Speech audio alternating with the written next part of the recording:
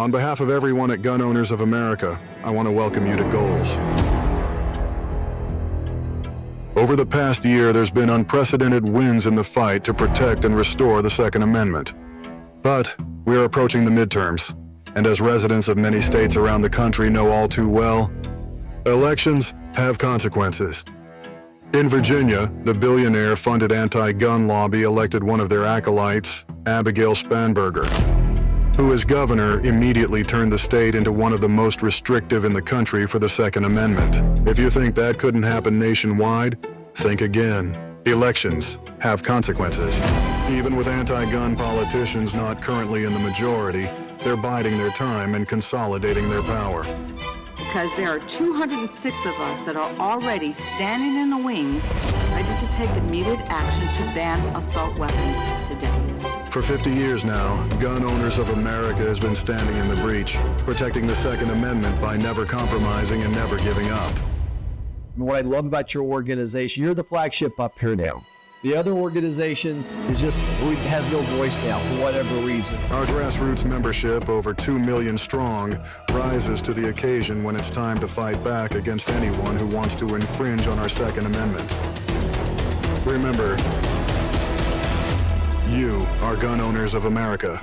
You gotta be no compromise when it comes to the Second Amendment. We need to be fighting immediately, and that's what GOA does. Is when there is an attack on our Second Amendment rights, it's GOA that's not only stepping up, but y'all have an army all around the country. Well, there's a number of fights we've had together, and I've relied on Gun Owners of America as a great partner. You really need the organization of GOA. Gun Owners of America. They have always been the more aggressive organization when it comes to protecting, defending, and restoring Second Amendment rights. I've actually told other, gun organizations, you guys need to be more like GOA. And with that, I'd like to welcome you to the 3rd Annual Goals Convention and to celebrate with us, Gun Owners of America's 50th anniversary.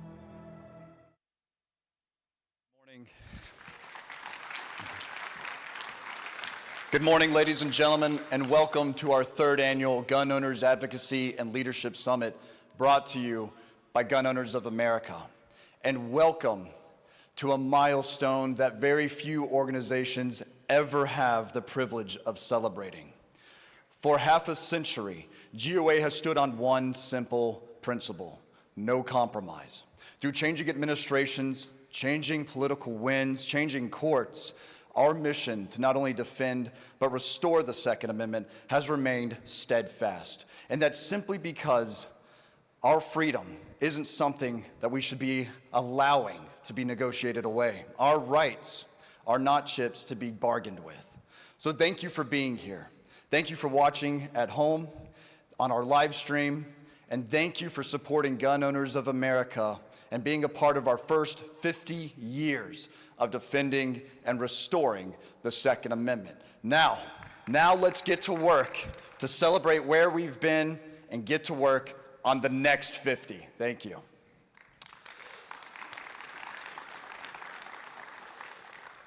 Please rise and join me with an opening prayer. Heavenly Father, we thank you for bringing us together today and for the many blessings you have given our nation. Thank you for the freedoms we enjoy and for the opportunity to gather with friends who share a commitment to preserving those freedoms. Lord, grant wisdom to our representatives, courage to those who defend liberty, and humility to each of us as we seek to be good stewards of the rights you've entrusted to us. Bless our speakers, our exhibitors, every family represented here, and those that are supporting at home by watching our stream. Keep everyone safe throughout this weekend and help us leave here encouraged, united, and ready to serve our communities with integrity. We ask all of this in your holy name, amen. Please remain standing for the playing of the national anthem.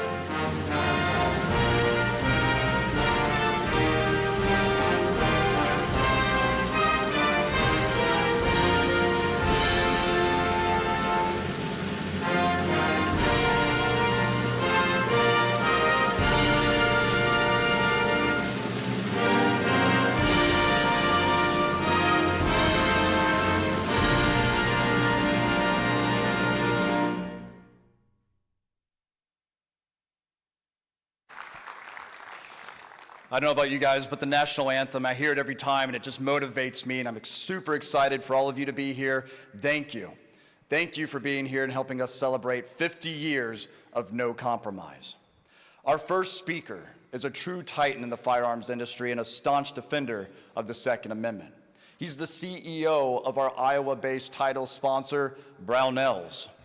Brownells is one of the most trusted names in the firearm industry, and Pete Brownell carries forward a powerful family legacy.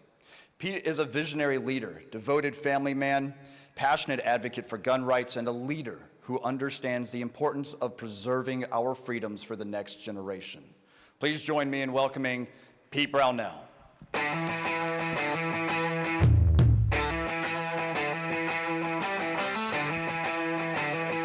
Good morning, Iowa. I hear it. That's great. That was a great introduction. So, I'm Pete Brownell, CEO of Brownells, and I want to welcome Gun Owners of America and all of you to Iowa. If you're not already a citizen of Iowa, welcome to Iowa. We have a great hospitality here, and you're going to see that on full display down on the floor and throughout our community. So we're really proud to have GOA here in Iowa. So Brownells has called this great state our home since 1939 for over 80 years. And in those 80 years in business in Iowa, we've done more than just commerce. We have really been part of the fight to preserve that cherished Second Amendment that we all enjoy today. And that fight continues, and it requires vigilance. And this is why when we lock arms with GOA and host them in Iowa, we're incredibly proud of the work we've done and that they're here to celebrate our success in Iowa, and hopefully it becomes the model for the rest of America, just the freedoms that we have been able to enjoy here. We're glad to be right here in Iowa with GOA and help them pull that wagon of freedom that always takes energy to continue to pull forward and continue to have that fight. We're glad to be right alongside GOA. So while you're here this weekend, lean in, learn from everybody around you, and then lend your own shoulder to help pull that wagon of freedom, not just through Iowa, but across America, so we enjoy this for generations to come, this great Second Amendment that we all enjoy here quite well and across America. So give GOA a great Iowa welcome as you start to lean in, learn, and lend your shoulder to freedom. Thank you very much, and welcome to Iowa.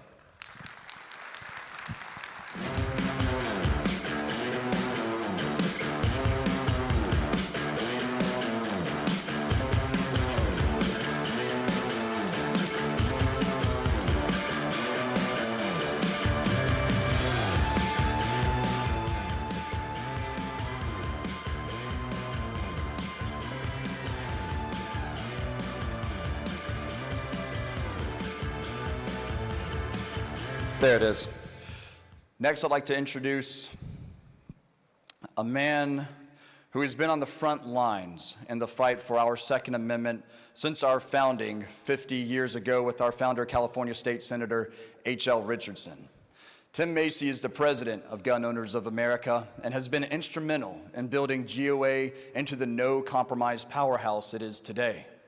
His leadership, experience, and dedication to liberty have made a lasting impact on gun rights across the country. Please welcome our president of GOA, Tim Macy.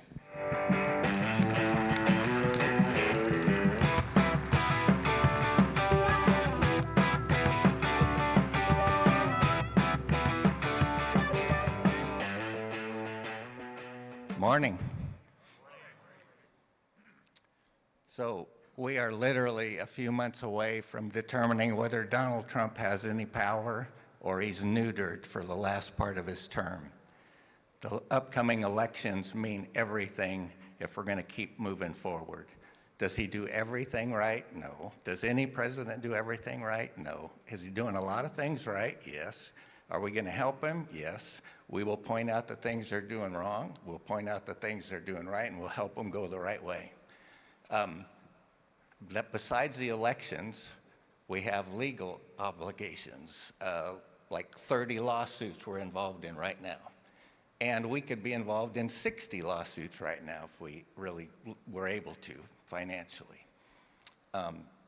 Between elections and what we have to spend there, lawsuits, and our legal team and our lobby team, that's big bucks. We need you. We can't do anything that we do without you. We use our members to be lobbyists for us. If you're a member and you're not signed up to get our alerts, do so please. Biggest thing you can do for us is become a Patriot member. Patriot members start at $25 a month.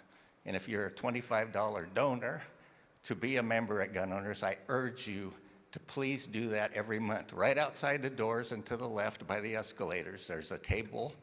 Our staff's out there. They can sign you up as a Patriot member. We need you. We are literally we're in the throes of the election season where everything matters right now. So whatever you can do, we appreciate it. And please, if you can become a Patriot member, life member, whatever, that would be fantastic. Enjoy the show. We love to have you here. And we really appreciate Mr. Brownell being our host sponsor. So we'll see you during the show, and come by the booth and say hi. Thank you.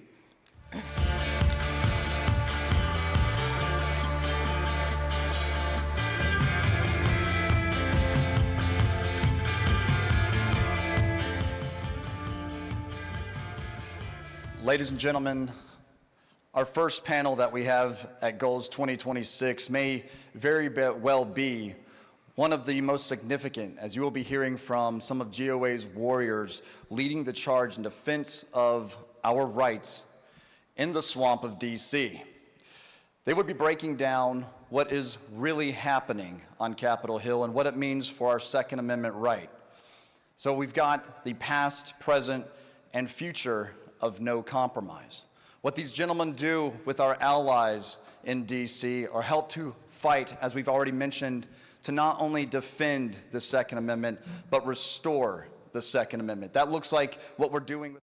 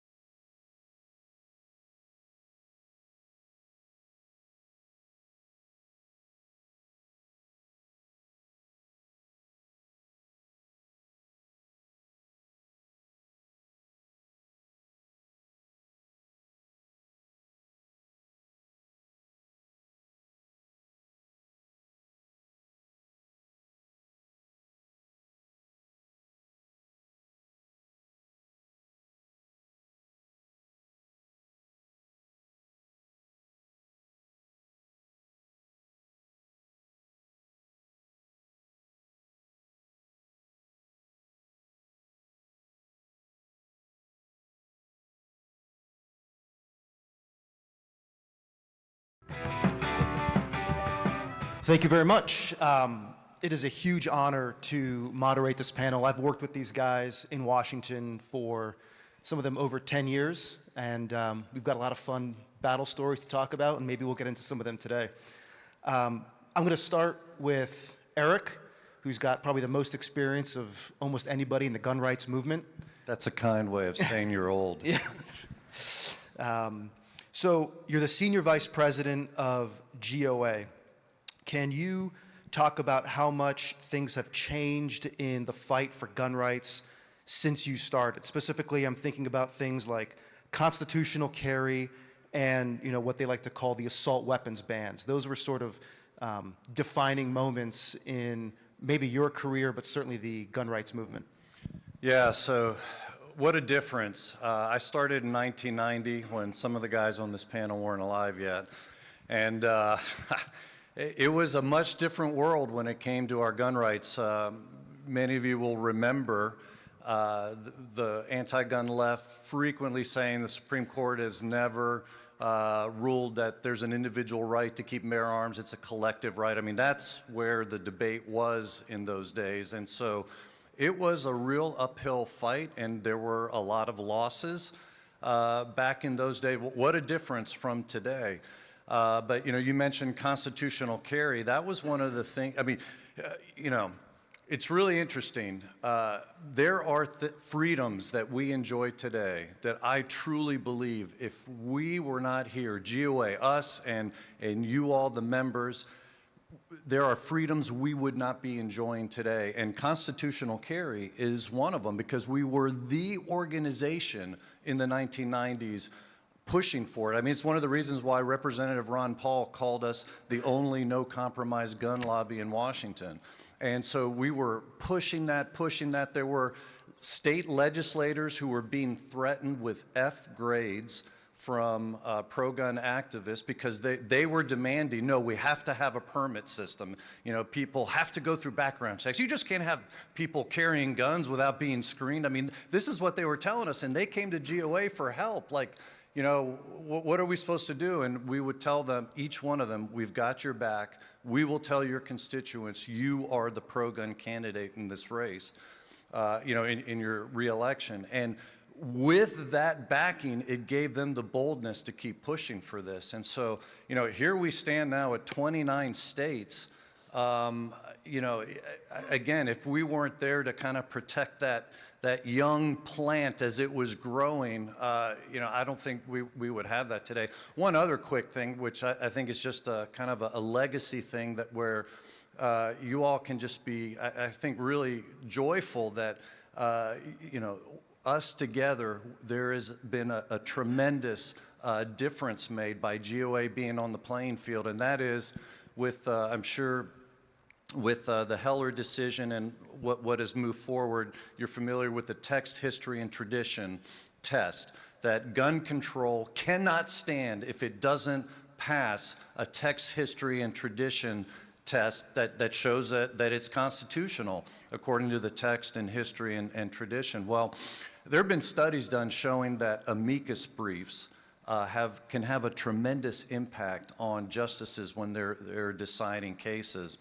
And in our amicus brief in the Heller decision, 2008, in that decision, we had argued that the justices should use a text and history test for judging gun control laws.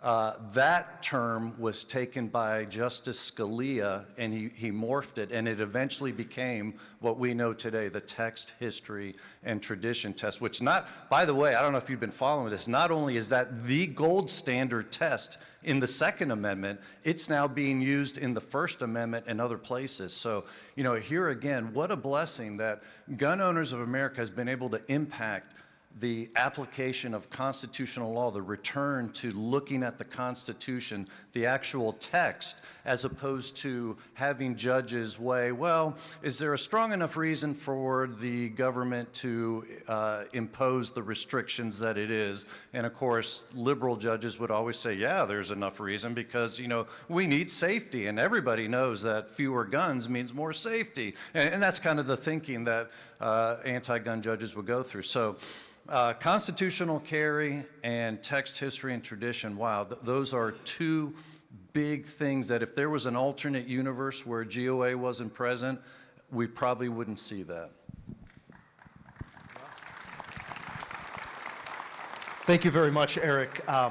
We'll go to Aiden next. I first met Aiden, I think he was still an intern at the time, and all these years later, I mean this sincerely, he's probably one of the most tactical lobbyists in Washington, D.C. He understands how to use each chamber, how to use the process to benefit the Second Amendment. Maybe he can talk a little bit later about the reconciliation process and getting the NFA tax down to zero. He was a huge driver of that. But one of the things I want to ask him first is the gun registry. You know, Aiden, can you give us a little bit of a rundown that everything GOA has done to lobby against the ATF gun registry?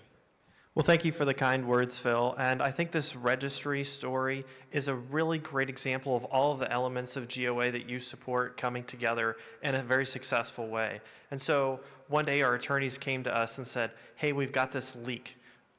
Check out this document. The document said ATF processed 54 million gun records in 2021. And we're like, 54 million what? Like, what do you mean they're processing that much? So GOA sets out in sort of all different ways. Our attorneys do a FOIA request. What's going on here? We talk to our allies in Congress, specifically Congressman Michael Cloud, and an ally and friend of all of ours, Hugh Fike, who worked for Senator Michael Cloud, or Congressman Michael Cloud. And they did a letter to ATF and said, what do you mean 54 million records? What's going on here?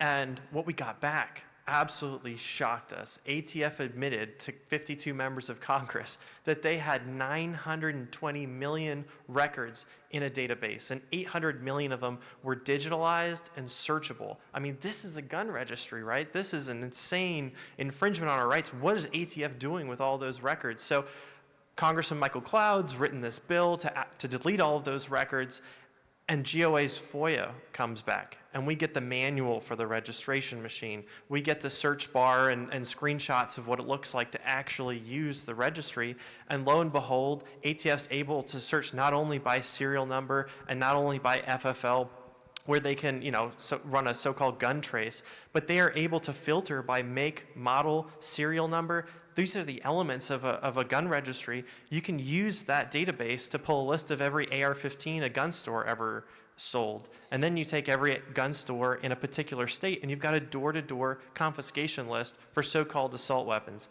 Massive threat on our gun rights.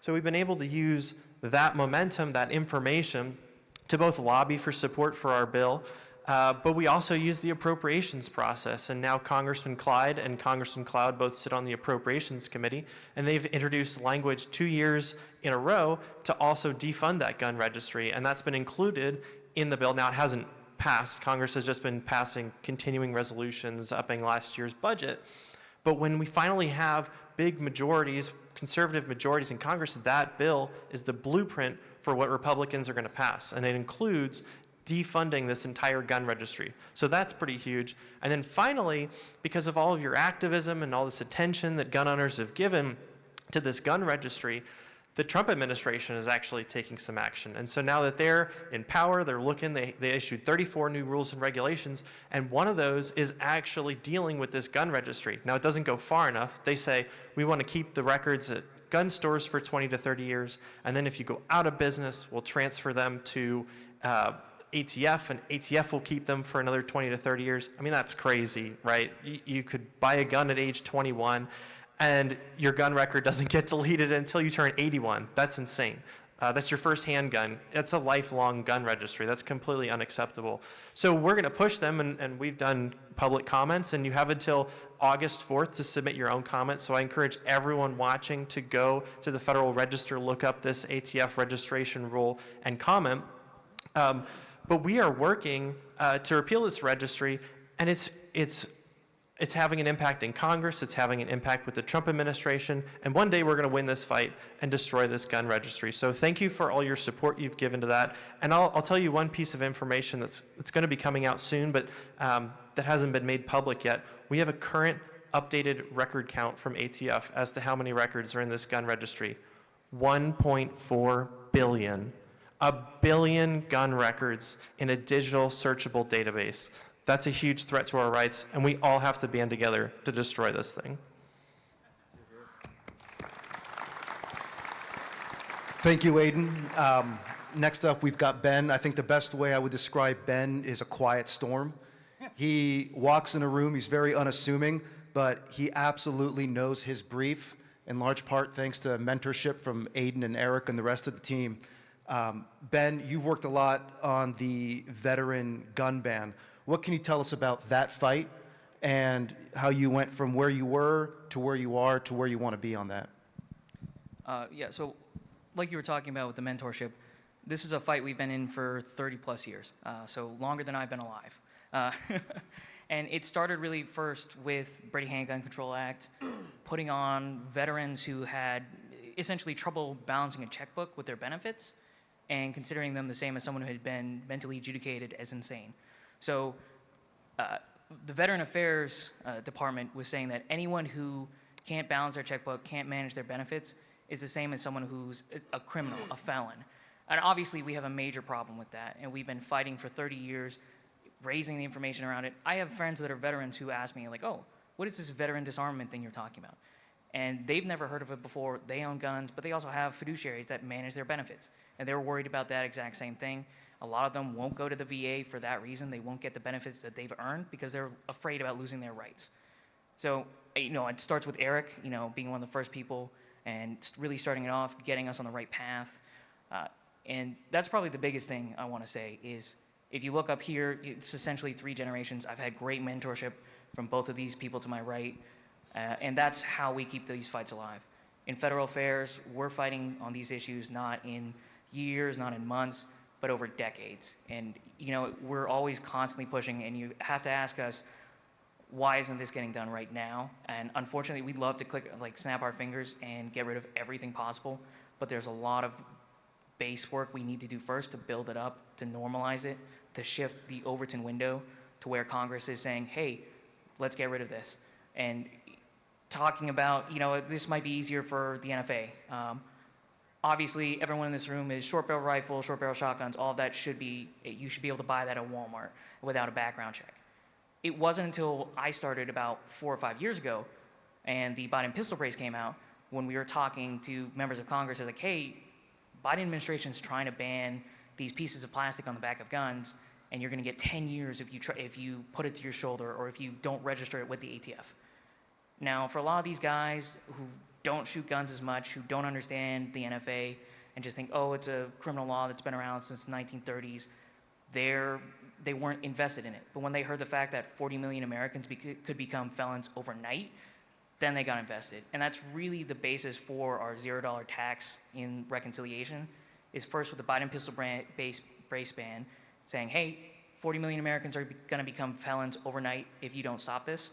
And we introduced a bunch of anti-NFA bills that turned into the SHORT Act, which then turned into the $0 tax bill. And it's really that constant shift over the last 5 years that's gotten us to that point.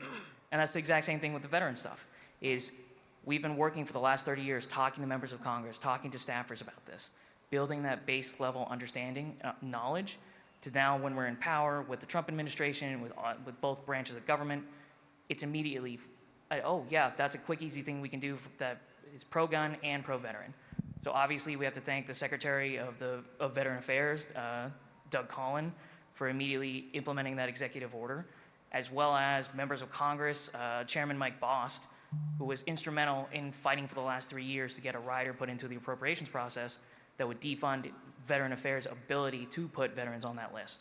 And now we have the Veterans Second Amendment Protection Act, which passed in a bipartisan manner in the House. So it's this constant battle, keep going forward. It's incremental, it's slow sometimes, but it's really important that you can see this fight has taken us 30 years to get this close to finishing. And it couldn't have happened if we don't have this long line of no compromise succession. Yeah, thank you, Ben. And obviously, none of those things are possible without everybody in this room, the people watching at home, GOA's members across the country. At the end of the day, what members of Congress really fear is all of you. And so you are the power behind all of these guys behind the organization. I think it's important to never forget that. It's about all of you. We've only got a few minutes left until we go to a Q&A. I want to go to Eric one more time. I think it's safe to say you have lived your entire life in the gun rights movement. You came up in it. Obviously, your dad is a monumental figure in the Second Amendment world, in the Second Amendment community, and lobbying for gun rights. So can you talk a little bit about, in terms of working towards gun rights, what's gotten harder and what's gotten easier over the years to do? I mean, obviously with social media, it's easier to get a message out, but there's also more pollution out there of bad ideas. So just in your experience in the years you've worked in it, what's gotten harder and easier? So I think one of the things that has gotten easier, from the very get-go, we have always been no compromise. And we just simply took the second, well, first of all, we start with like what our Declaration of Independence says, all men are created equal and endowed by their Creator with certain unalienable rights. Our rights come from God. Our right to defend ourselves with a firearm, that is a right from God. And so therefore, based on that, there is no compromise. And isn't it great that the Second Amendment even affirms that, because it says shall not be infringed. When I first started in the 90s, I remember receiving a lot of resistance. I mean, not only in legislatures, but even amongst people who called themselves pro-gun. Just still thought it was a little bit loony that we didn't support background checks when the Brady bill passed in 1993. Or that we weren't willing to compromise and just support a few guns being banned as part of the assault weapons ban so that we could save a much larger number of guns from being banned. And, they just thought these things, I don't know, I mentioned it earlier, what's wrong with a little permit for, being able to carry a firearm? And so one of the things that's gotten easier, therefore, is today, I think those arguments, I see them resonating much better not only in the grassroots, but even when we're standing side by side with other groups where we're lobbying the Congress. I can see those ideas have really taken root. In terms of what's getting harder, I think the biggest thing is just some of those subtle where the other side might say, okay, well, yeah, they may almost acknowledge that there's this right, but, rights come with, no right is unlimited. I mean, this is what they'll say. So therefore, there needs to be some kind of restrictions. And so they'll want gun-free zones, or they'll want, some of these other restrictions that we've never signed off on. But that ends up being the continual battle, whether it's red flag laws or things like that, where, when red flag laws were first, really started becoming mainstream, a lot of Republicans were supporting that. And even some in the pro-gun movement were as well. And thankfully, I think we just came at that and said, no, that is an infringement. You're taking rights, even, without due process.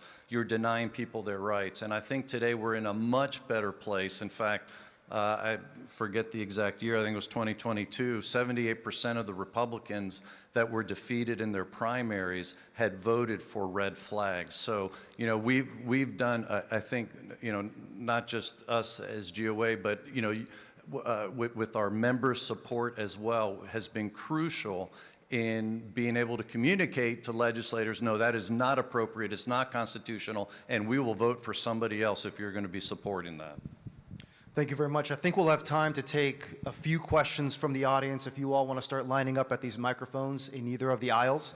But just while people are lining up, real quick, Aiden, probably 20, 30 seconds. If you could give advice to some young person that wants to go to Washington and lobby for gun rights, 30 seconds, what would you tell them?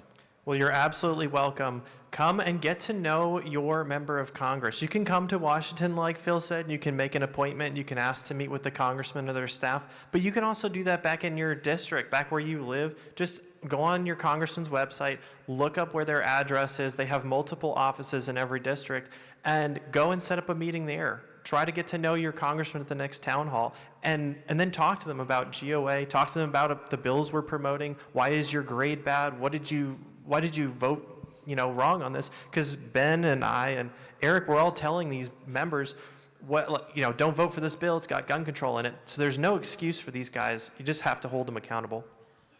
Thank you very much. We'll go to some Q&A.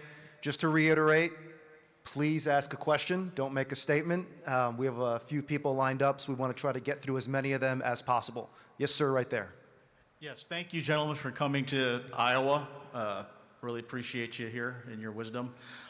You're obviously all experienced in gun rights action, and I was curious, as listening to you speaking on the panel here, in reference to, we see the rise of some of these radical ideologies in politics. We see the rise of Mondami and some of these other politicians.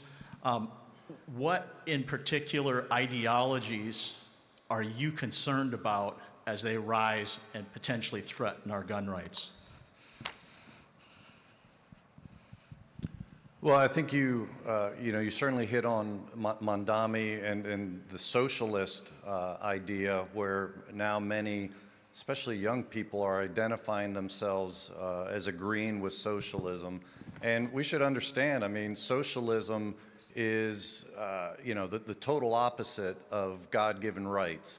It's the idea that government controls property, government gives out privileges that it can therefore take back. And so it's really two competing worldviews that we're dealing with. And sadly, there's going to be a homeschool panel later today, and this kind of bleeds into that. This is one of the reasons why my wife and I decided to homeschool our children, because we didn't, there's the saying, if you send your kids to Caesar, don't be surprised if they come out thinking like a Roman.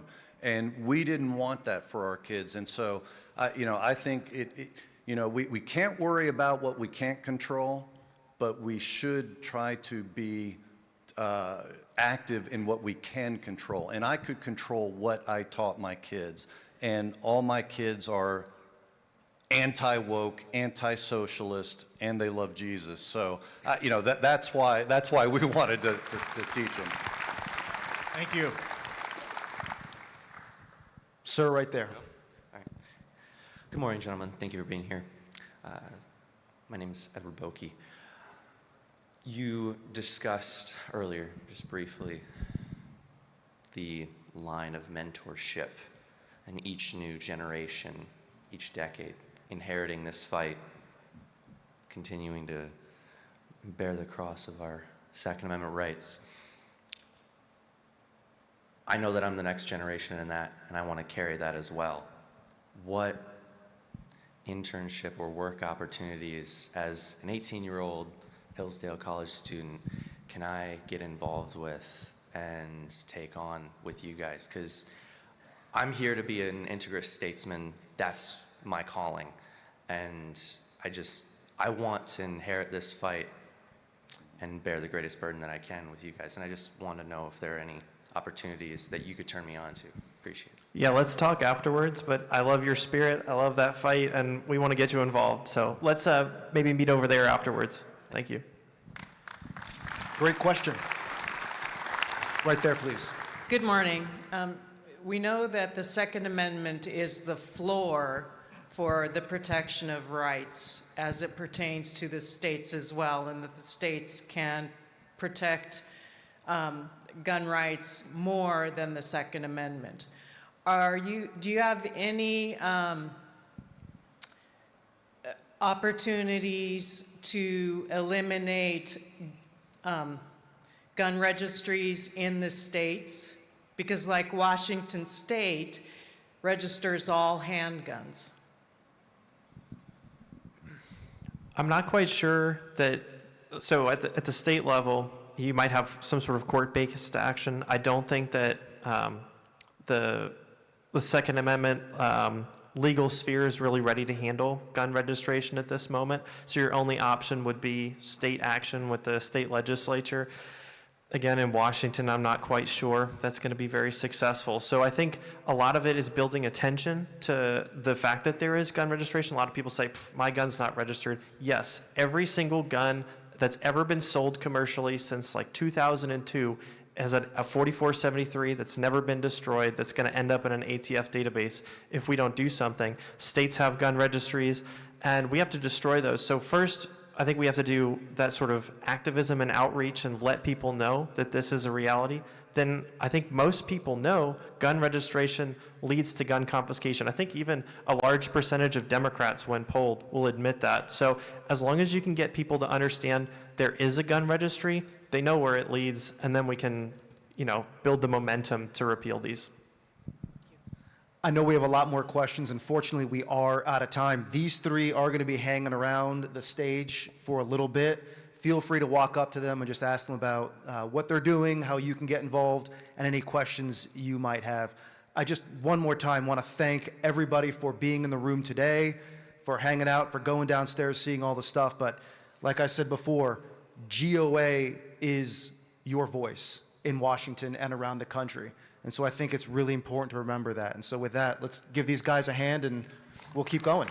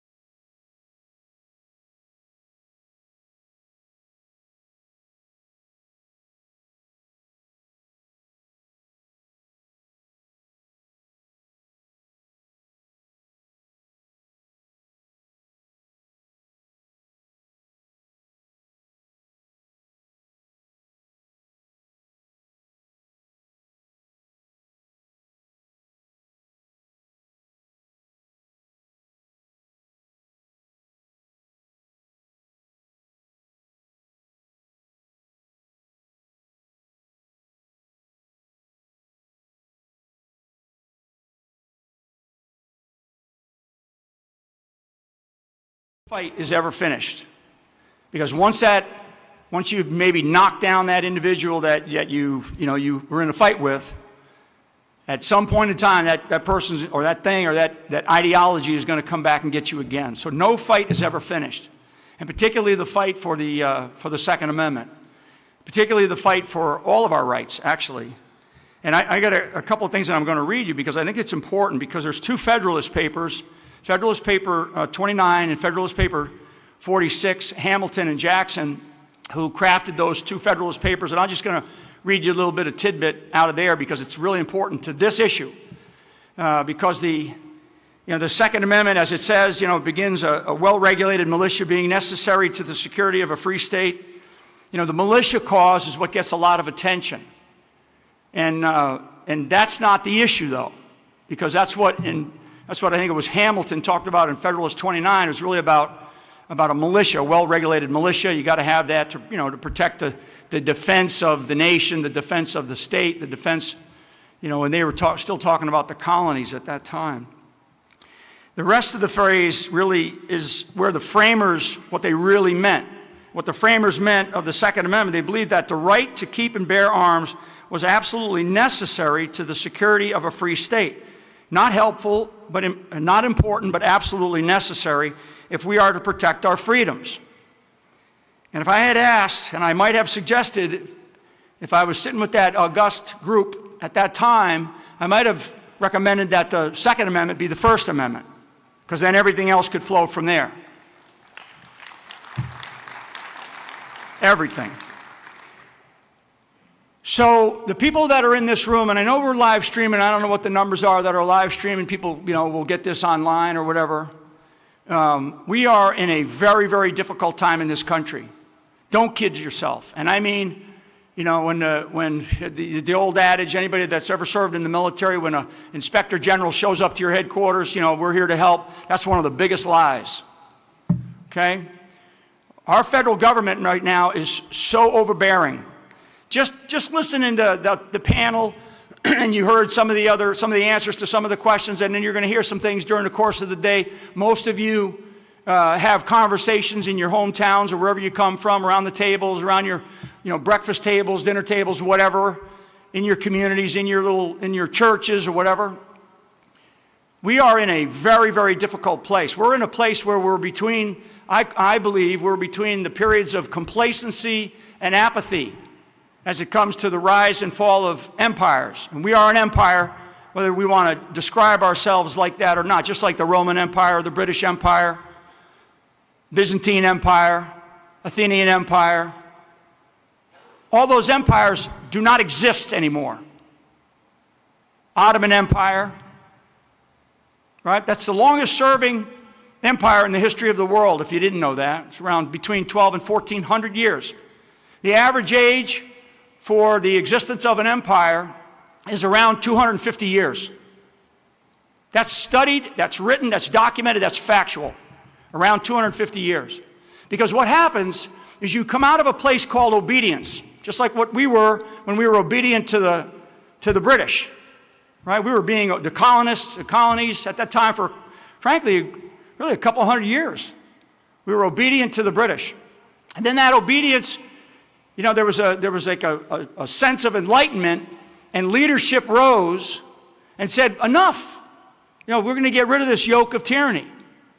And during that period of enlightenment leadership, we had the American Revolution, and then we had subsequent fights after that. The fight never ends. Right? It never ends. One of my big messages here, as you reflect on what you're doing today or what you're doing for the next few months, certainly for the next few months, I think it was Eric that talked about voting.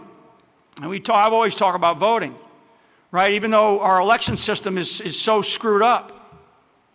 It doesn't make any difference what state you come from. If somebody yells out a state, I'll tell you how good or bad it is. We still have to vote. Our vote still matters if we get involved and we protect it, right? We protect it because everything that we do when we say elections have consequences, these guys, this organization can't do what they're doing without the help of people at the local level. And I use this phrase, local action has a national impact. So when I talk about empires coming from a place of obedience, meaning slavery, to enlightenment, and then there's this period where it's really you're thriving. The empire is thriving.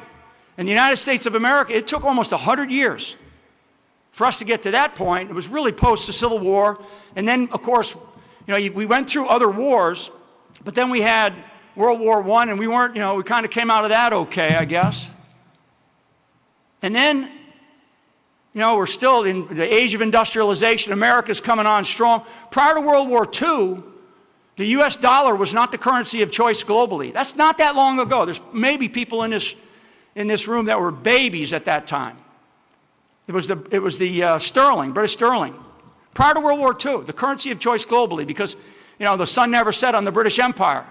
Now it only rises and falls over one island. World War II came, and we had this amazing victory over these isms, right? Beliefs in something else that was anti to what we believe in here in America. And so for the last, let's just say 80 years or so, right? I'm not a math major, but post-World War II, what have we seen and what have we done?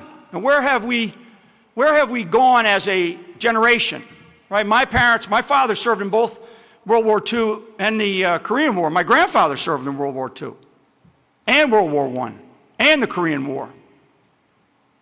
So they gave us a beautiful nation on a silver platter and said, go forth and do good.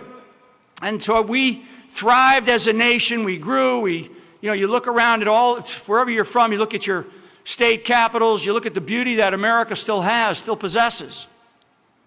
But as a nation, as a group of people, we fall into this trap called complacency. And then what comes after complacency is apathy. And then what comes after apathy is obedience, back to slavery. So when we talk about our rights, when we talk about who we are, when we talk about these organizations, an organization like the Gun Owners of America cannot exist without the help of the people at the local level. And I use this phrase, local action has a national impact. If you can't control what Washington, D.C. does, now Gun Owners of America can, they get in the fight, right? And like I said, that fight never ends. They can do that. So if you want to help them, which for anybody that's listening, and certainly those of you that are in the room, you're already doing it in some small way, but for those that are listening, if you want to help them because they are able to get to control things that they can control in Washington, D.C., where they get in there and they do some lobbying, or they fight certain bills, they fight for veterans issues. But if you can't control that, then start thinking about what you can control. And that takes you back to your hometown. That takes you back to where you're from. That takes you back to your local businesses, your churches that you're part of. More people in this country need to wake up. More people need to wake up. I'm watching this series on Washington spies. If you haven't watched it, I really recommend that you watch it. It's a 4-part series, 10 episodes per series. It's really fascinating. And I've read the book and I've studied Washington intensely, especially the way he used intelligence. And what's fascinating is that Washington never talked, he never used the word revolution because he knew the meaning of it. He talked about the cause. And if you pay real close attention to because it's all based on, the series is based on the truth, on basically some books that were written and the way he used to use spies to defeat the British. The idea is that you have to understand that where you are today, what can you control? I know what I can control. Sometimes I can't control my own mouth because I get too Irish with people. But what I'm telling you folks is that, and anybody that's listening online, we're not over the hump. We got to 250 years because we struggled to get here. We sacrificed to get here. Many sacrifices. And not everybody's designed to put on the cloth of our military. And that's okay. Not everybody does it. Not even during the cause for the fight for freedom, as Washington called it. Like 3%. That's where we get the term 3%ers. When you hear, under the Biden administration, they were targeting these groups that call themselves 3%ers. Right? They were targeting them. That's the phrase 3%ers comes out of the American Revolution. The Sons of Liberty, the Loyal Nine. These were groups of people, local people who stood their ground. And they knew exactly what they wanted. And when they met like-minded people, like an organization like this is able to bring together, then you can bring the body together. And you can fight and continue the fight, continue the struggle to preserve the freedoms that we have. And I'm going to tell you, folks, like I said, I'm honored to be here. I'm honored to be here. These organizations like Gun Owners of America, they are at risk. As one of the gentlemen that stood up here, make sure because I want to thank him too. I think it was Tim Macy. He said like 50 lawsuits. I mean, they are fighting the things that they can control to try to move us out of this state of apathy that we are in. This nation is in a state of apathy. I see it. Because people are like, I don't trust this, I don't trust, and that's, the greatest national security risk that we have, and I'll get off the stage here in a second. The greatest national security risk that we have is not the Chinese, it's not Iran, even though, those are a mess right now. Not Russia, it's trust. The greatest national security threat that we have in the United States of America right now is the trust between you, the people, and the government that is supposed to serve us. And until that trust is restored, this country is going to go through we're going to go through a period of sacrifice. You think the waters have been turbulent for the last 10 years, and I know it. You have not seen turbulence yet. We are going to go through a period of sacrifice, especially as we look at elections, right? I'm not sure if our election system is fixed in every state of the union or every state of our country. I don't know. In fact, I know that they're not. So, voting matters. Get out. Control what you can control.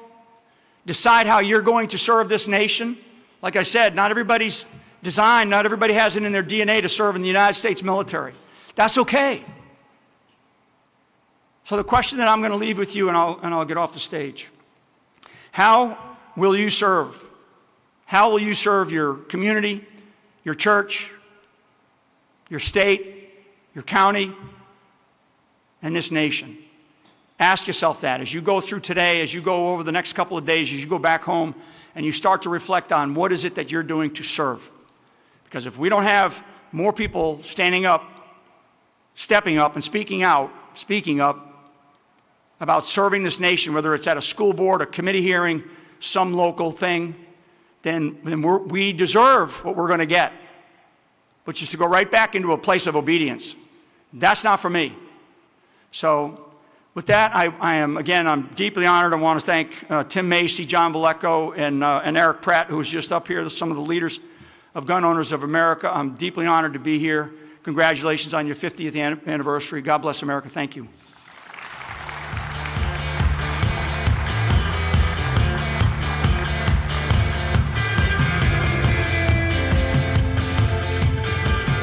Fantastic from Lieutenant General Michael Flynn. Thank you, sir. I like the idea about perhaps having the Second Amendment as the first. I can only imagine what kind of difference we would see today, but I'm pretty sure the anti-gunners would still find ways to chip away at it. That's why GOA exists, by the way, to keep that from happening.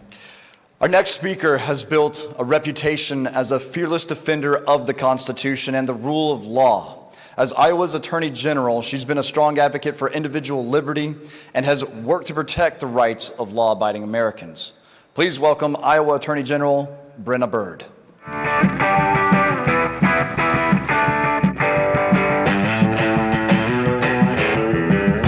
Well, good morning, Iowa. We are so glad that you are here.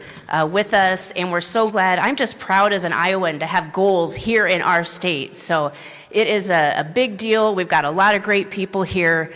Very exciting for our state and for all of us in Iowa and across our whole country who care about the Second Amendment. And I'm glad to join you this morning. Well, first of all, I want to say that as Attorney General of Iowa, one of the things that I get to do, and I take an oath of office that says this, I get to defend our constitutional rights and uphold the whole Constitution. That includes the Second Amendment, which shall not be infringed. And so as Attorney General, we uphold our constitutional rights. And in fact, that means a lot of legal work. I couldn't even tell you how many lawsuits there have been. For 2 years straight, we sued the Biden administration to stop what they were doing to attack our constitutional rights. And I did that because I know there are many of people here from all kinds of states around the country. I did that with good, solid, constitutional conservatives from states around the country, other attorneys general that also care about our Second Amendment rights. So for 2 years, we fought back and held the line against the Biden attack on our Second Amendment rights. And now that we have President Trump in office, we also have been busy protecting the Second Amendment. In fact, we have had to stop other states that are trying to infringe on our constitutional rights. We've opposed what Washington State tried to do with their ban on 10-round magazines, which makes absolutely no sense. We've challenged New York's attempted ban on guns in churches. And then we also have fought against California when they limit the types of guns that people can buy. Guns that people would be buying throughout the country, California tries to limit what people can have. And then we even had to oppose Hawaii with their vampire laws. So they had a law that basically says that you can't carry a gun on private property unless it's posted that you can. So we were able to fight that one back successfully as well. A lot of good, important victories that protect constitutional rights, not just here in Iowa, but around the whole country and for the whole nation. And that is because we know that the right to self-defense, the right to keep and bear arms, that is a fundamental right that does not end at a state's border. And when you live in America, we have our Constitution, we the people. We know that the constitutional rights aren't affected by geography, right? It's the Constitution of the whole United States of America. It's something that I really appreciate the chance to defend and to work on as Attorney General in Iowa.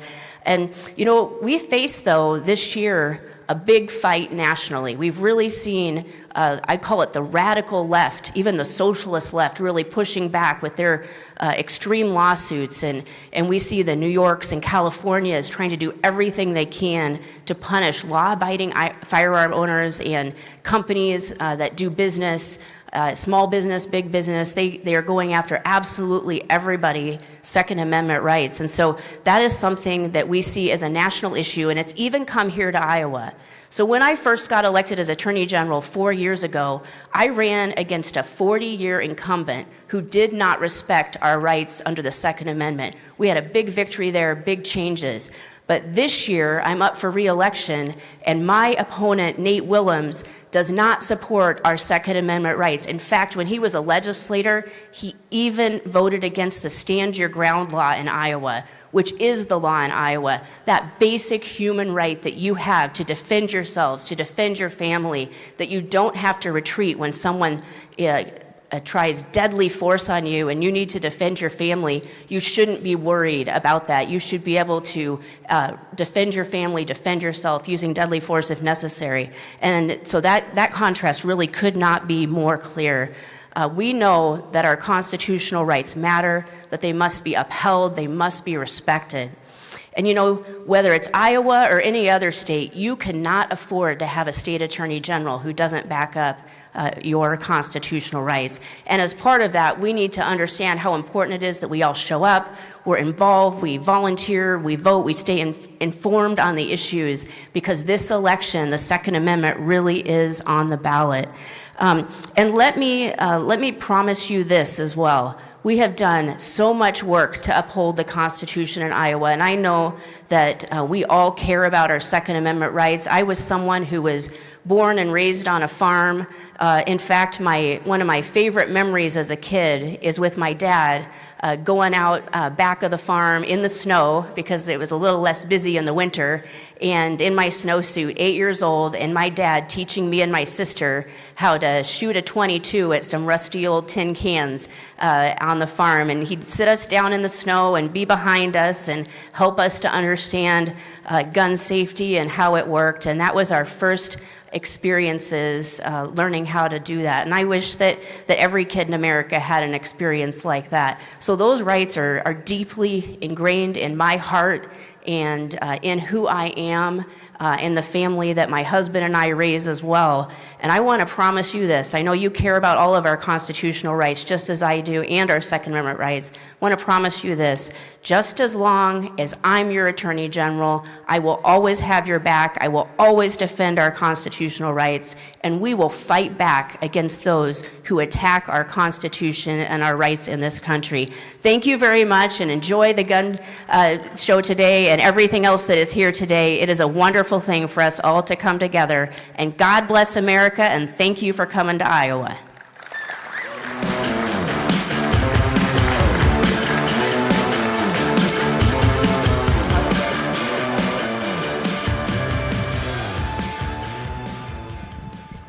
Thank you, Brenna.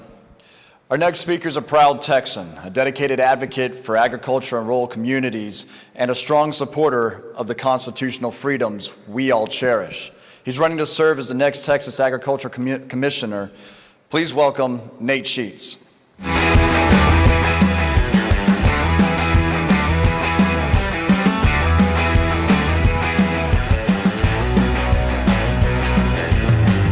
Well, good morning, Iowa, and good morning, GOA. Man, what an honor to be with you guys here this morning. First of all, I just want to tell you thank you for what you do. Thank you for standing up for our Second Amendment rights, fighting for the freedom to be able to have firearms, and helping us all pursue life, liberty, and the pursuit of happiness. These rights that are provided to us by God, not by government. And government's role is to ensure that we can have life, liberty, and the pursuit of happiness. My name's Nate Sheets. I am running to be the next Texas Agriculture Commissioner. I won the Republican nomination against a 3-term Trump-endorsed guy that should have gone a long time ago. But the reason why I ran is not because I ever wanted to be in politics. The reason why I ran is because, apart from guns, food freedom is one of the most important things that we need to fight for as a country. You know, in Texas this week, we lost 68 farms. And the week before, and the week before. Everybody always asks, well, why? Why are we losing farms? Because agriculture farmers and producers can't afford to be in business anymore. Their revenue has come down 60% over the past 20 years. Their expenses have gone up 300%. I mean, goodness gracious, we're here in Iowa, which I'll say I appreciate General Byrd and having her as an attorney general here. And also the next governor of Iowa, Zach Lane, is an amazing Second Amendment fighter and a farmer. And so I want to encourage all of you to support Zach Lane also. But the reason why I did this is because I spent 30 years in the food business. I bought one beehive as a hobby after my wife and I got married in 1997. And I put that beehive in my backyard that turned into what today is called Nature Nates. It's the #1 branded, largest honey company in America. And so I know how to be able, thank you. Hopefully it's in your pantry. Look for that bright neon orange honey label. But I know what it takes to be able to help access customers, to be able to grow businesses. And as I think about the plight of farmers and ranchers today, I always think about a story of going down to Beaumont, Texas, meeting with rice farmers. And I went down and I was talking with this rice farmer, and he was sharing with me that he was the 5th generation rice farmer, and his land and equipment was given to him by his dad, like it was by his dad, and like it was by his dad. But he said, almost amongst tears, he said, Nathan, but I'm going to be the last generation. Not because he didn't have kids, but because his kids watched their father struggle year after year, and that land that was given to him that was free and clear of any debt, he now had millions of dollars of debt.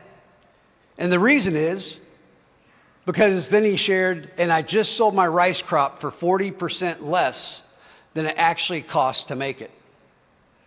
And that's the reason why we lost 68 farms in Texas this week.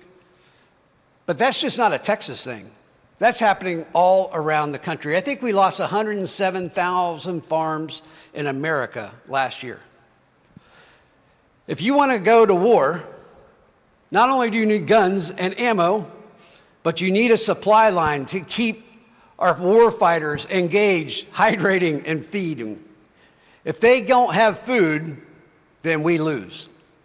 And that's the reason why I am so passionate about fighting for what we need and what we have in America, because we have become far too reliant upon foreign adversarial countries to be involved with how we feed ourselves. In Texas in 1970, we had over 700 meat processing plants all around Texas. Back then in 1970, a rancher could make 70 cents of every $1 of food. Meat packers would make 30 cents. But today, as you are probably very aware of, now we have 4 meat packing companies that control 85% of the meat market in America, and 2 of them are owned by foreign entities that are not even American. And now those meat packers make 70 cents, and the rancher makes 30 cents.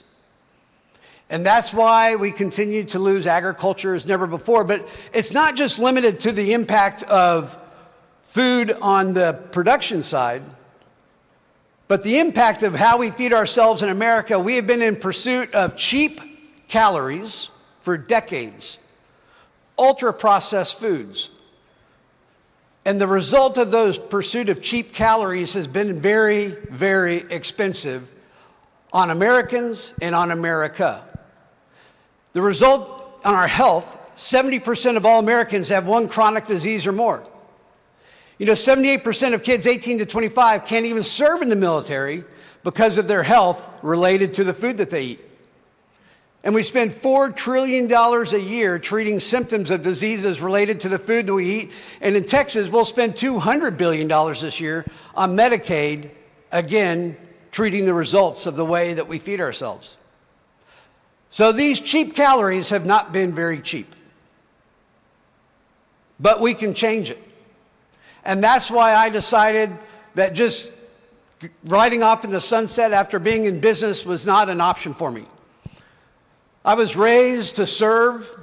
My dad was an Air Force colonel. We moved every 18 months growing up on Air Force bases. And when it was time to go to college, girls in our family got a free ride, but guys had to figure it out. And so I left the day after I got out of high school and went into the Navy and to be able to pay for college. So I was raised with a vision towards service. Then I also spent 12 years in full-time Christian ministry after going on a mission trip to Venezuela, which is going to be a very new, hot vacation destination here pretty soon. But that mission trip changed my life. I spent 12 years in full-time Christian ministry, traveling to 88 countries around the world, telling people about Jesus. And as I contemplated this next stage of life, I thought back to serving our country. I thought back to serving God and wanting to make an impact for his kingdom. I thought about what we did at Nature Nates. Again, my motivation was to make an impact for God's kingdom.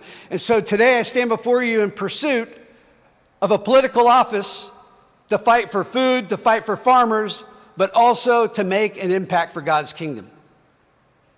Because our inalienable rights come from our Creator. And there's no greater reason to live our lives to pursue the good works that he created us for. So thank you. God bless you. May God bless America, and may God bless gun owners of America. Thank you.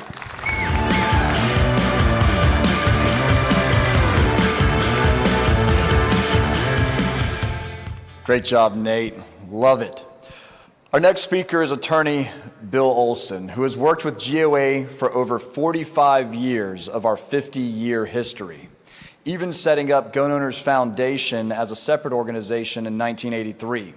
Bill filed one of GOA's first amicus briefs in 1986, and since then, he and a team of GOA attorneys have filed 250 more for GOA. Recently, Bill survived the 50th anniversary of his being sworn in as a lawyer, despite getting in trouble from time to time.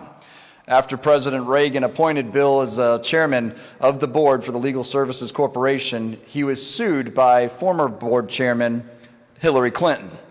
But Bill won the case. Bill has filed hundreds of amicus briefs and is one of the reasons that GOA is known as the most effective pro-gun lobby in the courts by empirical SCOTUS. Please welcome GOA legal counsel Bill Olson to speak about what else but GOA's amicus briefs program.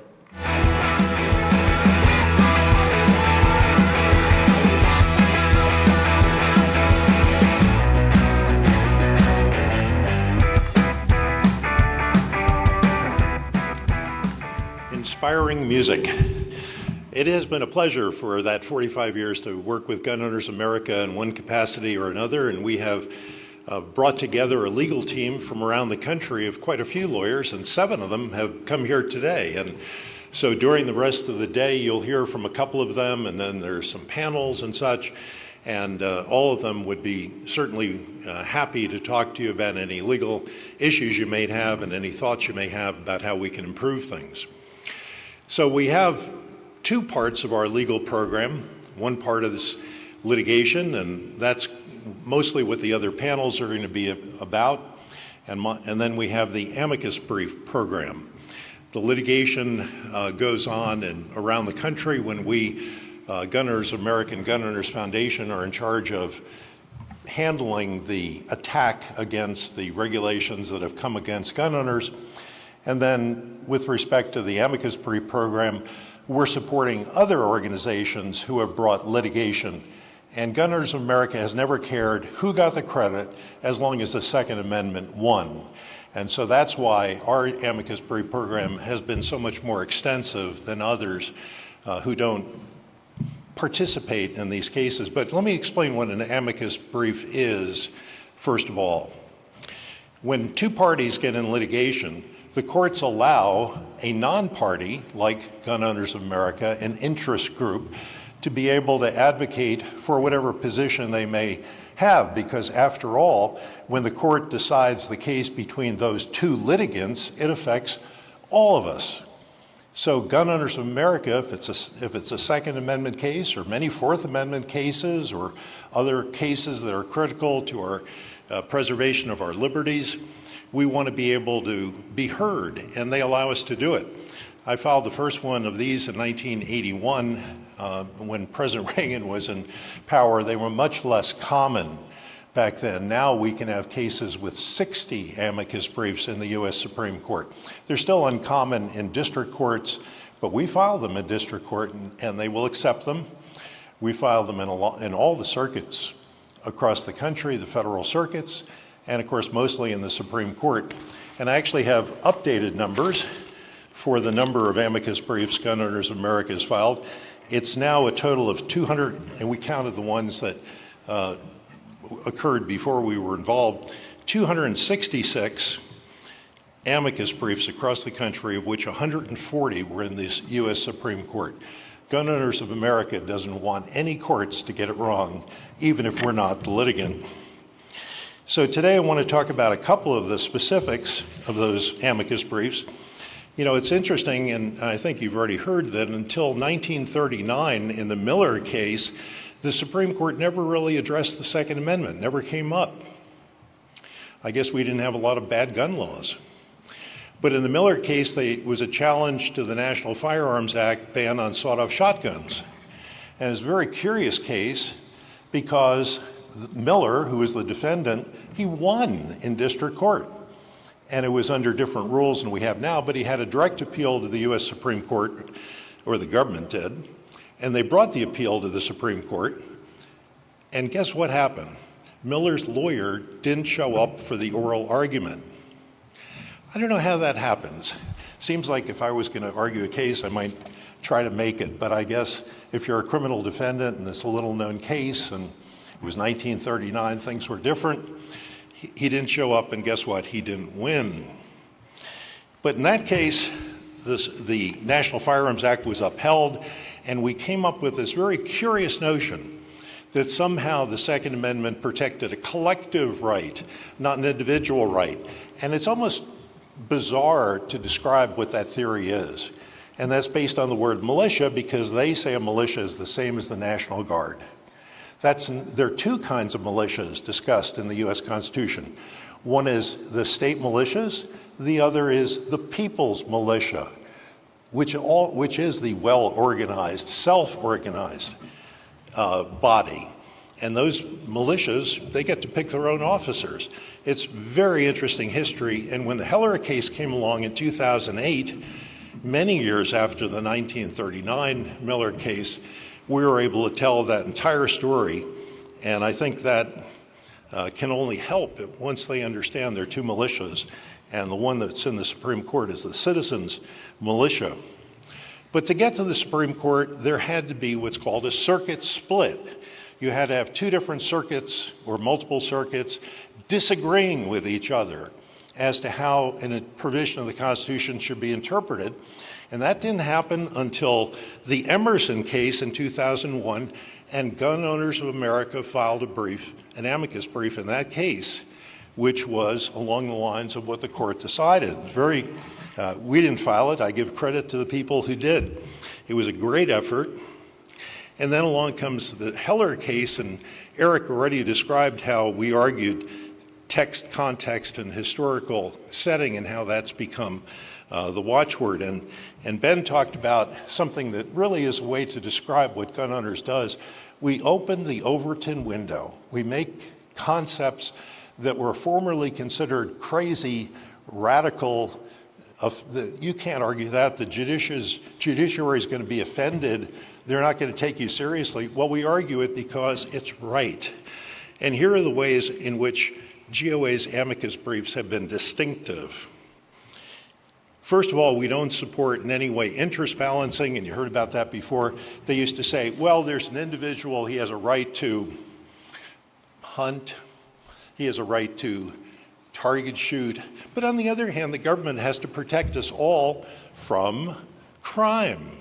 And they think that the fewer guns, the less crime, and that notion has been around for a long time, but that has been opposed by Gun Owners of America from the very beginning, and it still raises its ugly head, believe it or not, and we still have to oppose it. Another distinctive of GOA's amicus briefs is that we always argue that the right to keep and bear arms did not come from the government, and the government can't restrict it.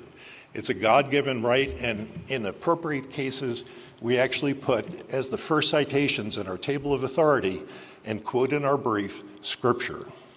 So we put Holy Bible, and then we'll identify the passages that are appropriate. As a matter of fact, Larry Pratt wrote a paper on this many years ago that we continue to reference.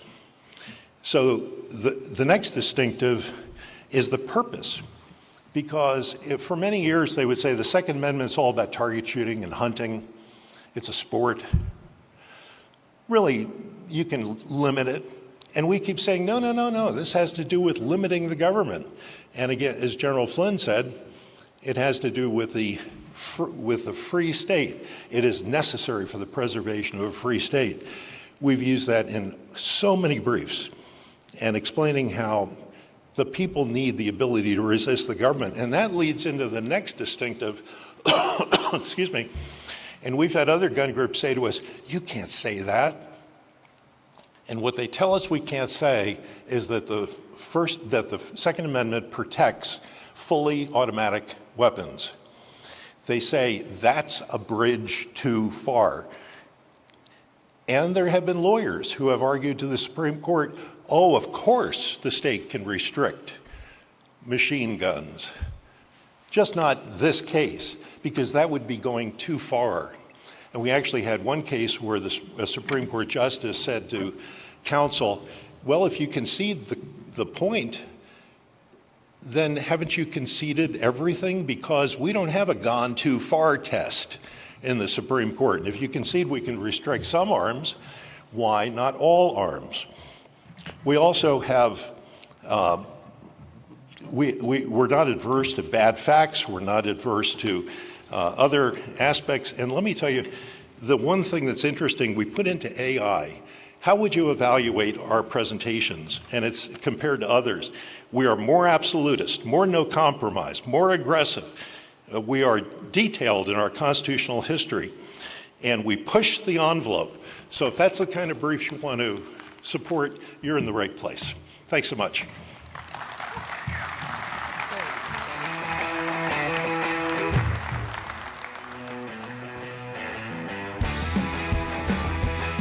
Great job, Bill. Thank you.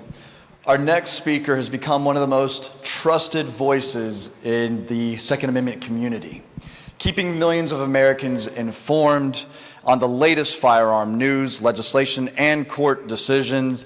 Please join me in welcoming the host of Guns and Gadgets, Jared Yanis.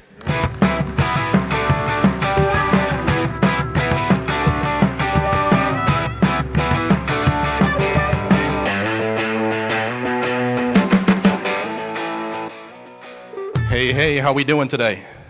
All right. Before we get started, everybody give me a round of applause for Gun Owners of America. It's their 50th birthday, which makes me a year older than them, which is not good. Thank you all for coming from all across this country to celebrate freedom here at Goals 2026. And one of the good things about coming after some big patriots and attorneys is that you get invigorated by what they say. But the bad part is they all say what you were gonna say, and you're in the back of the stage trying to figure out something else to say. So I'm just gonna run from the heart. You know, I've been doing this for 16 years, and we're going through a portion that feels like we're winning a lot. You know, for decades, we were always on the defense and fighting in every single state, and there was never an administration that came down without some type of a restriction for us. And the tide has turned since 2022 with Bruin. And we're seeing in this last Supreme Court term more victories, you know, going back toward the Constitution and what it actually means. And thank the Lord for, you know, Justices Clarence Thomas and Samuel Alito, and keep them safe because they're going to help us again next semester with assault weapon bans. And it's just a good time to be alive in this section. But I want to make something very, very clear. Across the country, we've seen people take less interest in assisting those who are fighting for us. I know times are tough, and there's a lot going on in America with the economy and family issues, but we can't lose this fight. We can never give up the momentum. So what I want to do today is to try to make you all realize just how valuable you are to this movement. GOA and groups like them do a ton of great work in the courts and on Capitol Hill, lobbying for us. But that falls on deaf ears unless there's a militia behind them. And that's us, the grassroots, the American citizen. The people who, when we say, please call your leadership, please call your senators and you're at your state level and your federal level, and you do it. And it's you all that have a huge impact that you may never even understand or never even see that makes the work that GOA is trying to do amplified. So we need you in this fight. So please, pass the word when we have something going on. You're going to hear a lot of us talking about Chicago. You're going to hear a lot of us talking about what's going on in Illinois or in Colorado starting today. There will be things soon, hint, hint, wink, wink, nod, nod, that we're going to need our militia to get involved. So please, don't think that, they just want money. They just want this or that. We are the lifeblood of Gun Owners of America. We're the grassroots. We want them to sue the government for everything. It costs money. And they get that money from our donations because we know it's a cause worth donating for, because it's a cause that's worth fighting for. So like I said, we've had a lot of victories lately. Bruin has changed the landscape. This past semester in the Supreme Court gave us more wins, but we're not done. I don't know about you. Are you satisfied yet? We want more, right? We want what the Constitution says. We want what the Constitution has engraved in our history. And the people who are against us will never, ever stop fighting. You'll never, ever see them give up. It's always going to be a fight. So we can't give up. We cannot get lax in this. So please keep supporting the people who are supporting us. You're going to see some attacks here on some carry restrictions. You're going to see some attacks on age limits. You're seeing victories in the courts now for that. And that scares the Democrats. It scares the anti-gunners. You know, they think that for some reason, if you're 18, 19, or 20, you're not able to have all of your rights.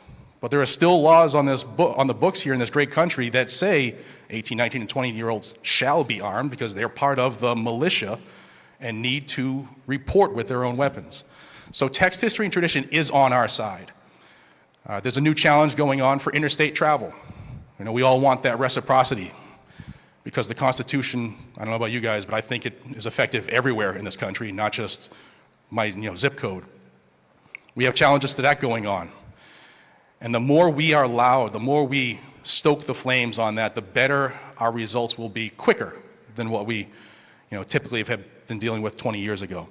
I don't have a lot of time with you, but I just want to impress on you that you are so very important to this movement, and do not ever lose sight of that. GOA is phenomenal. They're great. They're doing God's work, but they need us. They need us bad. So the fact that you're out here at Goals 2026 in Des Moines, Iowa, it makes us smile. Everybody in the back is so excited to see everybody here.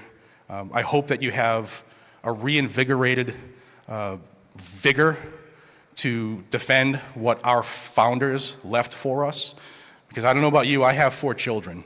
And my goal is to make sure that they are freer than I am as I stand before you today. And that does not happen without your help.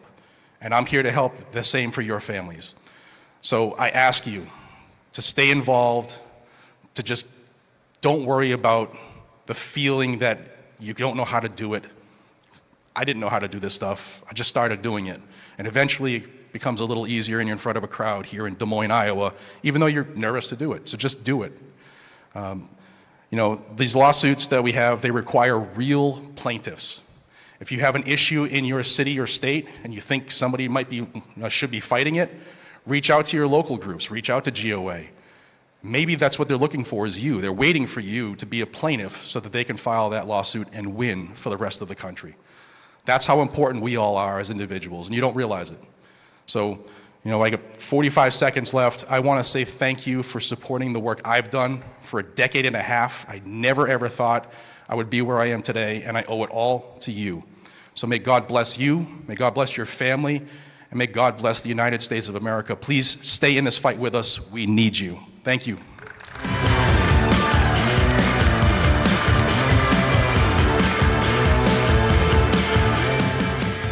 Well said, Jared. Thanks, man. Our next speaker is a veteran, educator, and founder of the Warrior Poets Society. Through his training and teaching, he's inspired countless Americans to become more capable, more prepared, and more responsible defenders of themselves and their families. Please join me in welcoming John Lovell.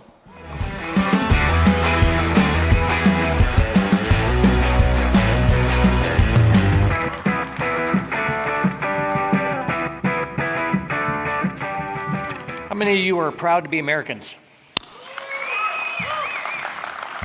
I am too. However, I think about this sometimes. The Lord could have dropped me in any time period, in any culture.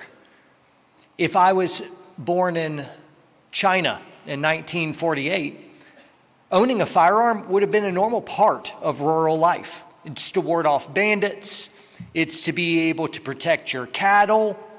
Folks living in rural China in 1948, having a long gun in the corner of your house, it's a normal thing, and that was all changed when Mao Zedong came to power at the end of the Chinese Civil War in 1949. And get this, at first, the people were hopeful. This brand new charismatic leader on the scene promised an era of justice and equity and peace, economic benefits for the poor. Does this sound familiar? He's going to usher in a utopia. And so people were hopeful. But in the interest of providing that promised peace and security for all, Mao began weapon confiscations. Then power was started to be consolidated. The state police force grew. And tighter restrictions were levied against the people. There was this great leap forward that was promised by Mao Zedong. And this was immediately followed with the seizing of property, the means of production, The government would now own the food and the farms, and in the public interest, for your benefit, to end hunger and to end poverty and to level the playing field, to make sure the rich weren't too high and the poor weren't too low. All of this should sound harrowingly familiar, for it's in our headlines, of course. But what precipitated from these empty promises was tens of millions, wrap your head around that, tens of millions of Chinese would starve to death. Some of them, it would become so bad that they would resort to eating bark on trees. They just had no food. This is real history. You need to pay attention to this, because in rural China in the 1940s, it wasn't so much different for many living in rural parts of the other world. But then there was a shift, then there was a change. People got so hungry they would eat leather. Only communism could have ideas so bad that you might look at your shoes and think, that looks like a good snack. People would resort to cannibalism. Tens of millions of people would die. And this is what's incredible to me. With communism, with tyranny, they couldn't just let sleeping dogs lie. With the total confiscation of property, means of production, ability to have weaponry, the tyrant won't stop there. They want to climb inside your mind to be able to control how you think, to eliminate even the idea of revolution or reformation or the idea that you're being treated unfairly. They want thought control. They want speech control. They want to be able to reprogram the people so that they can stamp out any hope of resistance in their thoughts and populace. And that's why when you see tyrants come to roost, they'll start with weapons confiscations, but then they'll continue on to control culture, to control speech, to control thoughts. This pattern goes on. And I'm going to spend a little bit of time looking through just pieces of history, because if you're under 40 or 50 years old, you weren't taught any of this in school. And that should be a clue as well. They would round up the teachers, the academics, the intellectuals, pastors. This is what Mao Zedong did. They destroyed churches. They burned books. They erased history. This isn't just a Chinese example. If you looked in the 1950 Armenian genocide, the Ottoman Turks very quickly discovered that the Armenian Christians could not be assimilated into their totalitarian worldview. The Christian Armenians couldn't be bullied, and they had antithetical thoughts. And so when they couldn't change their minds and assimilate them into this totalitarian Muslim theocracy, they just decided, well, we'll use force. And over the next few years, 90% of the Armenian people would be removed. Get that, 90% of all of them disappear through death marches, through killing fields, and through concentration camps. In the 1930s, under Joseph Stalin, the Soviet Union regime carried out, guess what? Widespread weapon confiscations. And after that, forced collectivization, political purges, and then policies which contributed to catastrophic famines. And just like we saw in communist China, millions of people died. That's always what happens once socialism comes, and then it blends into communism. And then for your public safety, it ends up being a catastrophe. Millions and millions of people end up dying. In 1938, before the Jews were hauled off to concentration camps, guess what happened first? Weapons confiscations. In Cambodia, when the Khmer Rouge seized power in 1975, the new regime immediately sought total control over Cambodian society. And guess what it was at the very front of it? Weapons confiscation over the next 4 years. 25% of Cambodia's population died through execution, starvation, disease, and forced labor. In World War II, the British, all of a sudden coming face to face with the power and the blitzkrieg of the Third Reich, realized that because they had been disarming their citizens for decades under these same socialistic utopian tropes. For your public safety, for your interest, we're going to disarm you. We'll be the ones protecting you. And then when all of a sudden a huge existential threat came, like the Third Reich, which was challenging the British Isle, the people without arms to be able to protect themselves from this coming on force had to beg the United States for a bunch of old, busted up, decommissioned service rifles. It's a little ironic, by the way, but they were left without weapons. What we see from pharaohs to Caesars to kings to commissars, tyrants have differed in language, and they've differed in religion, and they've differed in politics, but they have one shared instinct, and that is they do not like an armed people. And then we arrive at our own history. It's amazing, even when we're learning American history, there are certain parts that have been conspicuously left off. Allow me to illuminate you for a moment. If I asked you this question, what event do you think began the American Revolution? Some of you who were paying attention in history class would get something that I think would be a good answer, and they say, well, the shot heard around the world. The Boston Massacre, right? And I would say, oh, well, pretty good, close, but that's not actually it. It wasn't that. It was really that the British government tried to confiscate the people's arms. That's what it was. The revolution began because ordinary citizens believed there were some things a free people must never surrender. It was weapons confiscation.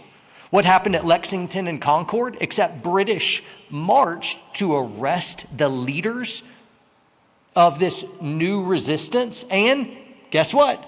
To confiscate weapons, ball, powder, privately owned warships, privately owned cannons. That's what they were coming to do. When Paul Revere made his famous ride that said, the British are coming, the British are coming, the people in their context would have quickly understood, the British are coming to take your weapons. That was their line in the sand. To the men at Lexington and Concord, the confiscation of arms, it wasn't just this nebulous policy dispute. It was the unmistakable signal that every other liberty was now in jeopardy. That's what gun grabs mean. If someone is going after your guns, what it means is they intend to attack your other liberties. It's the signal that tyranny has come to roost, and they can dress it up and church it up in whatever flowery, utopiistic language they want. But as Noah Webster pointed out, before a standing army can rule, the people must be disarmed, as they are in almost every kingdom of Europe. That was Noah Webster. So what we arrive at is this unmistakable pattern throughout history. Governments of very different ideologies have often followed similar steps when consolidating power, and this is what it looks like. Number one, you identify a group as dangerous or disloyal. You spin up your propaganda machines to be able to isolate them and make them look crazy and make the people relate them as lower than, less than. We've seen the same propagandization across our society regarding weapons ownerships, as if you're something fringe, as if the Second Amendment is some crazy right-wing political idea rather than enshrined in the second thing the founders did in our Bill of Rights, the right to bear arms. Of like that's not some ludicrous idea. It was the second right that was guaranteed by our government that came from God and was supposed to be protected by our government. But the very first thing, a pattern across history, is to identify a group as dangerous and disloyal. Then the second thing is to restrict its ability to organize. And today it looks a little bit different, some shared things, but now in our digital space, it looks a lot like censorship. I was just speaking to my good friend Jared Yanis backstage, and I'm like, hey man, how's YouTube channel going? And by the way, does Jared do great work or what? Love Jared.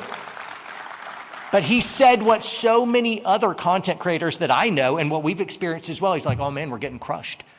And what is it? Algorithms are being rewritten all the time so that they can take whatever influence we have and to be able to shadow ban, to be able to unsubscribe. Like notifications mean nothing. You can be notified, say, hey, give me all notifications when Warrior Poet Society puts up a video. And guess what? A lot of people report over and over, they never, ever, ever get any notifications. They don't. And they'll just get randomly unsubscribed. And then you go to like a video and it just won't let you like it. Go to comment and won't let you comment.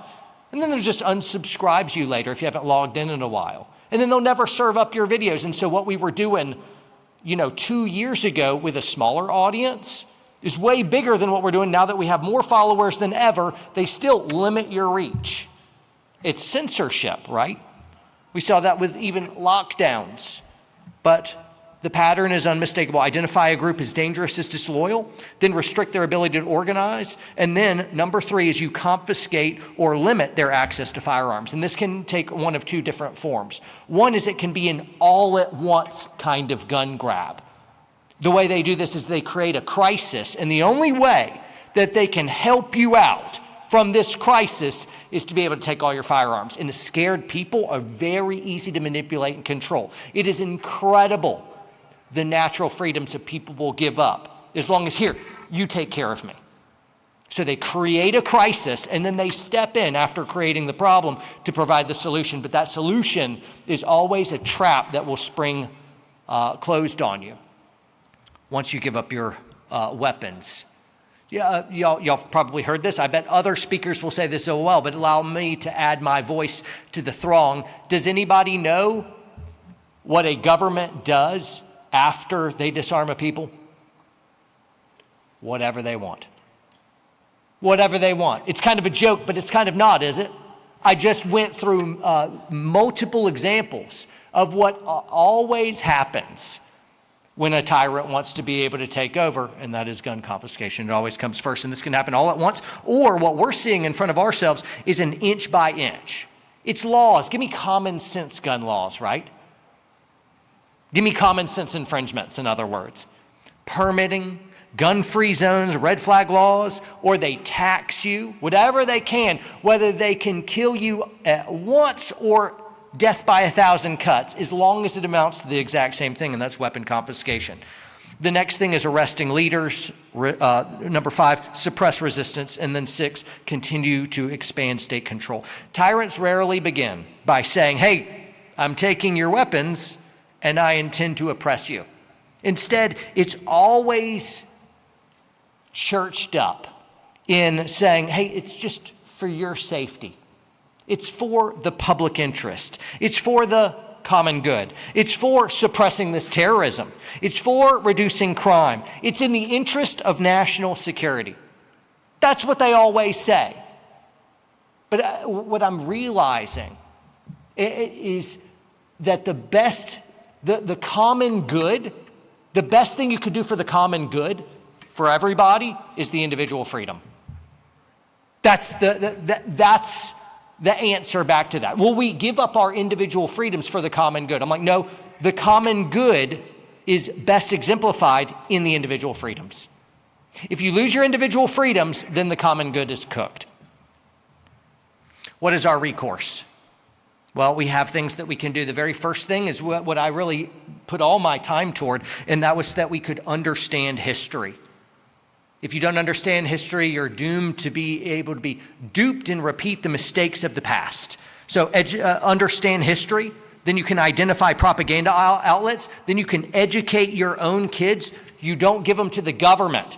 Please attend me and my wife and Nick Freitas' homeschool chat today, the panel where we're going to go into that. If you don't trust the government with your money and you don't trust them with your guns, why in the world would you trust the government with your kids? If you're sending your kids to public school, you are allowing the government to educate your kids. And that's why all the history I just gave you, there is no chance they'll learn any of it.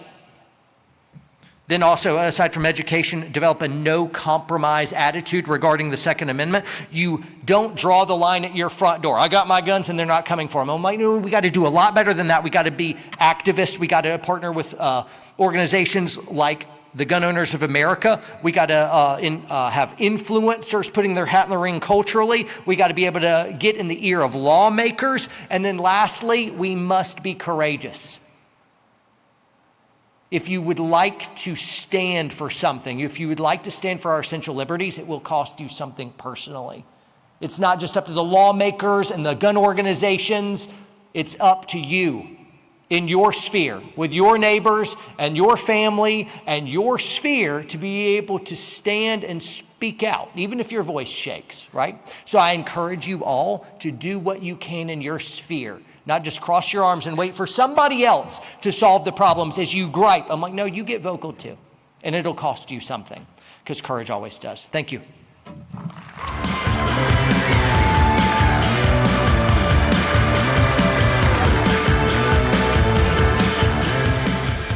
Thank you, John. Yes, please attend our homeschool panel that we're going to have later. It's going to be very informative. Next, we've got a presentation from Canik about a new product. Please direct your attention to the screens. Hello, everyone. I'm Adam Renola from Canik. On behalf of the Canik team around the world, I'd like to sincerely thank you, the GOA members, for giving us the opportunity to be a part of Goals here in Des Moines. It's truly an honor to be a part of an event that brings together so many patriots who share a commitment to integrity, safety, freedom, and strengthening our communities through traditional values. We know your time is precious, and we're grateful you've allowed Canik to be a part of this incredible gathering. At Canik, we're committed to delivering innovative, reliable products while building lasting relationships with our customers and partners. We're proud to have the opportunity to partner with GOA on a new exclusive Canik Mete Prime GOA 50-year anniversary edition, which will raise funds and awareness for the hardworking staff of GOA to continue to fight the good fight for our constitutional rights. This organization, and specifically Goals, reminds us that success is built through unity, courage, collaboration, shared knowledge, and mutual respect. We encourage you to stop by our booth, meet our team, ask questions, and learn about what we're doing. But most importantly, we hope you enjoy being completely immersed in the 2A community this weekend. You make meaningful connections and leave inspired.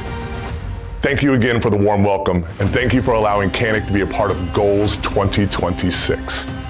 Have a great weekend. And let's welcome to the stage Adam Renola.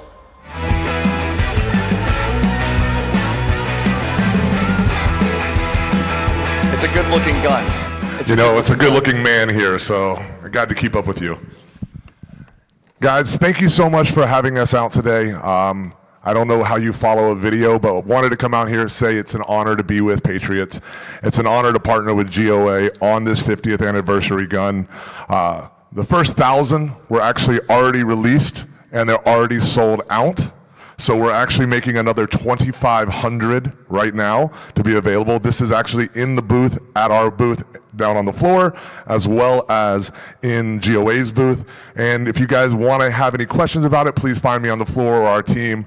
But ultimately, it's about fighting the good fight. And in order to do that, we have to support each other. So it's a really special for us as a coming up company. This is made in West Palm Beach, Florida. It's an honor to partner with a company that ultimately, or organization that is fighting to make sure we can continue to do that. So thank you, God bless you, stay safe, and have a freaking fantastic weekend. We love you. Thanks, bro. Appreciate it, man. It'd work better if I turned the mic on. Thank you, Adam. I appreciate you. That is a good feeling gun. If you guys don't know Canik, check them out. And if you're watching from home, hopefully you'll be seeing them at your FFL soon. All right, our next speaker. She's a farmer, an entrepreneur, an outspoken advocate for food freedom and individual liberty. Through her work, she's encouraged Americans to think more deeply about where their food comes from and the importance of self-reliance. Please join me in welcoming Molly Engelhardt.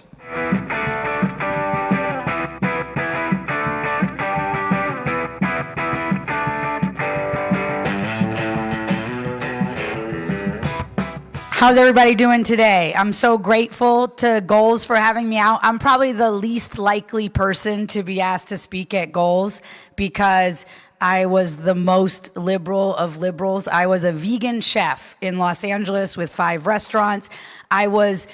My husband was undocumented when we got married.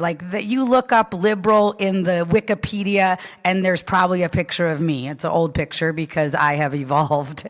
And now I am a Texas cattle rancher. So how does someone go from vegan ideology and all the libtard stuff to being at Goals, advocating for our Second Amendment rights and advocating for food freedom every day of my life.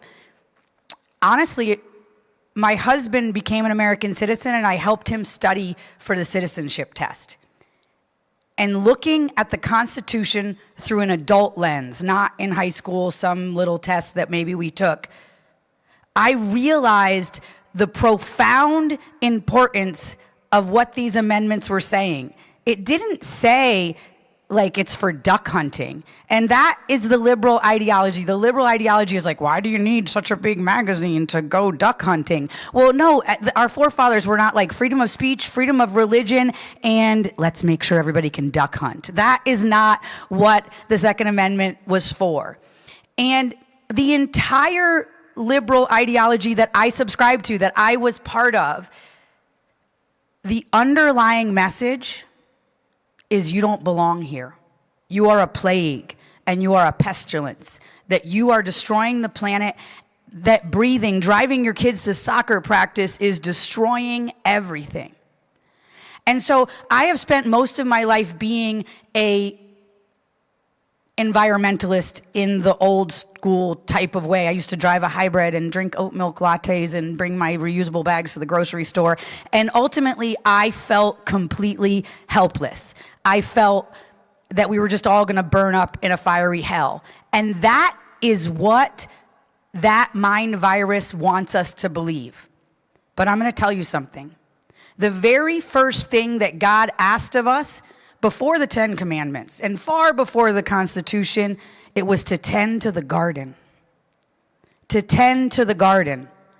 And so we must actually take conservation, food freedom, and the quality of our soil back into the sphere of conservatism. Conservative and conserve, it's like the same word. We can't expect the left to take care of us. And when we are here fighting for our freedom, fighting to give our kids more freedom than we had, when last night they were talking about all where we were, that the Second Amendment was almost gone 30 years ago, and now all of these states have constitutional carry. That means we are leaving my children with more freedom than I was born into. But how are we leaving the soil? How are we leaving the food? Look around. Are people healthier than they were 30 years ago? What can I protect with my guns if my soil cannot grow food? If my children are getting cancer at very young ages? If obesity is in 50% of our children, what can I protect? So as we clutch the Second Amendment, we've always been very siloed. We need to look up. And we need to protect all the other freedoms. I don't think that our forefathers could have imagined a world where they had to say farmers should be able to sell food to their neighbors. We don't have a constitutional amendment for farmers to sell food to their neighbors. We shouldn't need permission for the government to drink raw milk. If you want pasteurized milk and I want raw milk, that should be our right. But our forefathers could not have imagined a world where we were not allowed to sell food to our neighbors without the government in between. And that's how it is. If you want to buy a cow, you want to buy some beef from your neighbor, you can't just go over and say, hey, Johnny, let me get some steaks. You got to buy a quarter cow or a half cow, or it has to go to a USDA facility. The government is in every bite of our food and they are not making it better. So as we are scratching back our freedom in every way, and as we are being the best selves in the body of this country that we can be, and I know the people here at Goals are, because these are people that are perfect examples of we the people. The people here are the kind of people that come together and say, I believe in something bigger than myself. The last guy just said, speaking the truth always costs something. It does. There's always consequences. But we have to kick ourselves out our front door every single day and say, I belong here. Guess what man is? The keystone species. Y'all know that saying, like the beaver is a keystone species or the wolf. And when we take out the keystone species of an environment, the entire environment changes. And this is not just a left ideology. The ideology of right now is that we should just put all of the people into the cities and we should abandon the country. And then we're all going to live in 15-minute cities and drive AI-driven cars and blah, blah, blah, blah, blah. But you know what? No, we are the keystone species. Native Americans did not chase the bison. The bison chased their burns. The Achuar people of the jungle, it is not just monkeys shitting out seeds that made our rainforest. It's a co-creation. We are the keystone species and we have stepped out of nature. And it is our job now to remember where we belong. We are all hunters. We want these natural spaces to exist. Many of us are parents. We want our children to be able to go to the grocery store and not be poisoned by the food. We want to be able to drink the water and not be drinking some other woman's birth control pills. We deserve that. And so we need to step back into the conversation of conservation. It cannot only be for the liberals because they do not know how to conserve anything. They're not even sure who men and who women are. So how can they know that God has a perfect design? That design is that trees, leaves, flowers, and the sun pull carbon out of the atmosphere. That carbon out of the atmosphere goes down through those trees, through those plants, and goes into the soil. And the soil feeds microbiology with those carbohydrates. Just like I like carbohydrates, that's why I'm a little chunky. The soil microbiology loves some carbohydrates. Came right out of the sky, went down. Do you know there's not a piece of soil in the world that doesn't have enough nutrients to grow food? There is only soil that's not alive enough to grow food, because the microbiology then breaks up the rock. The rock is the foundation of everything that God created, and it has all the minerals that we need. But now we don't do that. We just take some agrochemicals, some chemistry, we dump it on top, we fight with our kids to eat some broccoli that has no nutrients in it anymore because there is no minerals. Plants can't make minerals. All minerals come from the earth. So God's design is perfect. And we think that we can escape God's design and still be healthy. We can't. We need our guns to protect our land, but we also need to be able to protect our land.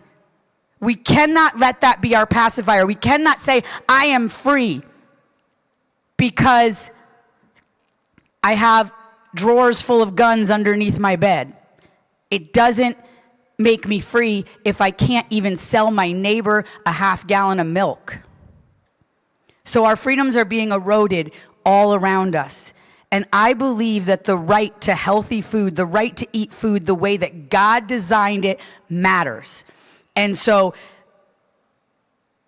I can hear people's minds thinking, but it's so hard to do this and buy from the local farmers and blah, blah, blah, blah, blah. It is. Every single place that we're trading our freedoms, it's because it's hard. Every single place we trade our resilience for freedom, we trade comfort for freedom. We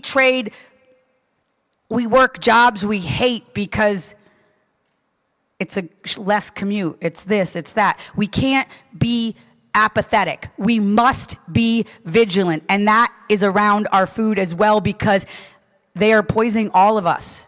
There's no black, there's no white, there's no gay, there's no straight, there's no Republican, there's no Democrat. We are all being poisoned. So I want to invite everybody here to get involved in how can I be the keystone species? How can I buy from my local farmer? How can I learn more about regenerative agriculture? We are standing here in Iowa. Do you know that the cancer rate in Iowa is 18% higher than it is in Texas? Directly related to agrochemicals. Don't let them lobby their way into killing our children. So I want to say again, thank you so much for having me. I am the least likely person. I bought my first gun during COVID, and I walked in and they said, oh, you're not the first hippie that realized during this time, honey. You come over here, I'll take care of you. So I just want to thank you guys. Thank you for being warriors in the realm of the Second Amendment.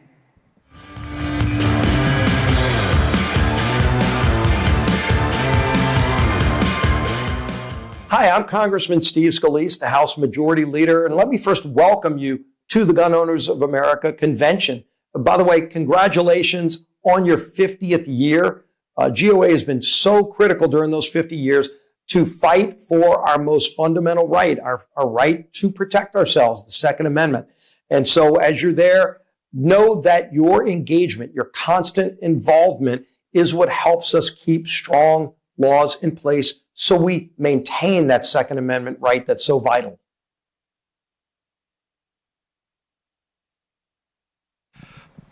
That was a great talk from Molly about our food freedom and how we need to fight for it as well. Our next speaker is a comedian, author, and commentator who has built a nationwide following by bringing humor, common sense, and an unapologetic love of freedom to every stage he steps on. Please welcome Chad Prather.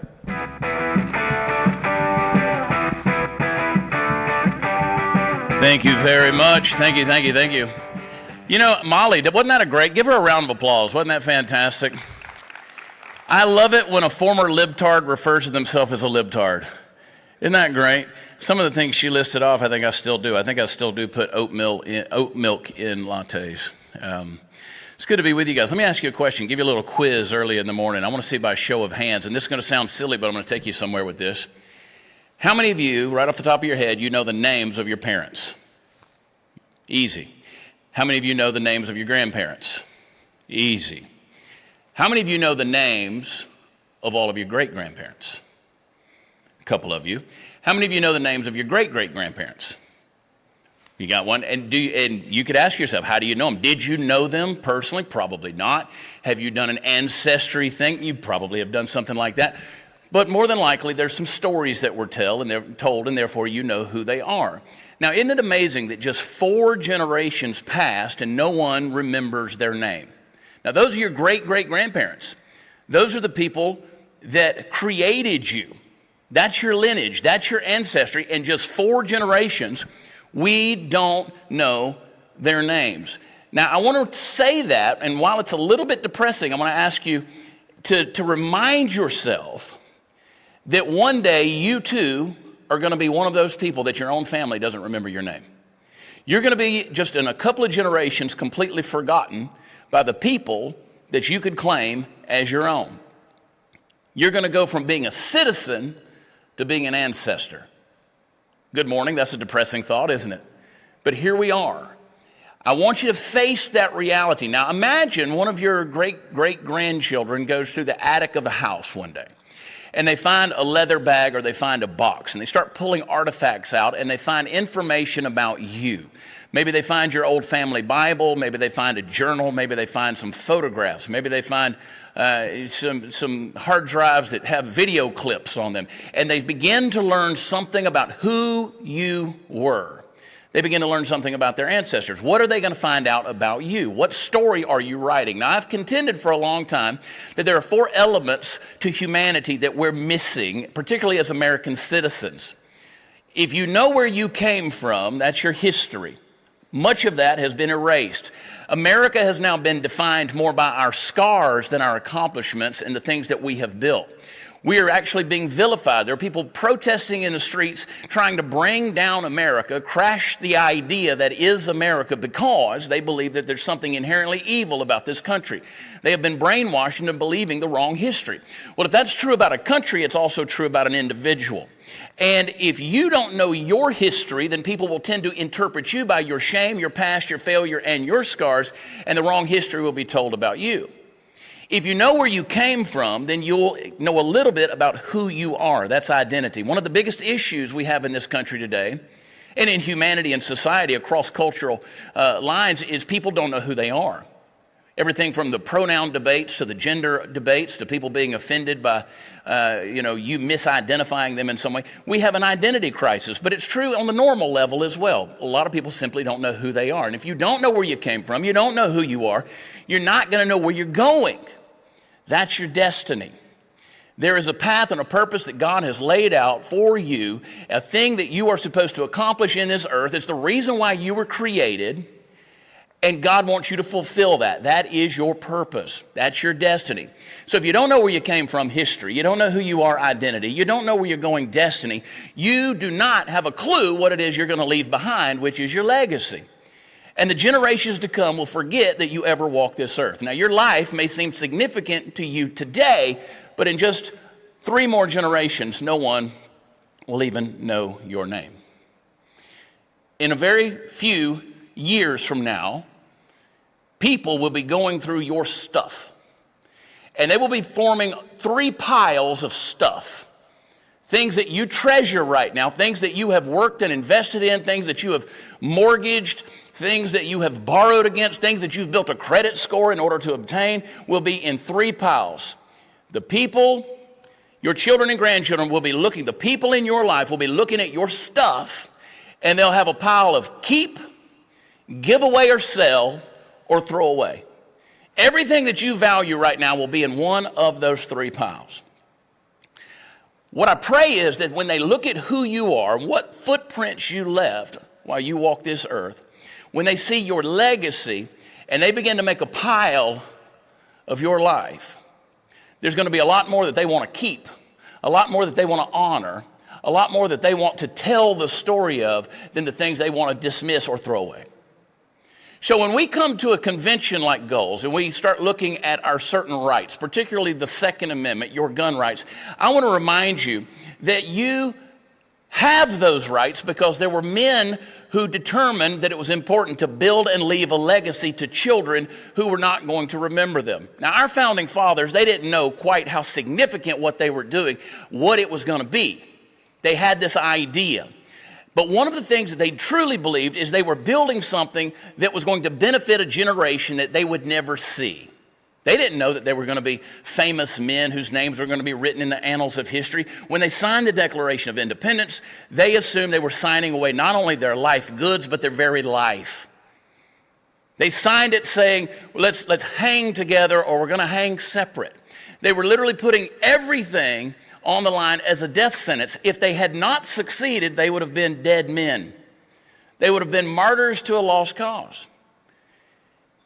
But we know their names now because there was a story worth telling. Now you look at that and you say, well, I don't know that I'm ever going to have that kind of name. I don't know that I'm ever going to be that important. Well, let me ask you, what are you doing in your life right now that's going to be worth telling a couple of generations from now? Are you writing it down? I don't mean putting it on a computer or putting it in the notes on your phone. I mean, are you writing it down? Are you journaling the things that you value, the things that you want America to become, the things that you want to see lived out, birthed out, manifested in your children and your grandchildren, the progeny and the generations to come? Are you writing those things down? Are you leaving those things behind? Do you have something that they can look at later on and tell people who you were? When they go through that little box in the attic and they begin to find things about you, will they know that you valued the Second Amendment? Will they know that the Bill of Rights was important to you, that you fought for it? What would be said about you? Would they say that, well, they lived back in the early 2000s. It was a very uncertain time in the country, but they were part of the people who, in spite of the cultural trends, they stood their ground. They were unwavering. They had a backbone. They were willing to speak even when there was a threat of cancellation or demonetization or deplatforming or whatever the jargon is these days. Would they say, that was a generation who stood in spite of it being uncomfortable? Or would they say about us that we chose comfort rather than conviction? Because every one of us needs to spend a little time when we come to moments like this, thinking about what the future is going to say about you and me. Now, I'm a very blessed person. I get to travel all over this country, and unlike today, I normally get to go make people laugh. I get to tell jokes and tell stories and put a funny twist on them. But I think that the humor comes out of a very serious side, because I think we do need to be able to laugh. I think that laughter is a holy thing. I believe that it's a gift from God. But one of the reasons that we can laugh and that we can tell stories that makes people laugh is because we have this thing called the freedom of speech. We're not going to be penalized if we ridicule leadership, or we punch up towards those who are in power over us, or we make fun of the systems that affect our lives. We're allowed to do that, and we're allowed to do that, and then we're allowed to defend that, because people will, in many times, history has proven us, they will come after you if you say the wrong thing. Now, you think that we're going to live like that forever. I'm telling you, if we don't contend for that legacy, we will not live like that very much longer. So the question is no longer, what are my rights? The question becomes, what are my responsibilities?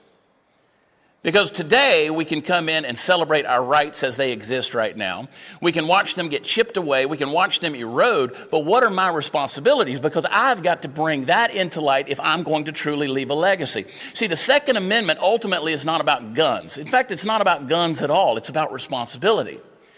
It's about personal responsibility, which is something that by and large our culture has lost. I have 4 incredible children. They're all adult children. My oldest daughter, she's 28. She's a college graduate, Jacksonville State University in Alabama. She's climbing the ladder at Walmart, not corporately, but on aisle 7. And then I've got a 26-year-old daughter who's a professional dancer, only in America. I mean, you become a successful one as well. And she tours all over the world with Disney on Ice. And she called me years ago, and these are the kind of questions that we have. She said, I'm going to work for Disney. Are you okay with that? And I said, as long as they let you remain a girl.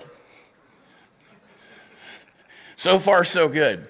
But she held her convictions. I will tell you this, out of 140 people in that troupe who travels all over the world, only 2 people on that touring troupe voted for Donald Trump in this last election. She was one of them. And I was very proud of her for standing in the face of those convictions. She knows who she is. And then I have a 21-year-old daughter who graduated from Auburn University back in May. She's doing very well. I've got a 19-year-old son who graduated from Auburn at the age of 18 with a mechanical engineering degree, because I don't know where he came from, first of all. This is a smart kid. And you do need to go to John and Nick's homeschooling panel. We homeschooled, and the beauty of watching these kids grow up and walk into their destiny has been just a tremendous blessing. And people say, how did you have these incredible kids? Like, because we know you. Like, how did you have these phenomenal children? And I said, well, we gave them a value system and we beat them. and the beauty of it, and people laugh at that and say, what? I like to get the reaction. Because in this day and age, the idea of discipline is such a foreign concept. And what we did is we gave them the ability to build a framework so that they would know who they are. When you get outside of the lines, you get undisciplined, you got brought back into the place where you knew who you were. Because you're not living according to your identity. And if you're not living according to your identity, living with personal responsibility, you'll never have the destiny that God created for you to have, and you'll never leave behind the legacy that He wants us to leave. The Bible says a godly man, a righteous man, leaves an inheritance to his children's children. Now that inheritance is not money, it's not wealth, it's not property. It's an example. And so I look at my children and I want to leave them examples. And people say, man, you are quite the disciplinarian. I said, no, we didn't have to. When you got a big family, you don't have to whip them all. You just pull one out of the herd and go whip that one while the rest of them watch, and it works. He said, yeah, I mean, you get it. But again, we laugh about that, but that discipline reminds you who you are. See, our founding fathers didn't sign the Declaration of Independence because they loved conflict. They knew who they were. They knew why they were. And again, the people that built this country had one thing in common.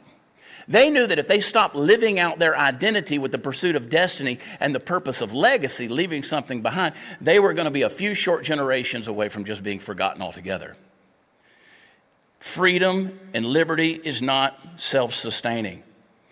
Every generation receives a liberty as an inheritance, but no generation gets to keep it by default. What are we leaving for the next generation? Our founding fathers signed the Declaration of Independence. They wrote the Constitution. They ratified the Bill of Rights because they believed some truths were worth sacrificing everything in order to preserve. They knew they were living on a borrowed future. They knew that they were living for children that they would never meet, living for children who probably would never even know their name. And just like you proved, 4 straight generations later, we don't even know our great-great-grandparents.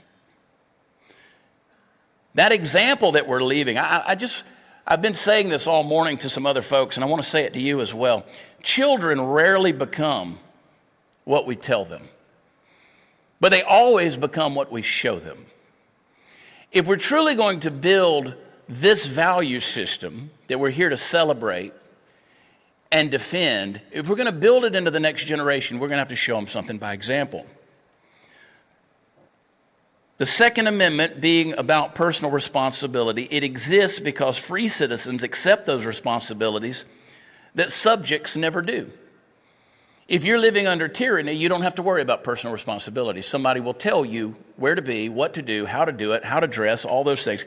That's why the Bolsheviks, when they took over in Russia in 1917, the first thing they did was they took the children out of the home and they put them in special schools so they could train them to be good little communists. Those good little communists, with their education, grew up to be great interrogators and KGB agents and ultimately executioners of their own families. See, we can't assume that discipline is just going to happen. We can't just assume that responsibility is going to take care of itself and restraint is going to be something that comes naturally, because we know that depraved, sinful people, fallen and in rebellion against a holy God, are always going to reject the providential hand of God and go their own way. But without those things that we're talking about, without enacting them as an example, our liberty is going to begin to collapse from within long before anyone takes it from without. And we're watching that happen, aren't we?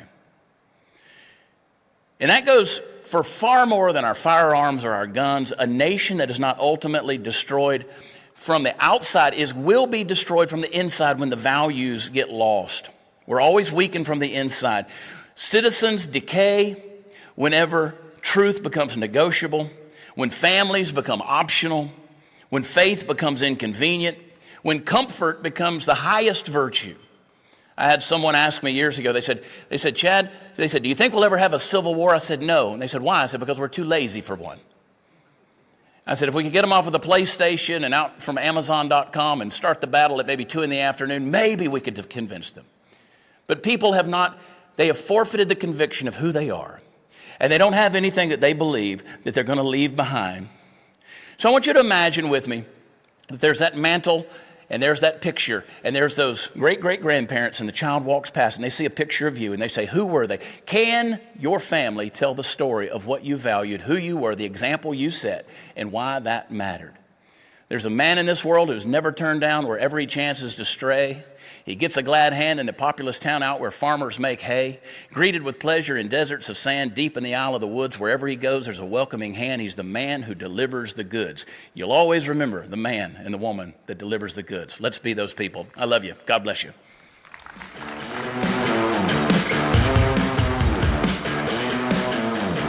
Today, we flew our industry partners out to Washington, D.C. to meet with our allies on Capitol Hill. We talked about the big, beautiful lawsuit, how Congress can help, what DOJ is doing wrong currently, and we also talked about a few things that are in store with Reconciliation 2.0 and how we can get that moving on Capitol Hill. We have allies in D.C., and today we got to talk to them and discuss any of the pain points for our industry. So it was great to come out here and be able to voice our opinions, talk to the people who really make a difference. Today was immensely helpful. From a firearms industry and a Second Amendment standpoint, the work that GOA is doing is unbelievably important. And that in a number of occasions, both congressmen and women, along with senior members of the Department of Justice, were taking notes on what we had to say. I was curious what the outcome of the day would be. GOA has an incredible impact on the Hill, and I think I didn't understand the total degree of influence that they can have on the Second Amendment legislation and how important that is. So I was very impressed with the effectiveness of the GOA, and I felt like these people that we met with were just really dedicated to the Second Amendment. It wasn't superficial. I'm more than impressed with everything that Gun Owners America is doing. I knew their stuff was getting done, but I didn't realize how much they were doing. They're doing a lot for what they have. Gun Owners America, everybody that we met with, it was great for them to hear our concerns as a manufacturer, and then also concerns that we hear from the people that we sell to, the people that buy our products. I would say I got my steps in walking the Hill today, from meeting with the White House to the Department of Justice, to members of Congress and Senate, to see what Gun Owners of America has done in terms of building relationships with the decision makers of our country, to see how informed our elected officials are because of what Gun Owners of America has done. The reception we had, the changes that have been made, and the fuel that's firing the changes that are coming is something that I will leave today with a passion that helped me start in this industry and hopefully will fuel my long career. Gun Owners of America is doing something that genuinely has been lacking for a while now. And as a man, and as a member of a company that staunchly supports the Second Amendment, I'm proud to be a participant in what GOA did today. Great video showcasing exactly what some of our team does. And our next speaker was featured in this video, and he works every day on Capitol Hill advancing GOA's legislative priorities and defending the rights of law-abiding gun owners. As Gun Owners of America's Director of Federal Affairs, he's at the forefront of the fight for the Second Amendment in Washington, D.C. Please welcome Aiden Johnston.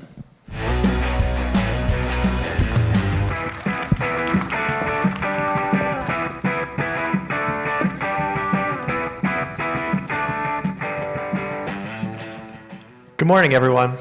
As director of GOA's Federal Lobbying Department, my team and I spend our days on Capitol Hill meeting with members of Congress, working with the Trump administration, and bringing our industry partners to meet with our allies in Washington, like Speaker Johnson, Congressman Andrew Clyde, and Congressman Thomas Massie, to name a few.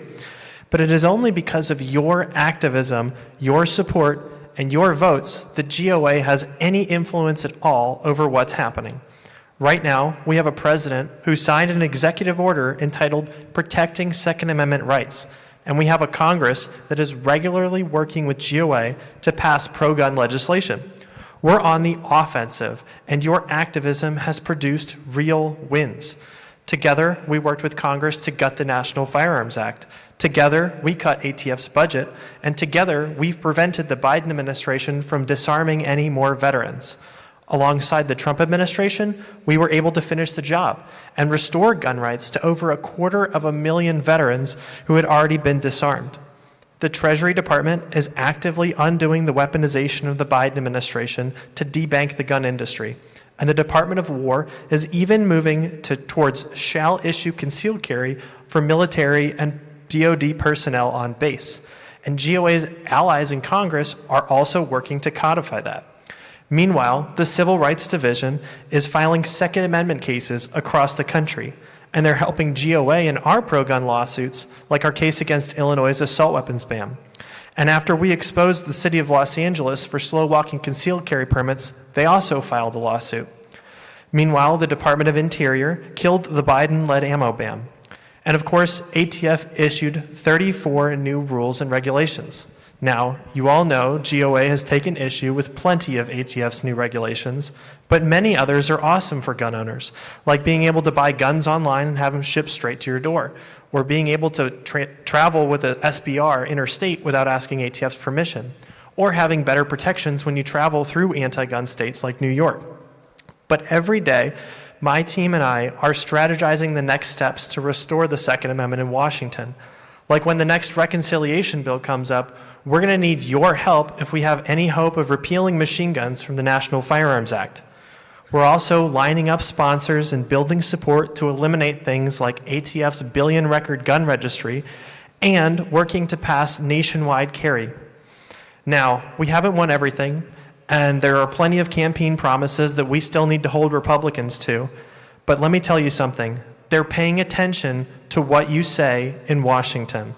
They care about what you think, and they get upset at me and my team of lobbyists every single time you call them out.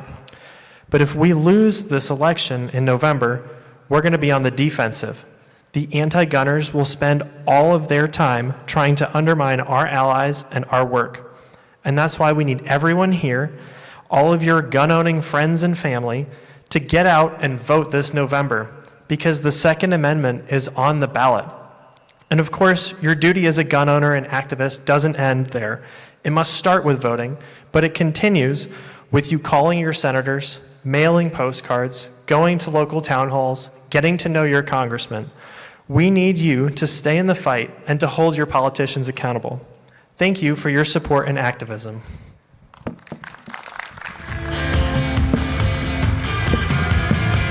Thanks, Aiden. Our next speaker is I would like to kind of consider him more of our chief overlanding officer.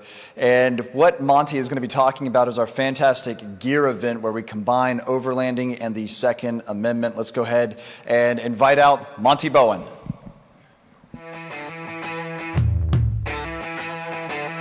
All right, guys. Good morning, Des Moines. Glad to see everybody. I've even got some of my family members right here on the front that traveled all the way from the great state of Tennessee to come here to be here to see if I mess up during this brief time I've got you. So I'm going to tell you a little bit about what we do. The thing about GOA is we're always trying to figure out the new thing we can do to outreach to people and to get our team to grow bigger.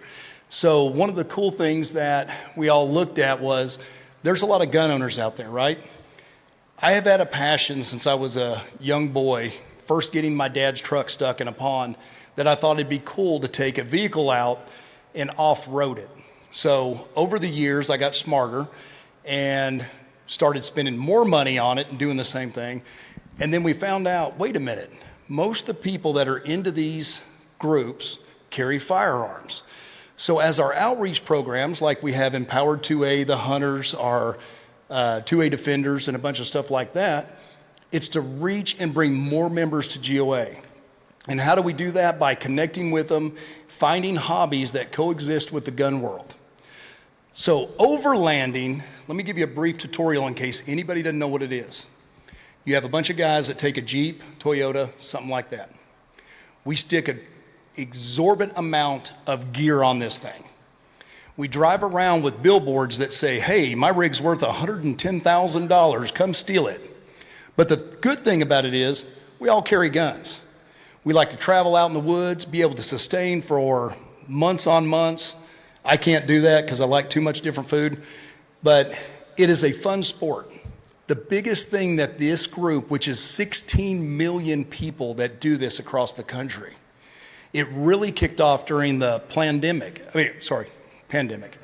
So we started reaching out to them. There was a void where we could get these people to get on to their gun rights because the biggest thing they needed was reciprocity.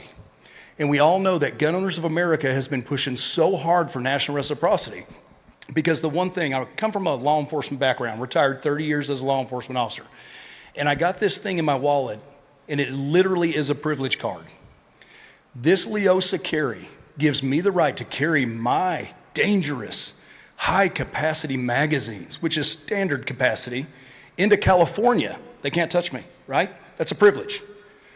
But my 120-pound wife with less physical training than I can do can't defend herself in a lot of states. That is wrong. That is a privilege. Every law-abiding citizen in this country deserves to protect themselves, their families, their kids, without any restrictions. That's what GOA is passionate about defending. So that's what brought us into the overland part, to bring these 16 million people, make them aware of their gun rights, and let them know that GOA is fighting for them. So the neat thing is, you don't have to listen to me in my wonderful accent from Tennessee. We're going to show you an awesome video and let you know what the gear program is all about. And also, if you do know one of these crazy people that run around like this and off-road, tell them to go to our website, check it out, be a part of this event in Miras, Texas. It's in the Palo Duro Canyon, second largest canyon in the country. It's absolutely gorgeous, and you're going to enjoy it. I hope I've made some sense about this. Thank you for coming and attending. Check this video out. Freedom isn't just something we defend. It's meant to be lived. This is GEAR, Gun Empowerment and Adventure Recreation, a community where firearms enthusiasts and overlanders come together, bonded by a shared commitment to self-reliance, responsibility, preparedness, and liberty. Because the skills that make us better outdoors make us stronger everywhere. The GEAR Summit is more than an event. It's where adventure meets education, where you can experience the latest equipment, learn from trusted experts, sharpen practical skills, and connect with people who share your passion for exploration and the freedoms that make it possible. GEAR is about embracing a lifestyle rooted in capability and independence. Whether you're exploring backcountry trails or training on the range, preparation gives you the confidence to go further, to embrace every adventure with purpose. Join us for the second annual GEAR Summit in Amarillo, Texas, May 21st to 23rd, 2027. Get equipped, build your skills, find your next adventure. Excellent. I am one of those overlanders also. I'm a big fan of that stuff. Our next speaker is a combat veteran, constitutional conservative, and a powerful voice for liberty. He's a former Virginia delegate, and he speaks to millions online. He's become known for his principled defense of the Constitution and the Second Amendment, and has a pretty healthy rival by the name of John Lovell. Please join me in welcoming Nick Freitas.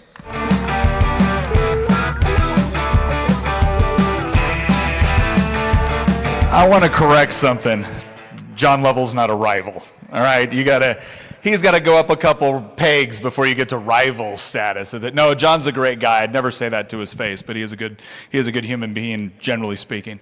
Well, listen, thank you all for being here, and thank for everyone that's watching too at home. I just wanted to talk about a couple of things with respect to this issue. I think the first time most people became aware of me was actually a fight about the Second Amendment on the floor of the House of Delegates in Virginia in 2018. And it was right after the Parkland shooting. And right after the Parkland shooting, because I was sitting on the subcommittee that handled all the gun legislation, I got to listen to a bunch of Democrat legislators and a lot of people testifying that were not there to just tell me that they thought I was wrong. They were there to tell me that I was an evil, bad, no good, terrorist, racist, whatever it was, because I didn't want to infringe on Second Amendment rights. And I just gotten done with it. I was tired of it. It had been weeks of listening to this. And we had all tried to be respectful because we understood that there was victims that were grieving, but we also understood that our rights are not forfeit when somebody else abuses theirs. And so we weren't going to budge on this issue. And so I reminded our Democrat colleagues on why we actually had the Second Amendment. And I tried to emphasize that you guys seem to think this is about sporting. You guys seem to think this is about just gun collecting or hunting. It isn't. It's core, it's fundamental to what it actually means to live in a free society as a free citizen. So that's why we're not budging. And when I gave that speech, and part of the reason why I think it went kind of viral is because 3 of my Democrat colleagues left the floor in tears. Apparently I had said some very hurtful things. And we all know that there's no worse offense than to offend them and their sensibilities. But I didn't particularly care. And the reason why I didn't care was exactly what I mentioned before. First of all, on a basic, fundamental, philosophical level, the idea that any time your rights should be forfeit when somebody else abuses theirs is absurd. Because now what we're saying is you really don't have rights. You have temporary privileges handed to the government, which can be taken away anytime somebody else screws up. Makes zero sense. And then I also recognize that a lot of my colleagues, the same ones that were telling me how concerned they were about public safety, were the same people that would go from my gun subcommittee over to the Courts of Justice Committee and then openly advocate for violent felons to be let out of jail early. It's like, so let me get this straight. The person that actually did the bad thing with the gun, you want that guy out of jail early. You want to send him back into my community at the same time that you take mine away? And you're going to claim this is about public safety? Garbage. No, it isn't. It's about control. It's about control. And if you want a perfect example of this, go look at what's happening in Europe right now. Go look at what is happening in Europe. I'll give you 2 examples right off the top of my head. One is Spain. Spain is being invaded right now. And you're watching Spanish citizens going, we don't know what to do. The police are overwhelmed. They're coming in, they're robbing, they're pounding on our doors. What do we do? In America, we know the answer to that question. I promise, you get a mob of people that come to rural Tennessee, where I live now, and start acting a fool, they better hope the sheriff gets there first.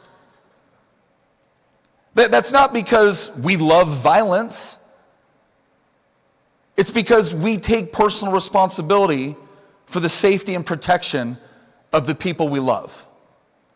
This is why during all of the various riots that were going on across the country in 2020, I remember Antifa getting out there and saying, this is kind of ridiculous. We're actually burning down our own cities. And we're like, yes, you are. We need to go to the rural areas. Like every one of my constituents was like, oh, please, we've been waiting for this our entire lives. Please come to our area. And I remember that there was a march in our area in Culpeper, Virginia. And you know what happened? They showed up, they marched, and they left. And it was a good thing too, because there was a ton of people in that town that had showed up politely, respecting the First Amendment, but we were armed.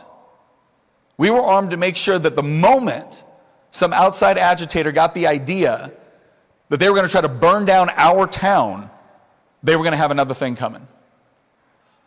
And you know what? That's what I want Americans to think. I don't want them eager for a fight. I want them prepared for it. A lot of what I do these days is talking to young men, because I'll tell you right now, there's a crisis of masculinity going on in this country. We have too many young men that have been told for decades now that they're the problem with everything in society. They've been told to be feminine, they've been told to be weak, they've been emasculated, and thank God they're not buying it, and they're actually looking for guidance. And one of the things I tell those young men all the time is, young men need a violent hobby. Because a good man is not a weak man. A good man is one that is capable of danger but understands who he's supposed to be dangerous toward. He's supposed to be dangerous toward those things that would threaten his family, threaten his country. He's not supposed to be dangerous toward his family or toward his country. And understanding the very nature of this right and developing a generation to appreciate it for what it is, not just a right but a responsibility to protect a free state, is absolutely critical. Now, I learned the hard way in the Virginia General Assembly that I was not going to convince my colleagues that were not already convinced of why we needed to protect this right. And the reason why they weren't going to be convinced of it is because they want a very different America than the one I want. But I did recognize something else, is that the more I actually took time to help train other people to not only understand this issue from a political framework, but from a practical framework, the easier it was to convince people of the importance of this. We used to, when I still lived in Virginia, we had a place where we could shoot on our property, and whenever people would come over and they'd never shot a gun before, I'd always ask them, do you want to shoot? We're all going to go out here, we're going to shoot. Would you like to shoot? Well, I don't know, or, my dad taught me how to shoot a shotgun once, or something like that. And I'll never forget, good friend, she's an elementary school teacher. And whatever you're imagining in your mind when you hear nice, sweet elementary school teacher, that's her, right? Like just the bubbly, upbeat, but she had only fired like a shotgun once. And we said, well, hey, look, I'll start you off. We'll fire a little Ruger single action 22. You can kind of get used to it. So she starts to shoot that. And she's like, oh, this is kind of fun. Like, okay, great. Let's shoot the 9mm. Okay, shoot the 9mm. Let's shoot the 1911. Shoots the 1911. And she's looking over at the AR, right? The scary AR.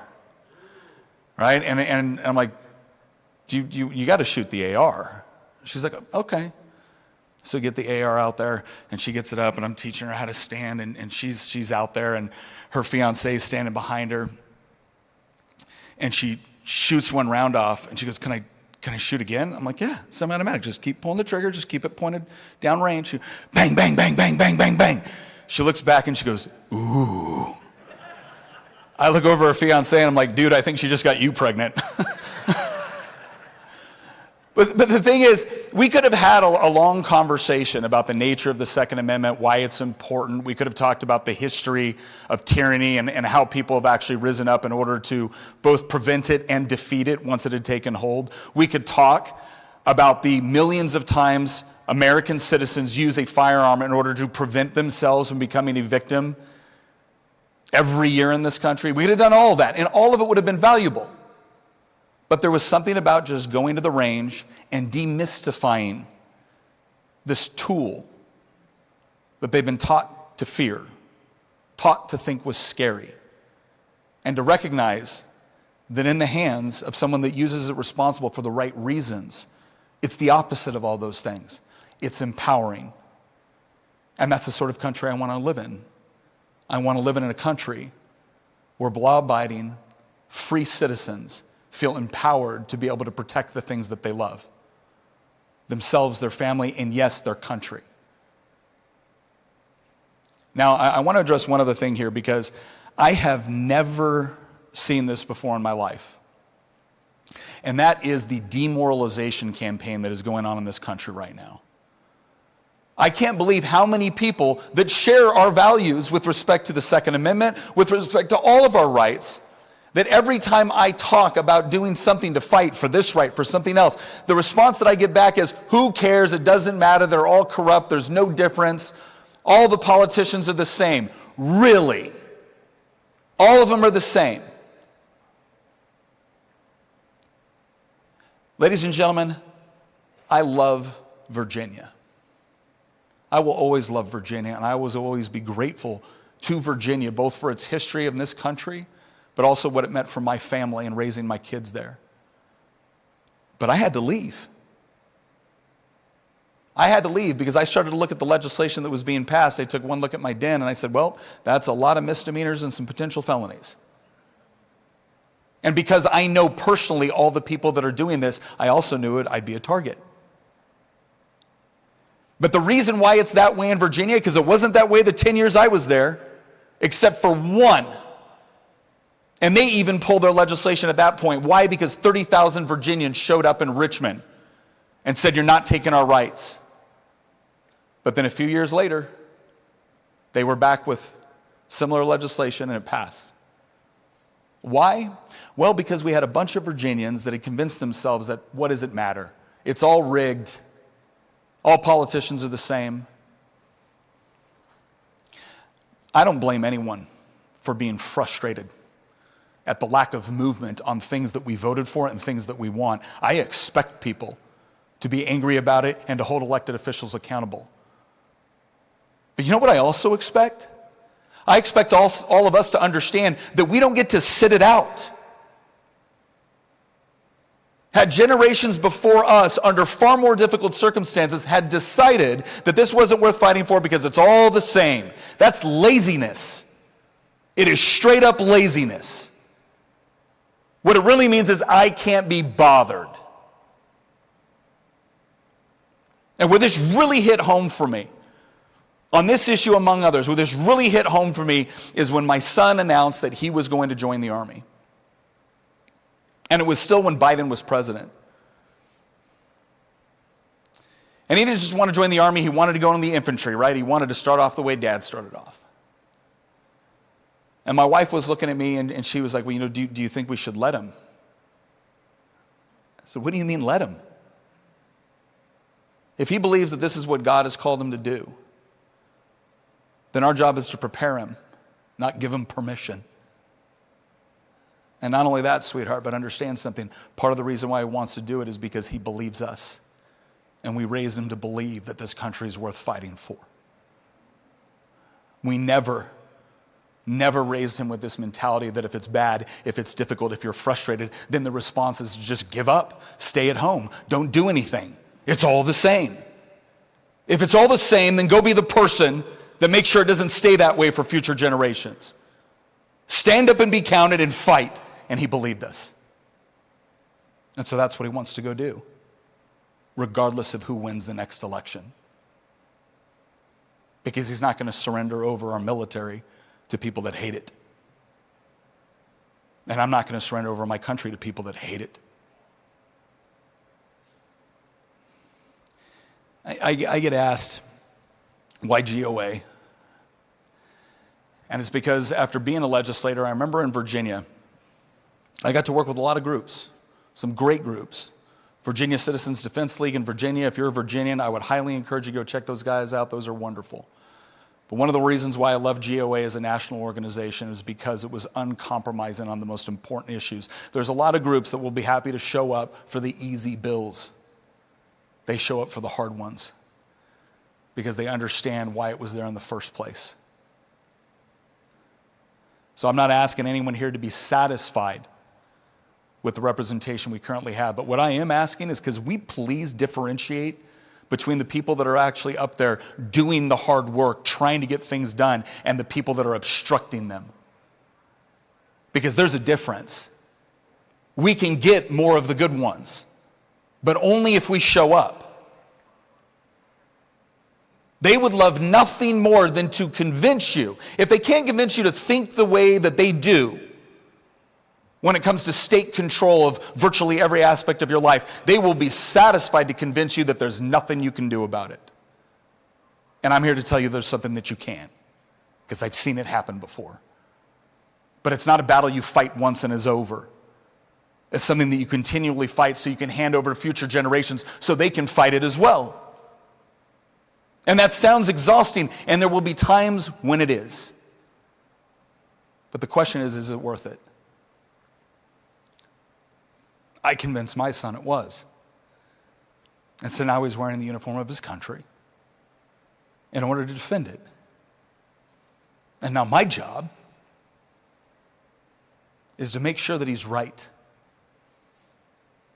that it will always be worth defending, so that I can sit one day with my grandchildren and talk about the times where it did get exhausting, where it did get frustrating, but it never stopped being worth it.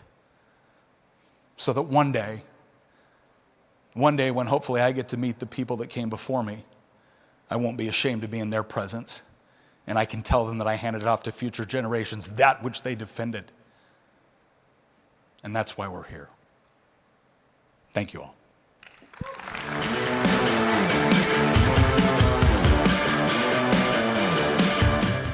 Welcome to Des Moines, first in the nation for caucuses in the presidential race, but also a very important state for the Second Amendment. I'm glad that GOA has chosen to host their annual convention here. There's no place more appropriate than Iowa. We love you guys, and have a good time. That was a great speech by Nick Freitas. Get one more round of applause for Nick.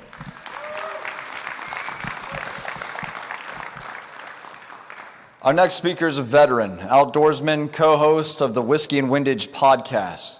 Through thoughtful conversations on firearms, freedom, and the outdoors, he's built a loyal following of Americans who value both tradition and personal responsibility. Please welcome Mike Perkins.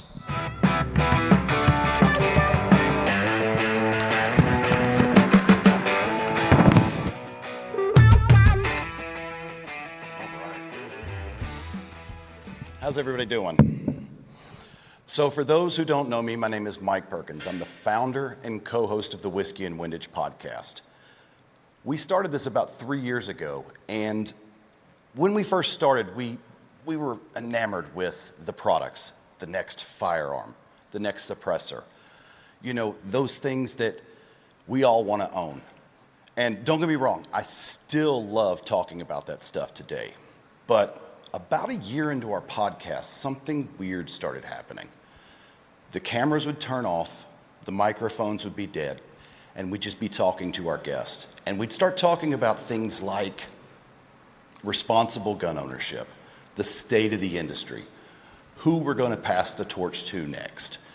And it really started to grow on me, because when you think about it, you know, it made me realize that this industry really isn't about the products.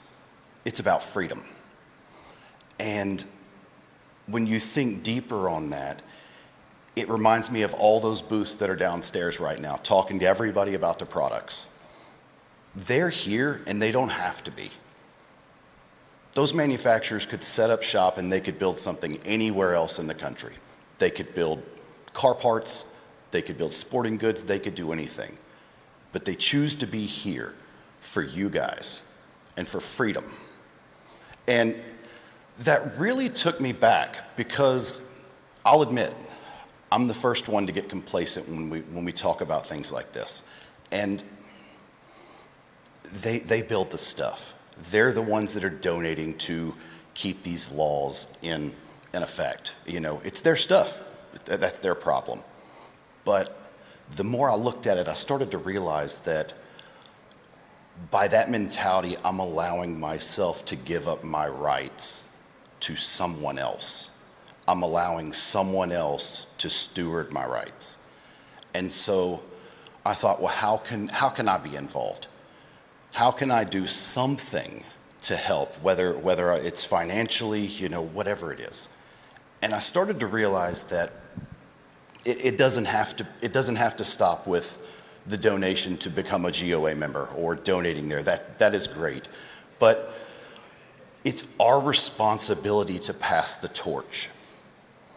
This torch, I guess these guys invest millions in our freedom, but that freedom is, I guess when it boils down, it's just some words written on a piece of paper. And if we expect that to be the reason that this continues forwards, we're gravely mistaken. So it's our responsibility to carry on the fight. Our rights survive because we choose to protect them and to push them forward. So how do we do that? Well, looking around and I guess a little self-reflection, I started to realize that it's the next generation. The next generation is how we pass that torch. And so I started to do a little research and I started to realize that 4 million Americans turn 18 every single year. That's 4 million opportunities to bring someone into our community. A lot of those 4 million Americans may have never handled a firearm before. A lot of them may not have grown up around a firearm household. They've never got to experience going hunting. They've never got to experience a day at the range. And I started to look at them and realize that that's 4 million opportunities every single year. When you look at it that way, we're not going to get them all. But when you look at it that way, we've got a shot. We've got a shot to bring new people into our generation. And their first real impression of firearms ownership, and more importantly, responsible firearms ownership, is going to be from one of you guys. It's not going to be from the media. It's not going to be from Hollywood. It's not going to be from the nightly news. So once I came to that realization, I started to do some reflecting, and I started to figure out, what more can we do? What can I do that anybody could do, that any of us can do? And I came to the realization that it's simple. Take someone shooting. Take a new person shooting. Take them, set them up for success, not failure. We're all guilty of watching some fail videos. We've all seen those videos where the shooter is not the best prepared. And while we might grin a little, that's a bad look for us. What we need to do is set people up for success. And those 4 million people that I've discussed, those can be 4 million advocates, not 4 million adversaries. So we're going to have to be patient. We're going to have to understand that my generation is different than the one before me, and it's going to be different than the one after me. So I'm going to have a learning curve of perspective. We might not agree on everything, but let's correct mistakes when they make them, and let's do it in the right way. And let's also show them what responsible firearms ownership means. And to me personally, that really hits home, because when I look at responsible ownership, it's not only knowing what to do and how to properly handle that firearm, but it's also understanding where that projectile goes, what's behind you, what all is going on. And as long as we're set up for that, it's going to be a successful day. So what I'd like to do is I'd like to challenge each one of you guys. Who's the next person that you're going to bring into our community? Is it going to be a son or daughter, a friend, a coworker? Please bring someone in. GOA is fighting for our rights. The manufacturers are fighting for our rights. And now it's our turn. Not someday, not when it's convenient, but today. Thank you guys very much.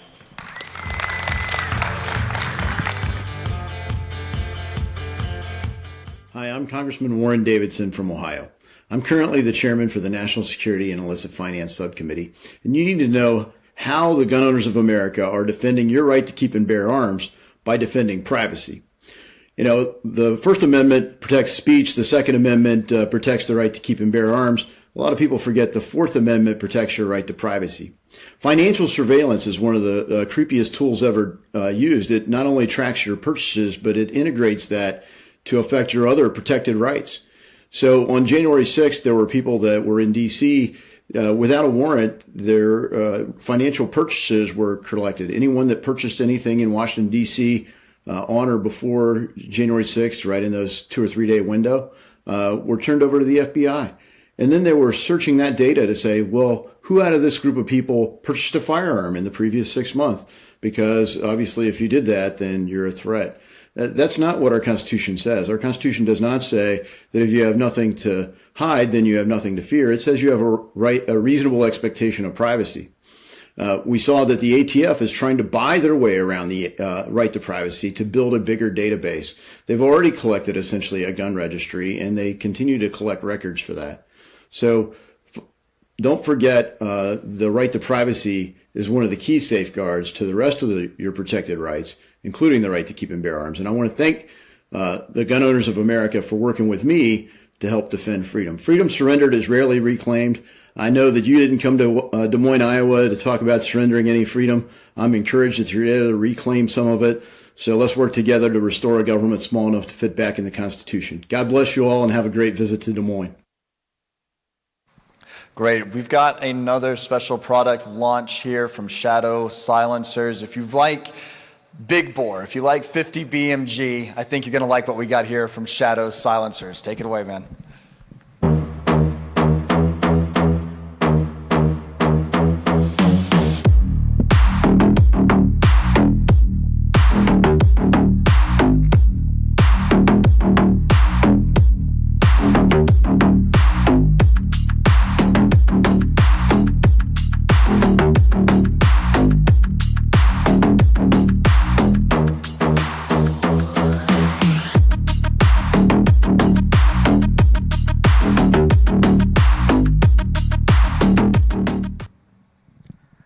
Morning, everybody.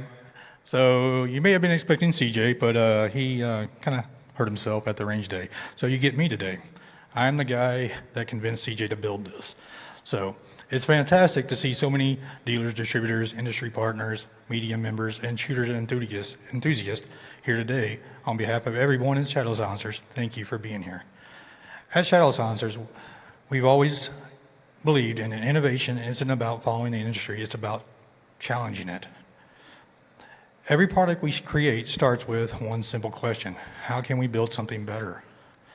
Better materials, better engineering, better craftsmanship, better solutions for the people who trust our products every day.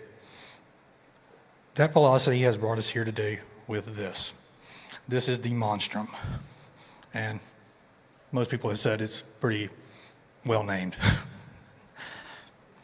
We're excited to introduce this newest and most formidable addition to the Shadow Silencers family.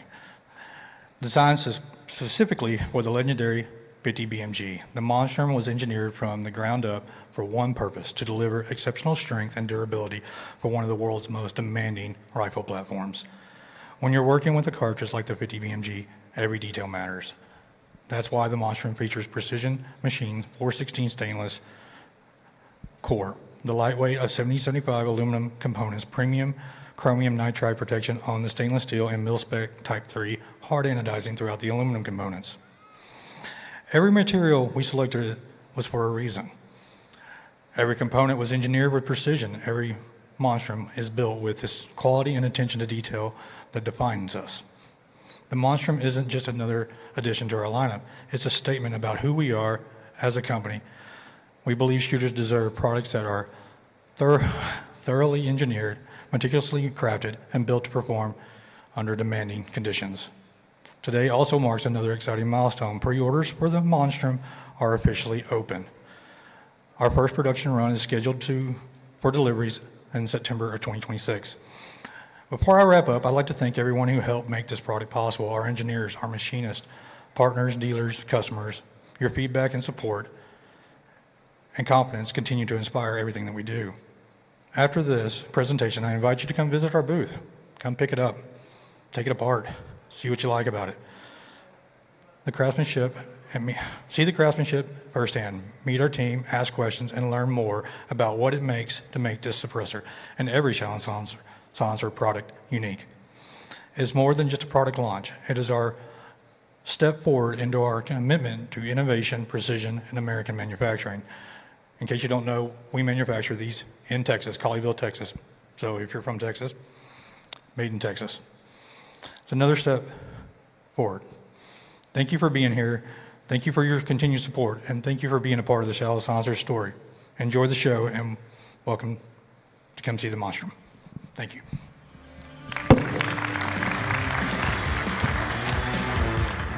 Very cool. Who doesn't like the idea of shooting a 50 cal quietly, but also have the modularity to be able to go ahead and get that type of weight that you might like? I'm really excited to go ahead and be speaking about or welcoming onto the stage here in just a few moments our homeschooling panel. A few speakers you've already seen, of course, and we're going to be discussing just the significance of what it means to be teaching our kids at home. Protecting the Second Amendment isn't just about winning elections or court cases. It's about passing the values of liberty on to the next generation. That's why our Senior Vice President, Eric Pratt, wrote Armed for Liberty, and why we at GOA brought the characters George and Annie to life in the 2A Adventure Chronicles. Ultimately, to help parents teach American history, constitutional principles, and the importance of our God-given rights. Because if we want the next generation to defend freedom, we must teach them why it's worth defending in the first place. Sponsored by the United States Concealed Carry Association for our homeschooling panel, please welcome John and Rebecca Lovell.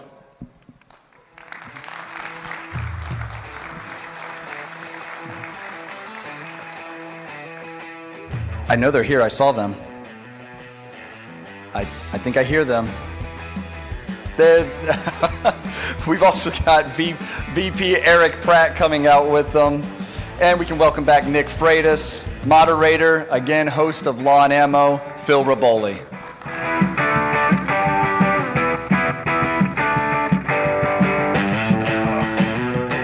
I had one goal, and it was to not sit by Nick. Yet here we are. Ugh. We were late because he was doing his nails in the back before. They look amazing, though. Look at that. I mean, it's good. Yeah, in a gay sort of way. Do you guys want to take this backstage? I wasn't going to sit between them, that's for sure. I think Rebecca and I will be giving the real content. Yeah, here just for, over here. It's a huge honor to be moderating this panel with this group, not only because they passionately like and love homeschooling, but because they exercise it every day. And so I'm very grateful to be able to do this. Grateful for everybody in the audience for coming by. Also, I think there's somewhere in the realm of 3,000 to 5,000 people streaming this at the moment. So hello to all of them as well. Like any gentleman, I think I'll start with the lady with the first question. It might be a little bit simple, but I think for anybody who's not currently homeschooling, this is probably big on their minds. So what drew you to homeschooling in the first place? With all the options you have, you live in a nice area, good people around you, why did you feel you had to take that next step to inculcate your children with specific values and specific education? That's good. Well, it wasn't anything we planned. We were both raised in the public school system. My family were educators, and when our oldest son was 4, we ended up in the public pre-K for speech therapy, and it was just not a good experience. So we kind of had to fight our way out, because if you start in the system, it is harder to get out, but totally worth it. But we saw this was not going to work. The way our son was talked about, we were in several meetings with administrators, and it was just an upside down view of how to look at childhood, especially how to look at sons and boyhood, and we were out. And I remember telling John, I don't know what we're going to do, but we're not doing this. We heard about homeschool from a friend, joined a community, never looked back. And to that point, what is, and this is maybe for both the levels, what's one of the unintended benefits that you guys received over the years from doing this? Obviously, your children are well educated, they get to hang out with mom and dad all day. But there had to have been things that happened over the years that were just totally blindsided you. So good. I could say a whole bunch on this, but the one that runs to the front of my head is this. You get to actually raise your own kids. If you pause on that for just a moment, because everyone would think, like, no, my kids go off to public school and then they come home. I'm like, but really, how much time are you spending with them? Early in the morning, they hop on a bus, they're gone all day, then they have extracurricular activities, and then surprise, they got homework, and really, you have dinner with them, but then you chase them around to different sporting events or things. But really, if you add it up, how much time are you spending with them? I've read different statistics on this, where it's the average is like 20 to 30 minutes a day or 40 minutes a day. And to juxtapose that against what the teachers are spending and what their peers, and you have no idea what all these peers are up to. Really, the peers and these teachers in this institution, they're spending the lion's share of the time with your kids. And when you homeschool, you bring them back into your family culture, you get to actually spend huge amounts of time with your kids. And it is the best thing, because you find out a lot of the disciplinary problems you have that make you want to send your kids out of like, oh, give us a break. These kids are driving me nuts. Yeah, but if they were with you all the time, their behavioral problems start to disappear. And you're able to develop this vibrant family culture. We have so much fun with our teenager. He's 14 and we got a 12-year-old right now, but still, they're not rebelling. We still have the hearts of our sons, and we're having so many memories, and we have this tight family culture, and they are learning things that they would never have access to in government schools. It's incredible to look at their education compared to that which is being ushered out in the public domain. And what I think it will absolutely amount to is by the time they come of age, it's going to look like a superpower. And what was the answer? You provided education for them, a real substantive education where your values were passed on. And it is so much fun. And here's something else. It's so much easier than you would think. There's this just complete demonic lie that you're not built for this. Great for the Lovels, great for the Freitas's. We're just not like that. I'm not a homeschool mom or dad. And it's such a lie. It's so much easier given the myriad resources and homeschool cooperatives that exist. It's so much easier and funner. You can do it. That's a great answer. I want to shoot this one over to Eric. So specifically, I would say most homeschooling families, mom is doing, 80%, 70%, something like that. And dad is, maybe working. How does dad get involved with the homeschooling process if he's had a long day at work and then maybe he's tired? How does he get involved and get to be part of the homeschooling? Yeah, that's a good question. We were very intentional that I would do as much as I could. And so I would get up early in the morning and I would be homeschooling before I went off to work.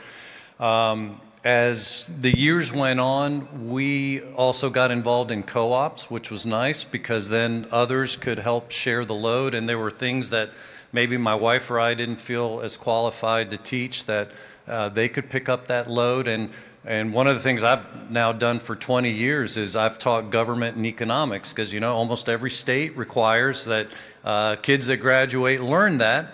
And so I teach that because I know just in speaking to parents that a lot of them wouldn't feel qualified to teach that. So I think we help share the load that way. That's good.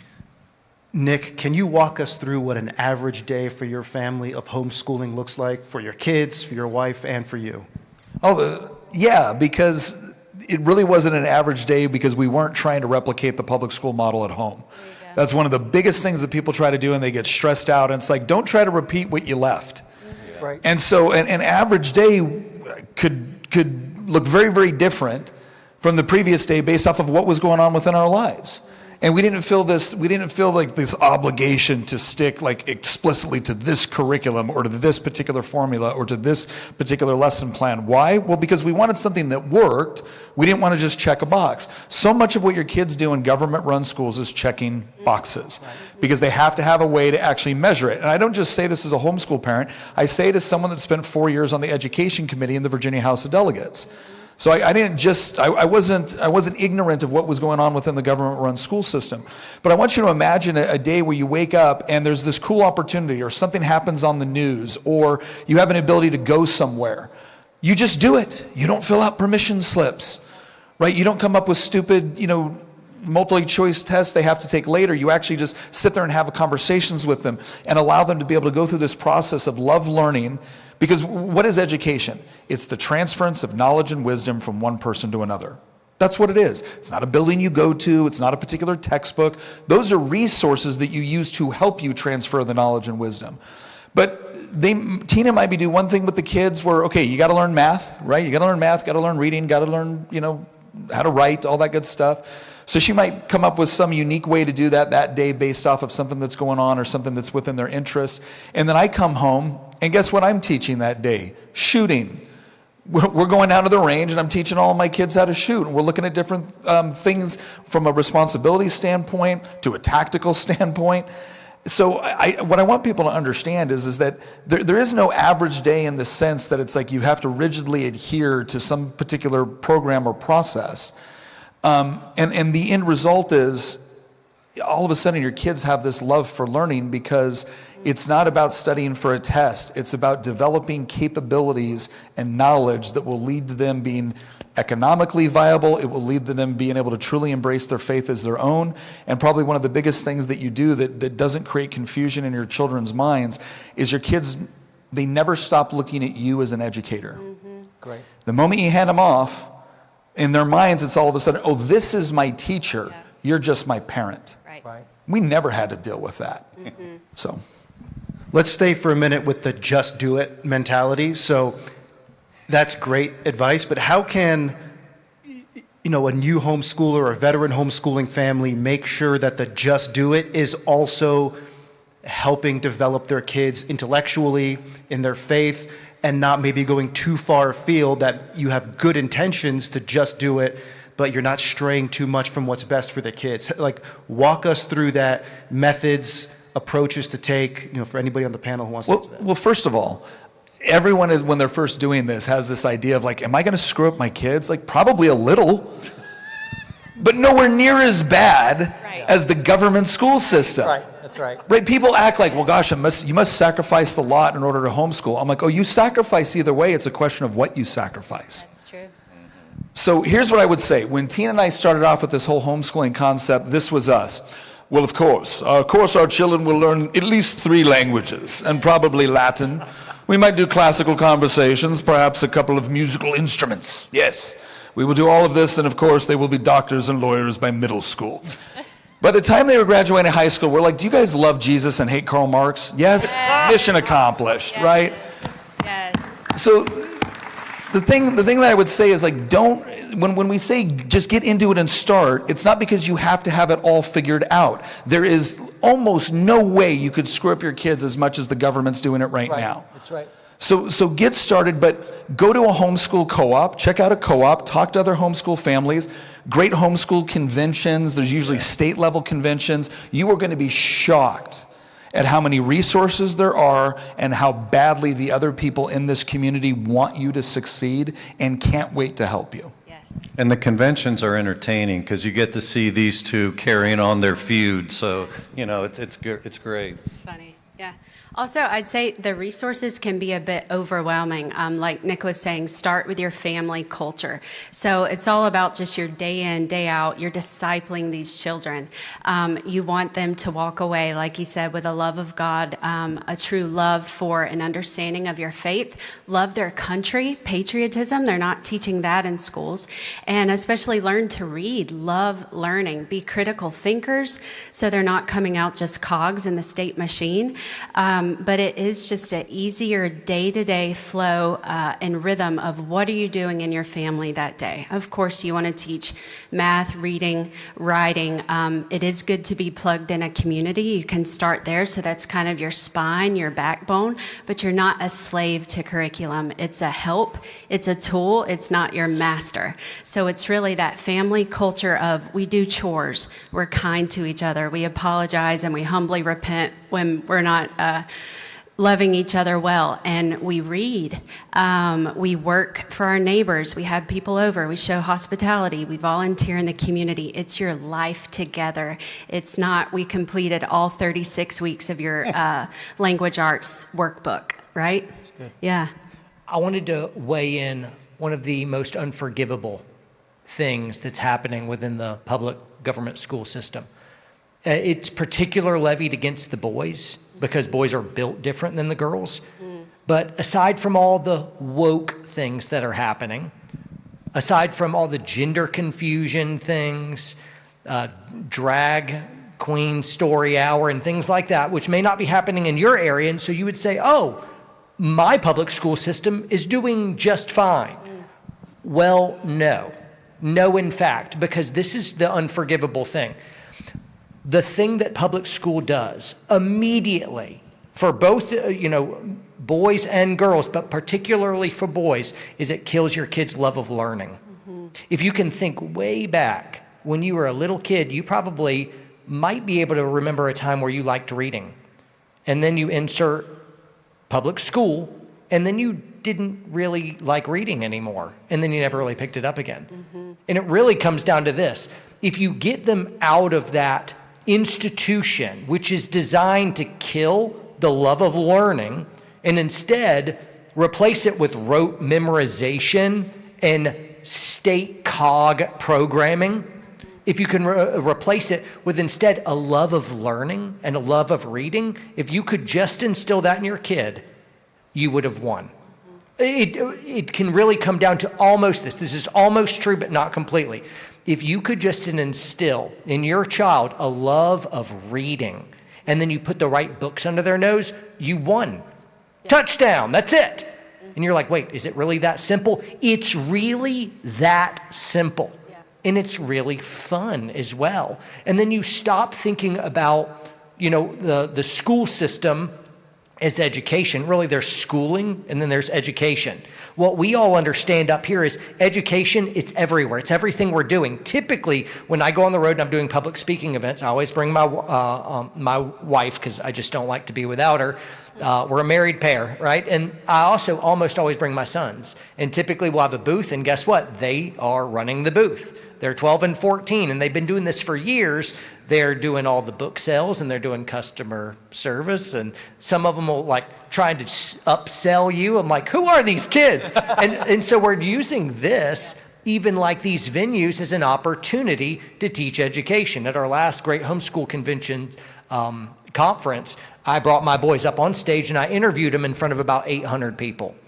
And they stood up and did some monologues to have a speaking piece right there. But everything we do, everywhere we go, all of our travels, the conferences, all of it is education. Now my 14-year-old, he's doing his academics on some days, and then other days, 2 days a week now, he works for Warrior Poet Society. And if you're tuned in to our YouTube channel, I guarantee you're seeing lots of different clips that were created by my 14-year-old. He's editing them. He has a job and responsibilities. And so the default setting for a young man, if the Lord isn't calling him into a different vocation, the default setting should be you enter into the trade of your father. So that when they're 18, they already have a full, vibrant life skill that's able to be produced. You're not just setting them out and being like, all right, go to college and you figure it out, kid. I'm like, no, you can go do whatever you want, wherever the Lord calls you, but if you don't see a different calling, you default into the skill and trade of your father. So you're not just adrift. You're 18, I raised, paid the bills, get out. That's such a boomerific idea, and it's awful. It's horrid, directionless. So there's my rant. Staying with John for a minute, one of the things I love about the homeschooling community is, what I do? No, I'm making fun of him. Is you guys all have very common sense answers to very difficult questions. Especially, I think the biggest fear is, people, they might be concerned about teaching things outside of what they feel comfortable or their expertise. And so what do you say to that? I'm sure you've answered it 1,000 times. I'm not good at math. How do I teach my 10-year-old math? What do you say? Everyone's wasting all their time learning Algebra 3. It's just a colossal waste of time. And out there, invariably, there's the there's the protectors that want to lean into the outlier and be like, well, actually, I want to do engineering school. Well, great, learn it in engineering school. Go do that. But for the rest of us, we're teaching calculus to our teenagers, while meanwhile, they have no idea how contracts work. They have no idea how insurance works, or taxes, personal finance, basic logic, rhetoric. They know nothing about all that sales. But the mitochondria is the powerhouse of the cell. See, the problem is all this schooling, it's set up to waste colossal amounts of time. And really, as a man, I'm using all the things I need as a man. And if they're just spending enough time with me, they're going to learn all the things that are most important as a man. So you're totally even rejecting the entire premise that correct. A parent has to step up to the level of Calculus 3. No, you're saying Calculus 3 is the problem. Yeah, and if you do all the other subjects that I just mentioned, your 15-year-old knows how taxes and insurance and contracts work. They understand sales and conflict resolution and leadership principles. They know how compounding interest and ETFs and bonds and stocks work, and they're all into that. They understand accounting and finance. Then if you've done everything else, yeah, sure, throw them calculus. But that should be the last thing. My problem isn't really with calculus. It's at the opportunity cost of all the other stuff that you're actually using. Yeah, so we reject the entire curriculum. That is a colossal waste of time that the government is putting down our kids' throats. And so, yeah, that's all just a big waste of time. I'm going to give them what they actually need to survive and to thrive as an adult. Same thing with my oldest daughter. She was struggling through Algebra 2 because, you have to do college prep, right? You have to do this and you have to check these boxes. And then she's a sophomore in high school. She's going through Algebra 2 and she's just hating every moment of it. And I looked at her and I said, hey, sweetheart, we've talked about this before, but what do you want to do? And she listed out a couple of things that these are the fields that I would like to go into. I'm like, oh, cool, these are great. You know what none of them require? Algebra 2. So why are we wasting time on this when we could be getting you education and internships or experiences in the areas that you actually want to go into? Good. And again, it's that whole breaking of this mindset, well, don't I have to do these things? Not necessarily. Now, if she had said, I really want to be an engineer, I'd be like, well, you got to learn Algebra 2. And that's what it was. It's not that you take a particular subject and say this subject is bad or this subject is good. Is it good for you? Is it good for what you want to do? Is it applicable? And if the answer is no, well, then we're not going to waste time on it simply because a state agency says that you should. And the amount of freedom that gives you as a parent is absolutely incredible. And for my daughter, one of the biggest things she was like is she goes, there was a while there, I just got to the point where I thought I was stupid. I hated learning. I hated the idea of school. Why? Because of one subject she didn't need and would never use again. Mm-hmm. And to the extent that she has to use it, she can get a really cool calculator, right? It's not necessary. So that's the big thing, is freeing yourself from this mindset that if I have to follow these blocks. Why? Because the government entity said so. Again, I sat on the education committee. I'm going to tell you right now, please do not elevate those people as being some sort of grand subject matter experts. And then to the extent that you do need to educate your child on something that is beyond your skill level, great. It's not like homeschooling means you're the only people that can educate or interact with your kids. Division of labor specialization, that's a thing. I taught at a homeschool co-op. So the kids at the homeschool co-op learned about civics from a sitting legislator. So these co-ops are there. You can find other people. The difference is that now you're in control of who has access to your child, not the state. So good. So we're not trying to fit our kids into a broken and busted system. We're customizing for your family, for each and individual kid, what they're interested in as they get older. Like he said, what they want to go into.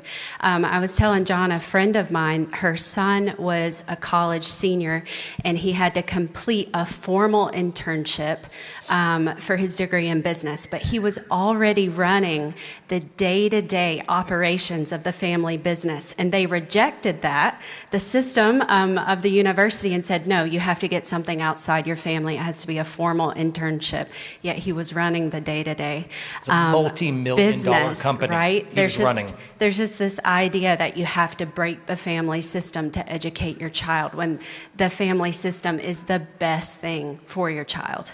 And why is that? Why was that their policy of like running your family business doesn't count?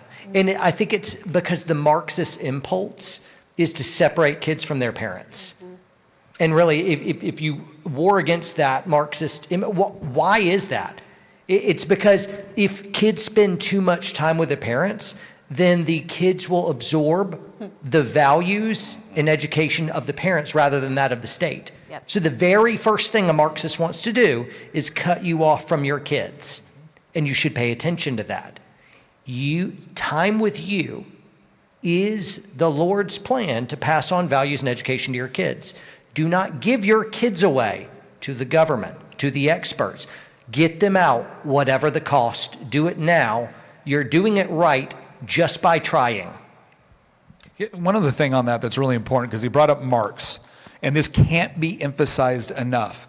When we say this, like that Marxist ideology wants to separate kids from parents, a lot of our side thinks, oh, well, you mean like my school teacher is an evil, nefarious. No, that's not what we mean. What we mean is that sort of ideology has been incorporated into pretty much every single institution of higher education in this country, especially within the education departments, to where they don't think they're doing something bad. They're alleviating you of this burden of educating your children so you can get back out into the workforce, right? But if you look at it, Karl Marx, he hated capitalism, but he really hated the traditional family. So understand something. People always ask, like, how do we win elections? How do we save our country? How do we do all of this stuff? Well, I'll tell you what, raise your hand if you have at least 2 kids. Okay, so almost everybody, here's what I'm going to tell you. By virtue of having 2 kids, you have more children than our political opponents. So how is it that they keep winning elections? It should be impossible. The birth rate among people that hate the Second Amendment is about 0.38. Wow. That means in one generation they have 0 voting power. And yet they do have voting power. Why? Well, because we hand our kids over to them for the education. Yep. This is why this is just so much more important than just a different method of schooling. It's about, once again, understanding God's created order and the very important role that you play as a parent. What's more incredible than that is that Nick Freitas just made a good point. I can't believe, I'm aghast. It's just, I think it's accuracy through volume. If you say enough words, Nick, eventually something's going to hit a target. You know, it's just, that's amazing. I wanted to say something to parents of younger students. Thank you. Oh my gosh. Because the pressure starts so young when the kid's backpack is bigger than their body and you see all these signs free pre-K and they're trying to get your 3-year-olds in. He's got to sit down and Timmy's got to learn letters and numbers and handwriting when all the bones in his hand aren't fully formed yet to sit and use a pencil. So if you're a parent of really young kids and you're feeling that pressure, it's really as simple as reading out loud, reading together, and playing outside until they're a little older, 6, 7, 8, and they're really ready for more formal academics. You don't need what you are feeling that pressure of missing out on of early pre-K, early reading, Head Start. The studies have been done, and the Head Start is not a Head Start at all. Like John said, it kills a love of learning. Kids resent formal academics when it's forced too early, and then it's that separation of family again. Interesting story. My oldest son. It's fair enough. Hey, troll off, bro. What's the matter with you? I have a microphone here. I'm speaking. My oldest son liked writing, telling stories, until he started learning within our classical conversations, our homeschool cooperative. They started doing sentence diagramming. I'm like, here's past participle, whatever. And I don't even know that stuff. I'm a published author. I don't know that stuff. But he was having to learn it's not just verbs, nouns, and adverbs. I'm like, they're getting way down deep into big words we don't even understand. And he started to hate writing. And so he was writing all the time, making all these stories, and then he just kind of stopped. This was years ago. Now he's about to publish his first book at 14. So at 60,000 words, incredible. Made this whole world, but it almost went awry, and this is what happened. Even in the Healthy Homeschool Co-op, he found this piece, this stereo instructions of diagramming the English language until he hated writing. I had a conversation with him. I'm like, hey, buddy, you were writing a lot, and now you're not really writing as much. He's like, I don't think I like it anymore. And I leaned into that a bit more, and I found out he really hated this subject. And I said, buddy, if I pull you out of that, and you wrote anything you wanted for 30 minutes a day, would that be a good trade? And he said, oh, yes. And so I pulled him out of that, though everyone else in our co-op was doing it. And so that caused a little bit of pressure, but I pulled him out and it's like, no, he's just going to write on his own. And his love of writing came back and then flourished. And as a parent, we were able to make that call, but we were able to observe where his free way that he could decide what he was learning and lean into his interest, because your kids are going to be different, but to allow them to identify different things that they like, and then you encourage them and you give them a bunch of runway to explore those interests and learn at the rate and in the direction that they want to. Now you're still going to have some baseline studies. I'm like, I don't want to learn arithmetic. I'm like, oh, well, suck it up, Buttercup. You're going to have to learn arithmetic. You got to understand how to do tips in your head, 20% or whatever. Now it's like 45%. Isn't tipping culture out of control? I feel like a vending machine is going to ask me for a tip next. It's incredible. But anyway, that was where we were able to jump in and make sure we cultivated that love of learning, lifelong learning, right? This is the Gun Owners of America, so I have to bring it back home just for one question, or they're going to run me out of the building. I just want to go down the line, starting from Eric down to Nick. How would you incorporate thinking through and teaching and explaining the Second Amendment to your kids? You can take that any way you want. It could be about the history. It could be shooting. It could be how to take apart a rifle. Just talk us through how would you incorporate Second Amendment to homeschooling? So let me, in answering that, let me back it up a little bit. One of the things that I learned from my parents was having devotions, reading the Bible together as a family. And so we would do that every day. We would do that at breakfast time when we'd all be there, and sometimes we'd even do it at dinner time. And usually we'd go through a book of the Bible, but one of the advantages of doing that is as things would happen in society, I would take the opportunity to, I might break from what we were reading and go to a passage, and we would look at it and then compare it to what's going on in the world. And so, when a mass shooting would happen or something like that, we would discuss it in light of God's Word. And I remember one day asking my kids, and it was one of the big mass shootings that had happened, and I asked them, I said, what do you think should be done so that these kinds of things don't happen again? And we just kind of went around the table. And as a dad, as a pro-gun dad and leader in the gun rights movement, I was so pleased to hear them really articulating well how this was a gun-free zone, and that was the problem. There was nobody that could stop the guy, and that just tends to attract bad guys. And I happened to mention that to a friend of mine, and told him what had happened there in our at our breakfast table. And he's like, "That's a great idea. I'm gonna go home and do that with my kids." And so the next day I asked him how did it go, and he's like, "Eric, it was terrible. They started telling me we needed more background checks and we needed to ban certain guns." And I was like, "Well, what are you going to do about it?" And he showed me this stack of papers he had. He goes, "I'm going to go home and we're going to start going through this, and we're going to talk about this." And and I thought, kudos. You've identified. They haven't been adopting. See, and here's the thing.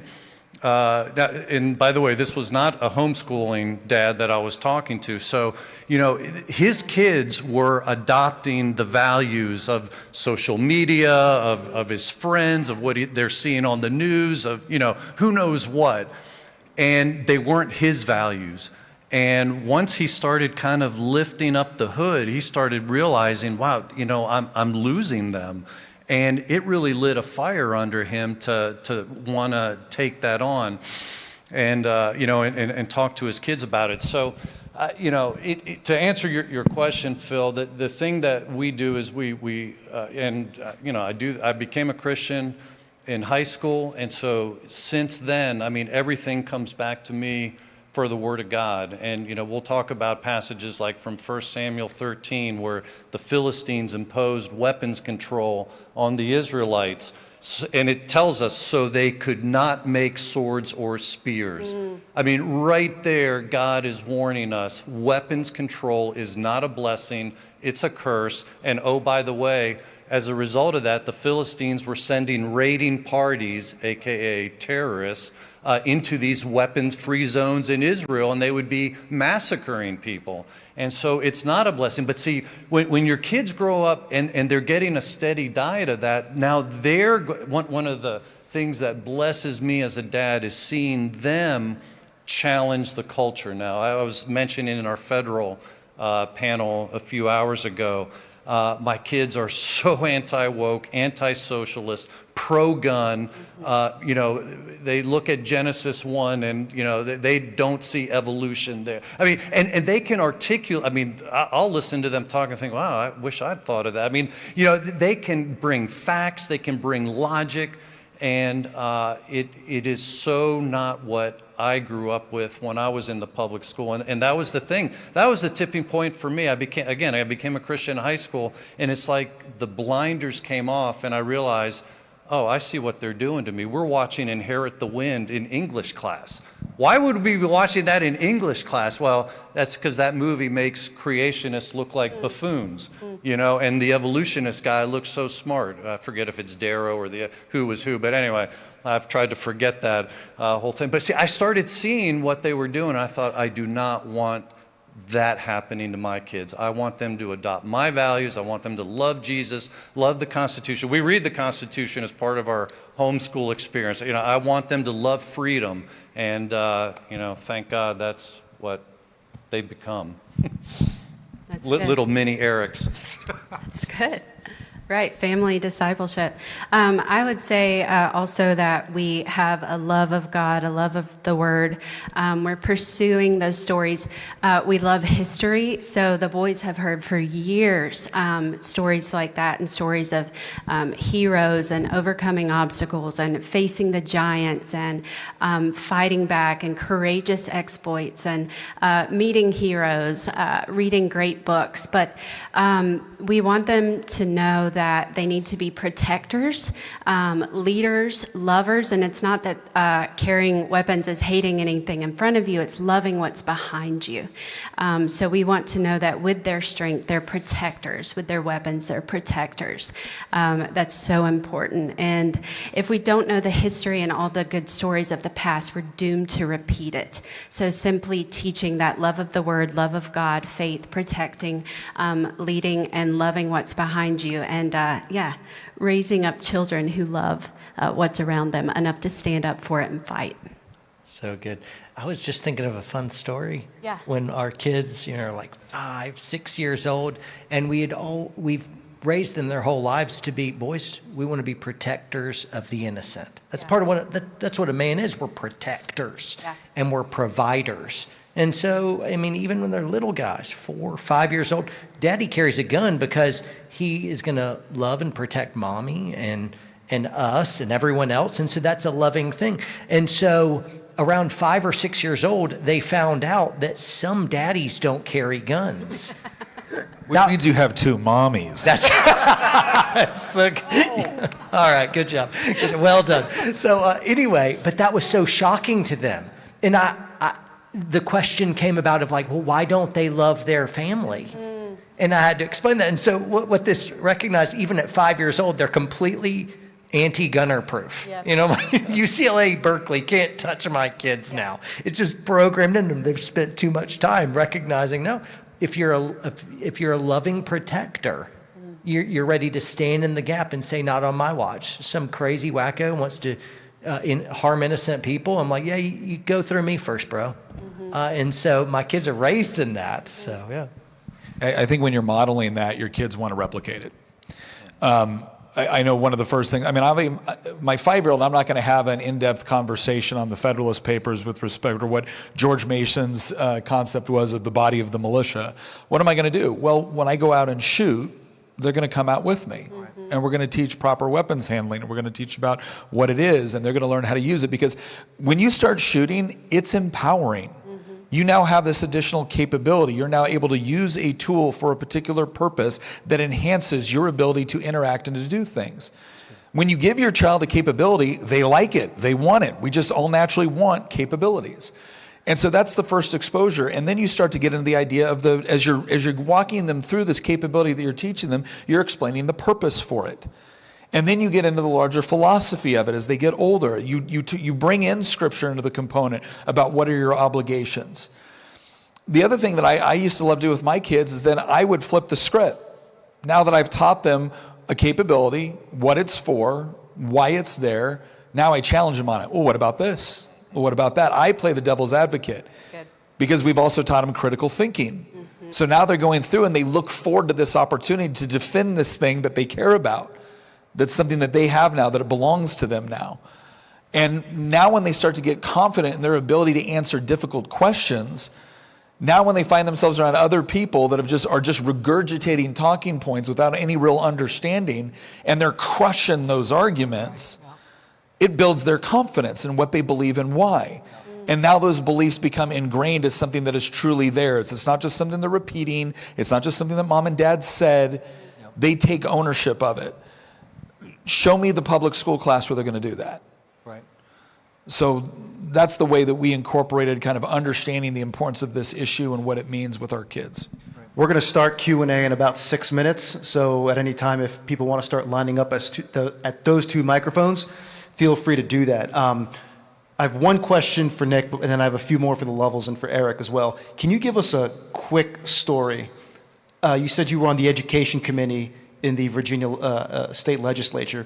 Can you give us a quick story just how nuts these people are? Because I think opening up the curtains about that might really change some minds. No, I will not give you one quick story. I will give you two quick stories. So one quick story is that we had all of this stuff that was showing up in the public school libraries. And ladies and gentlemen, it was openly pornographic. I'm not talking about textually, visually, openly pornographic in the public school system. I had a bill which didn't ban a single book. All it did was it said that the public school system had to provide an electronic copy of the inventory of their library, which they already have. They just had to make it available on the public school website that they already have. The teachers union showed up to oppose it. The Library Association showed up to oppose it. The Public School Library Association showed up to oppose it. They didn't question whether or not those books were there. But the same people that are telling you, nobody's doing this, they're taking it, spent money on lobbyists to actively encourage the legislature to prevent you from having knowledge of what was there. So nobody gets to tell me they are not deliberately using the school system to push an agenda. The second thing I would say is Virginia had the worst learning loss in the country after COVID. Governor Youngkin comes in, he goes, look, I want to assign funding to actually meeting certain goals in order to improve our situation. And I watched a superintendent from one of the largest school districts, one of the wealthiest school districts in Virginia, oppose it. Why? Well, because if you put out public information about the school not meeting those goals, that's going to make the teachers feel bad, and that won't be a good environment for them. You see, because the school was not there for your kids. The school was a jobs program for the teachers' unions and the bureaucracy. So if you wanted to actually hold them accountable, you didn't get to. And if you didn't like that, you're the bad guy. What would you possibly know about educating your children? You're not an expert. You're not a professional. And I was also the subcommittee chairman for higher education. The rot is so bad. And it doesn't mean there aren't some good teachers out there, There's some people that are really trying to do the Lord's work in a difficult environment. But it is nothing I would send my kids into. And I'm saying this as someone that got to see it from a unique position that the vast majority of people will never see. Rebecca, you seem to be just riding this wave of homeschooling. You're all locked in. You know what you're doing. What are some mistakes people make that maybe burn them out that are totally avoidable and they just shouldn't be doing because it's not helping in the teaching process to begin with? That's good. Well, like we mentioned, unnecessary rigor, where it's just rote memorization, or you're trying to check off all the boxes. You've done one too many workbooks, but you're afraid of this learning deficiency, or there's a gap in your education, so we need to add flashcards, maybe an online program, go to a tutor. It's okay. Take a deep breath. It's more of an idea of progressive skills, improving and on the upward arch year over year than if you got every little thing. There's room for life experience in there.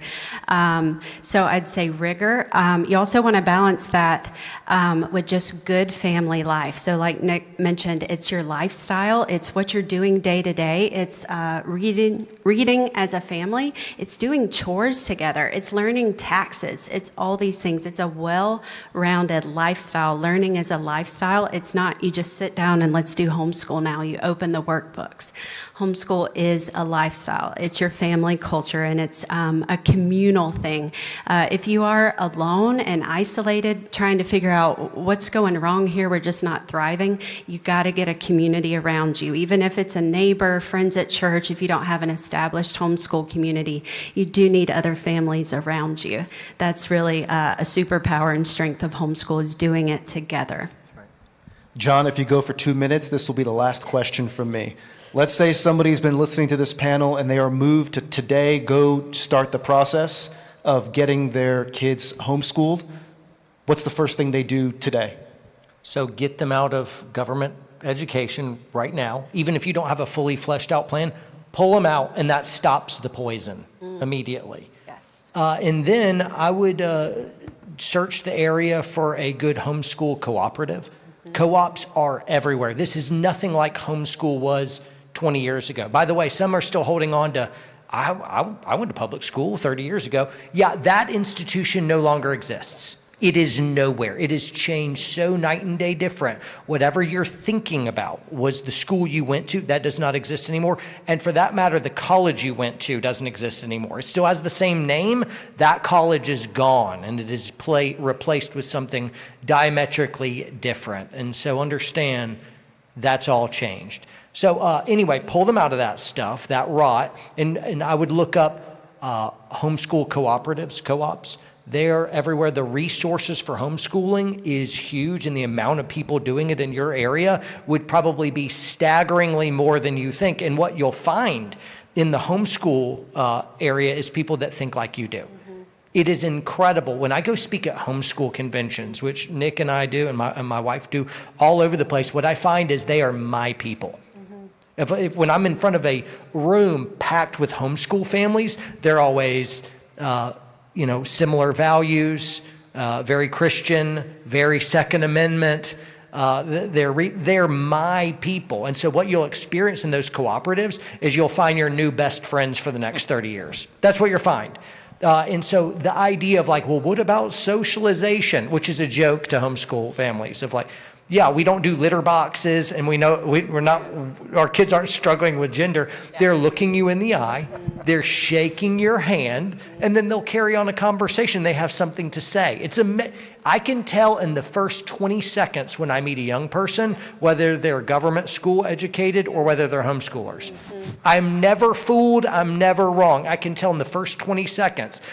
Even without grading them, I can just tell whether the lights are on in their eyes or the lights are out in their eyes. It is that starkly obvious. You can turn the lights back on in your kids' eyes, but you have to take them back. It's a great answer. I promised you guys some Q&A. We'll have about 10 to 15 minutes for that. So let's start with the young lady right there. Thank you very much for calling me young. You guys actually just touched on the subject at hand that I was thinking about, the socialization component. I'm a first-time mom, probably only mom with only kid, but we are looking at how do we approach co-ops as being a useful, like what do you vet a person for? Like when I come in, what qualities are people looking for from me, and what should I be looking for in return? So you're asking about joining a co-op, or you're teaching at one? Well, is there a difference? Should I be prepared to teach something? Oh, well, absolutely. As your kids get older. What makes kids socially awkward? What makes kids socially awkward? Isolation, being allowed to have unlimited amount of screen time. Not being exposed to real world, just life experience, going out, talking to a cashier at the store, having play dates at the park, being on a sports team, going to grandma's house, serving your community. All those things are building the social skills. Years ago, John and I worked in student ministry, and we would receive all kinds of students that would come spend a year after high school before college, and we were their house parents, and we got public school kids, private school kids, and homeschool kids every year. And we started to think, hey, I thought homeschoolers were super weird. Like, what is this trend? We didn't have kids yet. We weren't thinking in this mindset, but it turned out the homeschoolers were critical thinkers. They could defend their faith. They knew apologetics. They knew history. They were go-getters. They had drive and initiative, and they had the best social skills. They were well-spoken. They were all around well-rounded, wholehearted kids that loved everyone around them. And we were like, there's something to that. So nowadays that fear is just gone. So get plugged into a community, look for people that love the Lord, work hard, and care about the hearts of the children, not just checking off boxes, and you'll be set. And you'll notice when you start pushing into those homeschool communities, you're going to find people of similar values. They're the only people looking for it. So you're like, oh, will I fit into this? Yes. Because the only other people looking for those communities are people like you. So you're going to find kindred spirits immediately. Just jump in. It'll be great. Thank you. Gentleman right there, please. Hi, my name is Colin. I'm with the Center for Intellectual Freedom at the University of Iowa. Nick, thanks for visiting our campus not too long ago. My pleasure. Love to have you back. My question for the panel today, as parents of homeschooled kids, what could public universities and centers like ours begin to do to start to rebuild the trust and confidence of parents like yourselves to be willing to send your kids to public university? Thank you. I think it's going to take a lot. I'm going to be honest, because when I'm talking to my child, I have one child right now that's going through vet tech school and things like that, but I would be recommending them to Hillsdale or Liberty or maybe Grove City, because there's a very, very different culture there. So that for a university that has a diametrically opposed culture, I'm going to say try to find an alternative. To the extent that you have some sort of program that is absolutely essential to the career that they want to go into, well, now I'm just trying to adequately prepare them to go into it. So I don't know how public school universities are going to have to do, or excuse me, public universities are going to have to do a monumental amount of heavy lifting at the foundational levels in order to demonstrate to someone like me that they're actually serious about creating an environment where people with my values are actually welcome. Now, I think Iowa has tried to do some of those things very recently, but I also know there's been significant pushback from the faculty and staff. And so that's one of the areas where I think at this point, it's somewhat generational, because so many people within the university system that have established the positions of influence and authority in there don't want people like me. They may still be obligated to allow me to show up, but I've seen how in other universities where they have actively worked to make it more difficult, more expensive, and when I see that, I'm like, okay, until you're willing to change the culture of your institution to actually be more open to other ideas that are not antithetical to my own, why would I send my kids there? That's right.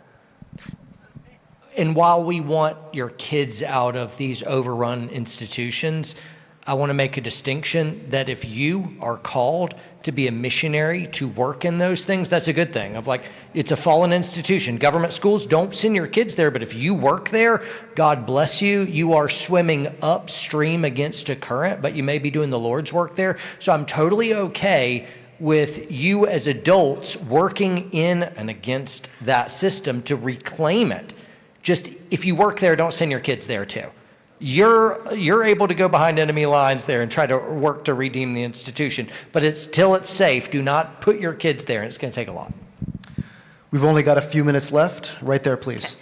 This question I have is for John. You mentioned that reading in the public schools really goes against boys. As a mom of boys and as a paraeducator and teacher aide that I just left the public school system, what example can you give that says teaching reading is was hard on boys? It teaches them to not like it. Because as a paraeducator and as a teacher aide, I want to avoid that, because my heart goes out to the boys in the public schools, because I know they have such a struggle with peers and self-confidence, self-esteem, and nobody is telling them that they have gifts and talents. Yep. It's something that I've done for my kids that I watch over for the past 7 years. It's great. First off, let me say I love your heart for boys. I think you're a true educator. The way I'd answer this is to say, guys and girls, we are inherently different. And one of the ways that we're different is young boys learn differently than young girls. Boys are meant to learn how to take risks. We need to be forged. We need to move. We need to be a bit wild.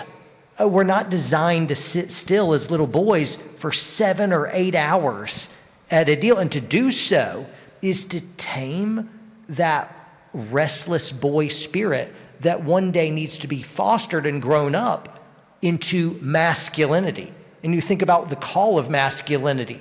It's to be a protector and to be a provider and to be a leader and to be a lover. And all of that requires risk and hard suffering.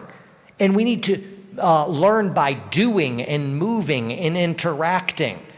For me, in my high school, I went to a public school for a good bit of my formative years, but I will tell you I learned more about being a man in development on the wrestling mat than I did in all my school classes put together. And that's just the way it was. That helped forge me. But sitting boys down in a classroom saying, be quiet, be still, listen, and don't move, it dries up the masculine spirit that's meant to have drive and movement and dynamism and risk-taking. You can't be a good protector and provider if you can't take risk and master your fears. And so the little boy that's climbing too high in that tree is learning something more important about masculinity than a lot of the schooling you may think of. Like the wild boyhood is training them to be successful men. And the classroom is not where they learned that. And so part of it is the entire environment is wrong for it. You got to get them out of the classroom. That's going to have to be our last question. I can't think of a better way to end the conversation than with what... Oh, I could. Anybody else talking except John would be a better way to... This group will be hanging around, hopefully for the next day or so. I think the theme of today's conversation is just do it. Yeah. Just do it. And so with that, if everybody would give a round of applause to our speakers, and we'll get you on your way.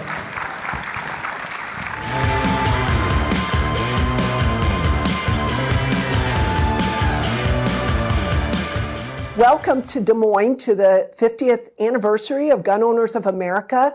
I'm Congresswoman Mary Miller. I represent the Illinois 15, and the constituents in the Illinois 15 love their Second Amendment right, and they appreciate Gun Owners of America's fight to preserve that and hopefully to walk back the ridiculous and unconstitutional FOID card requirement.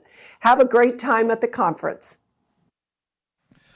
What a great panel that we had with the homeschooling experts here, talking about how to essentially mold our youth and essentially teaching them about the freedoms that are so worth defending.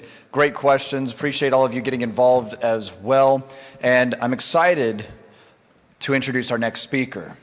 He's a nationally syndicated radio and television host, best-selling author, host of the Salcedo Storm podcast, and one of the country's most recognizable voices for conservative values and constitutional liberty. Please join me in welcoming Chris Salcedo.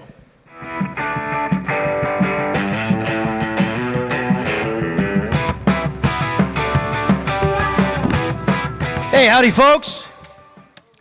My third opportunity to speak to Gun Owners of America. I was here for the first annual convention, and it was so exciting then and an honor to be here then.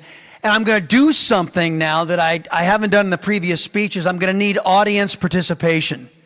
So don't be bashful. And go ahead, just give me I love America. Just somebody shout it.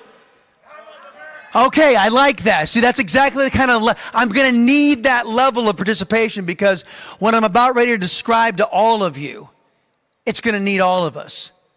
We all need to pay attention. We all need to understand about what's happening in the country right now.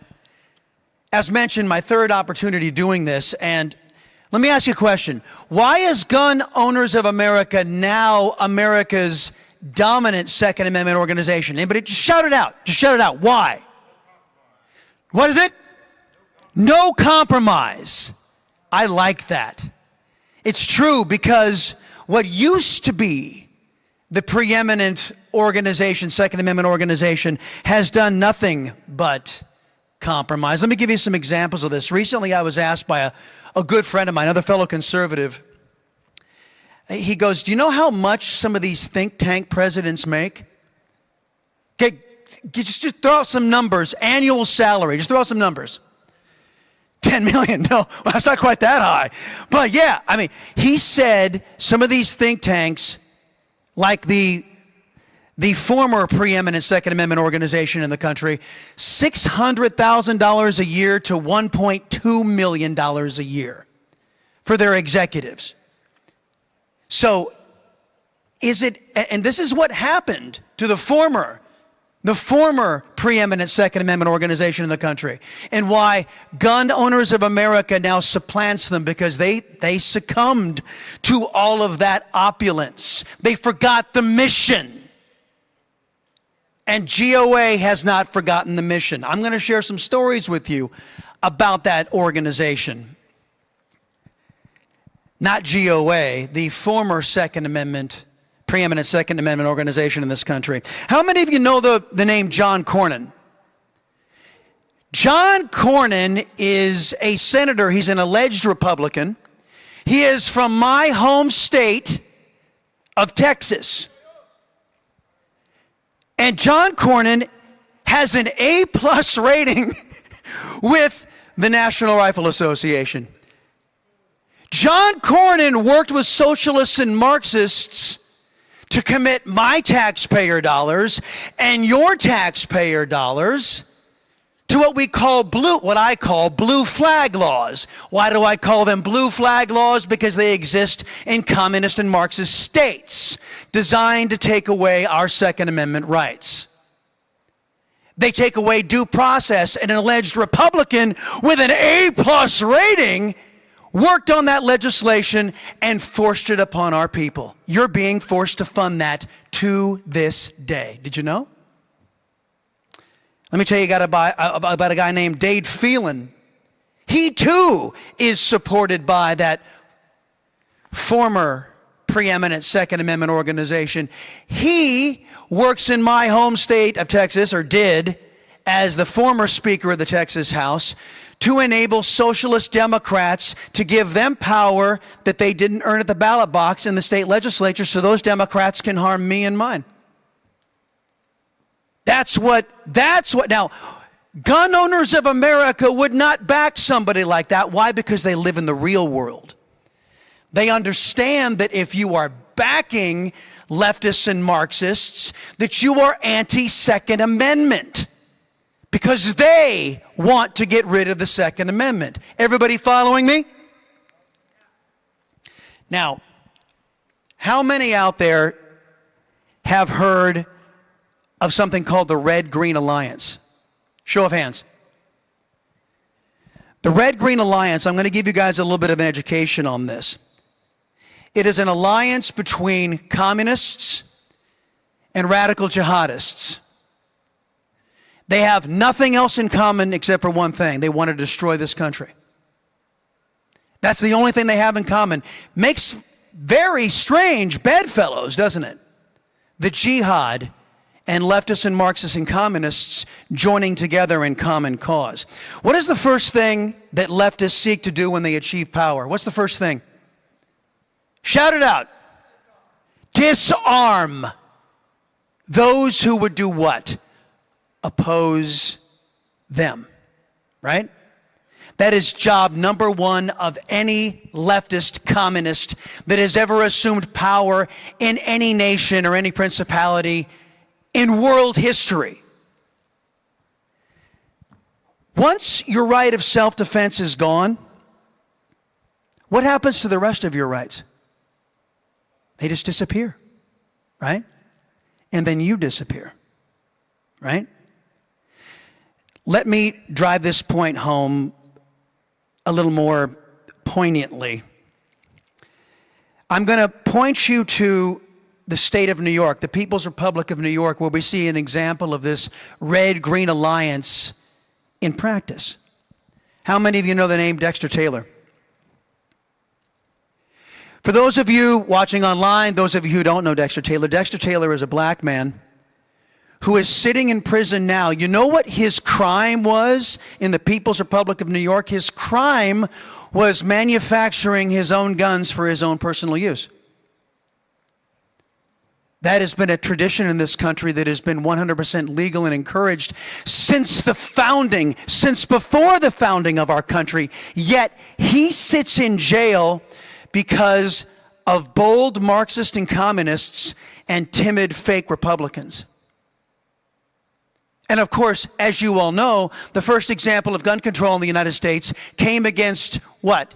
Blacks, courtesy of left-wing idiots who wanted to disarm freed slaves.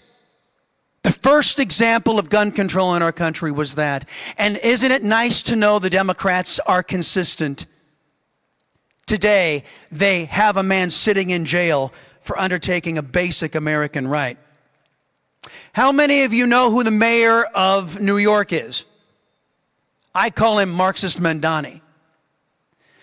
Marxist Mandani is a man who would meet with the number one state sponsor of terrorism, Iran, but he wants to arrest the Prime Minister of Israel, Benjamin Netanyahu. Here's a guy who, when a 7-month-old baby was killed by thugs in his lawless, crime-ridden leftist city, you know what he blamed? The gun. Wasn't the criminal's fault, according to Marxist Mandani. Folks, this is a prime example of the Red-Green Alliance. Peter Schweitzer, in his new book, Invisible Coup, has described something that I think very few of you know and understand. Everybody knows about the illegal immigration crisis that is created by your Congress. Yes, it is not some plague born on the wind. It is an intentional policy by the U.S. government. The illegal immigration crisis is brought upon you by your own government, by Republicans and Democrats who have been legislating against you and this country for the better part of a half century. And it's more than just people wanting a better life. It's more than just the third world wanting benefits and goodies in the entitlement state, although that is all very much a component of this. But there is an agenda. The majority, I would say all, of the communist Democrats and the aforementioned guys like John Cornyn in the Republican Party have colluded and conspired against us. And they are aligning with enemy nations and enemy interests that have a far broader scope of attack on the United States of America. And this is where our Second Amendment may become indispensable. Because what Peter Schweitzer outlines in his book is we have the radical jihad, we have leftists and communists all over the globe in nation states. We have countries that are allegedly allies, countries that are declared enemies that are conspiring and colluding right now in conjunction with your elected leaders to conduct an invasion of this country, to populate this country with Marxists, with communists, and with jihadists, all with one common purpose: to undermine your rights and to take away the American tradition, the U.S. Constitution. That's the Red-Green Alliance. Peter Schweitzer's book, Invisible Coup. If you've not picked it up, you should. And be aware of what elements in your government are doing right now against your will to you and your children's future. There are some things I want you to take away from this discussion today. And these may sound elementary, these may sound like, well, this is just common sense. But I can tell you, common sense isn't so damn common these days. Especially because what the previous panel was discussing, GovEd, the stupidest thing this nation ever did was allow the government to educate our children. There's no constitutional predicate for it, and it must be reversed. And this: you can be a good Marxist Democrat, or you can be a good Christian. You cannot be both. They are two diametrically opposed systems, ways of thinking. You can be a good communist, or you can be a devoted American. You cannot be both. Communism and socialism, I'm sorry, Alexandria Ocasio-Cortez, is not our way. And it is time everybody in this room and everybody watching knew and understood that and proudly stood up and said, that is not our way. You cannot be a good American and be a leftist. It's impossible. And you can support Democrats, or you can support the Second Amendment. You can't support both. Gun Owners of America isn't so naively stupid as the former preeminent Second Amendment organization in this country as to back people who are leftists and Marxists, or individuals who call themselves Republicans who support those leftists and Marxists and their policies and programs designed to take away your rights. Many of you might be saying, is it that dire? Yes. Yes, it is. As we watch the America First president and the America First coalition fighting like hell against both political parties who want to get back to corruption as usual on Capitol Hill. And only we, the people, can stop them. You know why? It's how I started the speech. We together can beat them because we, as my friend Glenn Beck said, we outnumber them. And it's about damn time we started remembering that. So I did a good job of selling Peter Schweitzer's new book. If you would just permit me, I could put in a plug for my own.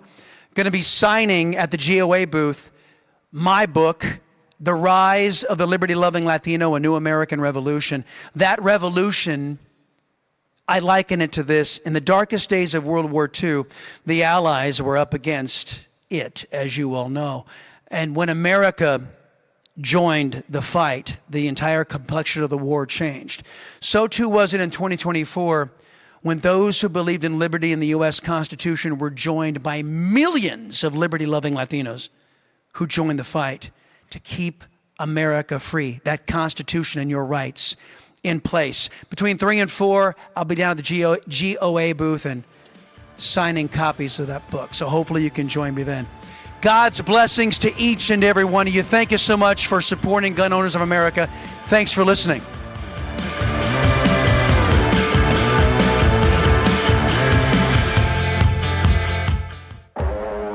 Empowered 2A is a coalition of women united by a shared commitment to the rights and responsibilities of the Second Amendment. Our community is built by women from every walk of life: mothers, veterans, law enforcement, competitive shooters, first-time firearm owners, domestic violence survivors, and women who share a commitment to freedom. Through education, advocacy, and leadership, we equip women to confidently stand for the Second Amendment today. We believe responsibly armed women are essential to preserving our liberties for generations to come. Our vision is an America where women lead with courage in defense of the Second Amendment, confident in their rights, committed to their responsibilities, and united to protect one another in the enduring pursuit of liberty and justice. Join women across the nation. Find your voice, build your community, be empowered 2A. Awesome speech by Chris.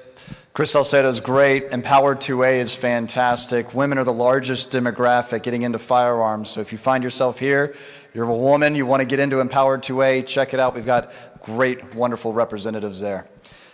Our next speaker is a true American hero. His courage in the face of evil saved countless lives. And since that day, he's become a passionate advocate for the Second Amendment and the importance of responsible armed citizens.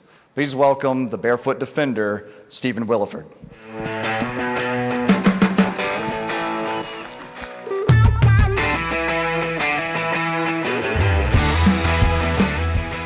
Thank you guys so much for coming today. I'm going to say it gives me great pride to be able to work for Gun Owners of America. We absolutely have a fight now, and we're on the winning end. We are making so many things with the bump stocks in the past and the pistol braces and everything that we're fighting, in the business of. And the suppressors, getting suppressors, short-barreled rifles and shotguns, getting the tax taken away, and our one big beautiful lawsuit. How would you, as hunters, like to go hunting and get out there with a short-barreled rifle internally suppressed? Would that be cool? That's about to happen. We are out there with our one big beautiful bill, and we're fighting that. How would you like to carry a concealed pistol with an internally suppressed suppressor? That would happen. The industry will follow what we're doing if we get those laws turned over. We have so many wins happening with the Supreme Court hearing the modern sporting rifle ban, or they call it the assault weapons ban. Granting cert. Watch what happens in June. And if you're a member of GOA, and obviously you guys are, you're part of that fight. I have people come out every day and tell me, man, we love what you're doing. I said, are you a member? They say, we are. It's then you love what we are doing. Because we, as a GOA employee, cannot do it without the membership behind us. They say 40% of hunters don't vote.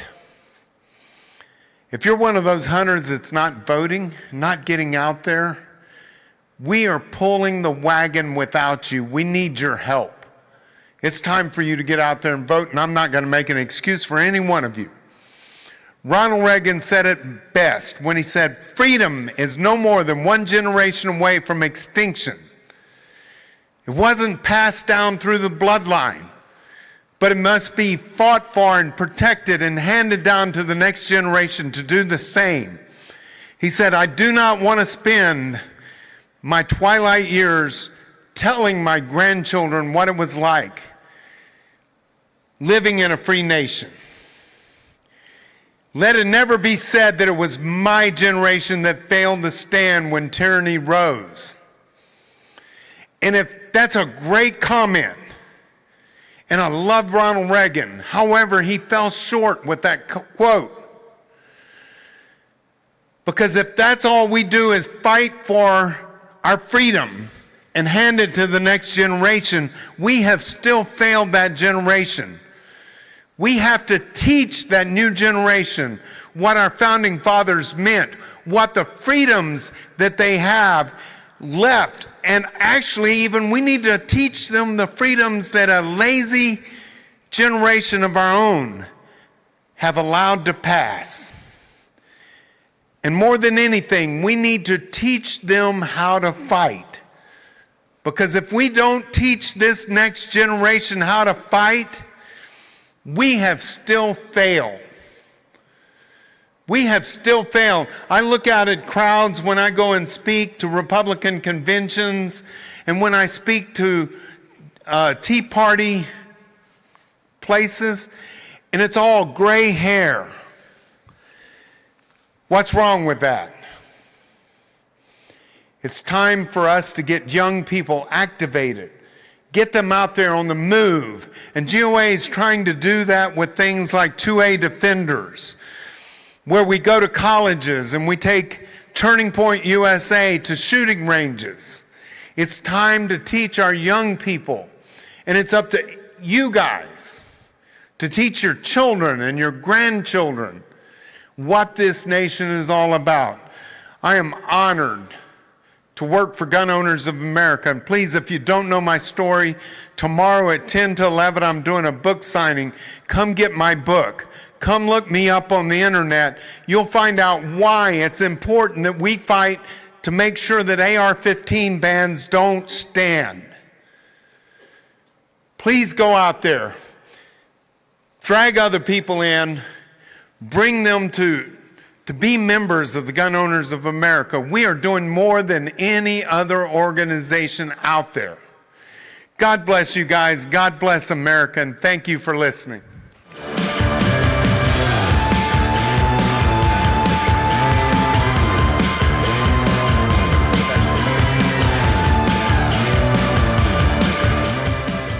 Thank you, Stephen. He does have an incredible story, so check him out. Our next speaker is one of the nation's top competitive shooters and a passionate ambassador for the shooting sports. Through her dedication to training, competition, and mentorship, she's inspiring the next generation of responsible firearm owners and proving that proficiency comes through practice. Please join me in welcoming Lena Mikulek-Boone.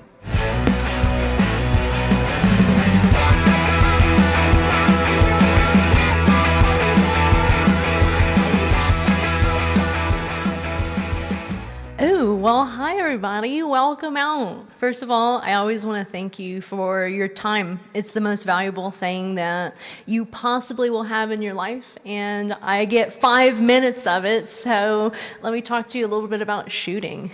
I think the biggest influx into the world of firearms ownership is in the world of concealed carry. And so often, especially with our internet commandos, they always get to say, well, if that was a two-way range, would it really be like that? But I want to talk to you about the value that competitive shooting has in all aspects of firearms ownership, because for me, my mission in this whole industry and field is to build people's confidence and their competency. Because we were all around when we had the largest influx of firearms ownerships ever in the industry, and the whole industry was like, yeah, we're finally getting the people that were on the fence. But what I saw were a lot of people that were against a rock and a hard place, and they were choosing firearms out of a place of fear. And how many people do we know that purchased firearms and they put it in their closet, they put it in a drawer under their bed, and they went, oh my gosh, I hope I never, ever have to touch that. Gosh, that's sad. Firearms are such a beautiful thing when used well, and when trained, they can build up confidence in yourself and in how you operate in the world like nothing else that I've ever seen. And competitive shooting, oh my goodness, man, if you want something to teach you how to operate under stress, how to become familiar with your firearms, how to be confident when all the things that you don't want to happen will happen because they're guaranteed to go wrong on some course of fire, competition is the place for that. And if you're worried about safety, as you should be, because firearms are a powerful tool, but there's no place that has better safety regulations, more well-trained range officers and people there to support you than in competition. There's nothing. And there's a reason that even the special forces and the elite of the elite come into the world of competition, because there's this crazy thing called a shot timer that's literally just a beep. And then your clock begins. But it applies a stressor to you so intensely that the real guys that are jumping out of airplanes, going into the darkest corners of the world, come to competitive shooting to experience that stress. And it's literally a timer, and you're choosing to be there. So it doesn't matter if it's for self-defense, or if it's for fun, or if you're looking for something to push you outside your comfort zone, because outside of that is where personal growth lives. Competitive shooting can be that avenue for you.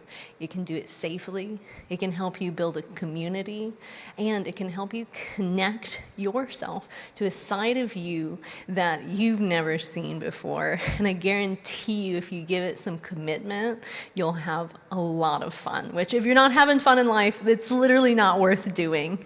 So if you own firearms, please look into your local leagues. How do you do it? Well, the easiest thing to do is just show up. I don't want you to buy gear. I don't want you to train for 8 months to a year before you hop out there. I want you to show up, meet who's already out there, and bring your bucket full of questions and be willing to ask them. Because one of the coolest things about the competition shooting world is how excited they are that you're there and willing to give it a try. So if you go to this website called practicescore.com, PracticeScore, it will show you by region, by type of firearm, by range, what's going on in your area, and then simply see what date and time it starts and show up. If you do have gear that happens to fit into something, bring it. Because if you try and buy something before you go and really test it out, guess what? Within a couple months, you're going to have to do it again, guaranteed. So don't worry about it. If you bring your questions and you bring your good attitude, it'll get you further than anything else. What else can I say about competitive shooting? It's where me and my family got to truly grow together. Traveling internationally for a competition is also absolutely phenomenal, to be able to see people from 80 plus different countries come together and share the same passion. At the last World Championship I was at, our youngest competitor was 12 and our oldest competitor was 82. So if you're out there thinking, it's not for me, Lena, that's for somebody else, it is. It really is for you. From the local all the way up to the world stage, if you're willing to take that bet on yourself, there's going to be a community and an opportunity waiting for you. If you have any more questions about competitive shooting, how to get in it, where to look, please come and find me. If you can, I am in camo pants, so I'm a little hard to find. But if you do spot me, please stop and ask me. I'd love to share my passion for this sport and this industry with you. Thank y'all very much. I appreciate it.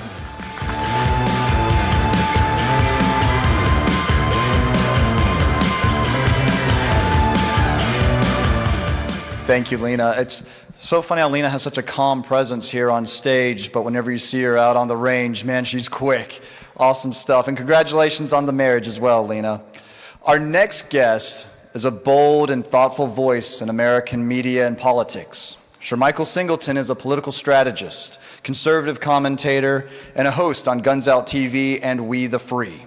He has been a contributor on news networks such as CNN and MSNBC, bringing a much-needed voice of reason to otherwise very unreasonable places. He served as a senior advisor in the first Trump administration. Sir Michael brings sharp insight, strong convictions, and a fresh perspective to the fight for liberty. Please welcome my friend, Sir Michael Singleton.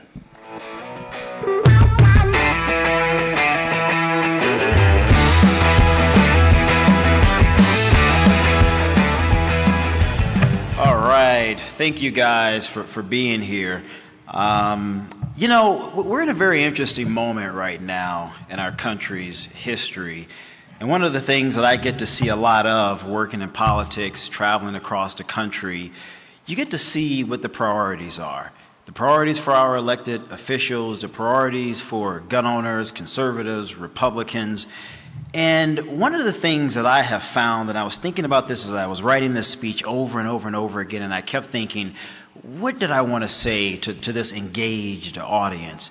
And coming out of Virginia, one of the things that I found was that sometimes we're reactionary. What do I mean? A problem happens, then we react. And one thing I found in politics is that sometimes being reactionary is a little too late. So I want to start with a question.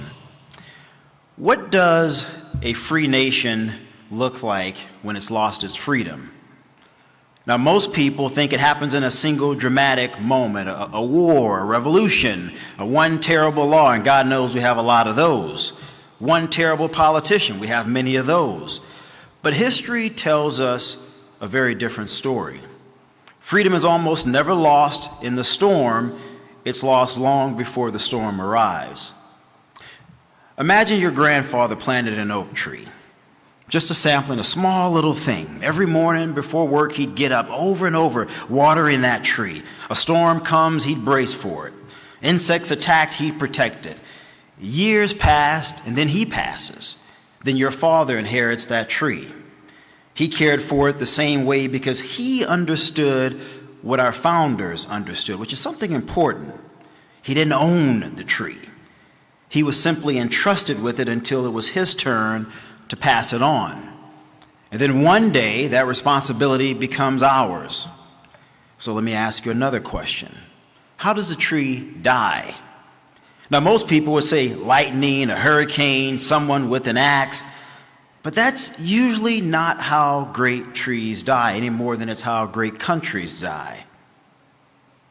They die because someone stops watering them. At first, nothing changes. The leaves are still green. The branches are still stretched towards the sky. People walk by and say, wow, that's a beautiful tree. But the roots die long before the branches fall. And then one day, a storm comes. The tree crashes to the ground, and everyone blames the storm. But it's not the storm that killed the tree. Neglect did. And so, ladies and gentlemen, the point that I'm trying to make to you all here is that freedom works the exact same way. We spend far too much time preparing for the storm and not nearly enough time strengthening the roots.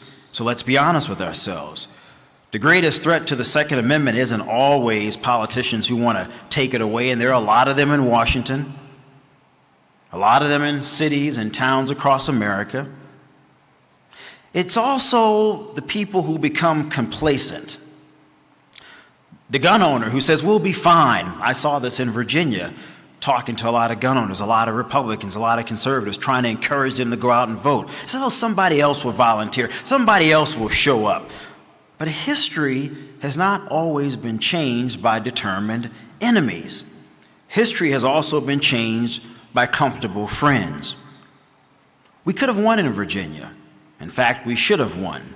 There are enough Republicans, enough conservatives, enough gun owners, enough constitutional, God-fearing people. But too many assumed someone else would carry the weight. Somebody else will knock on the door. Somebody else will make the phone call. Somebody else will vote. We stopped watering the roots. And now we're living with the consequences because complacency often sends a bill. The only question is who ends up paying it. So imagine you wake up one ordinary morning. A young mother wakes up to the sound of glass breaking downstairs.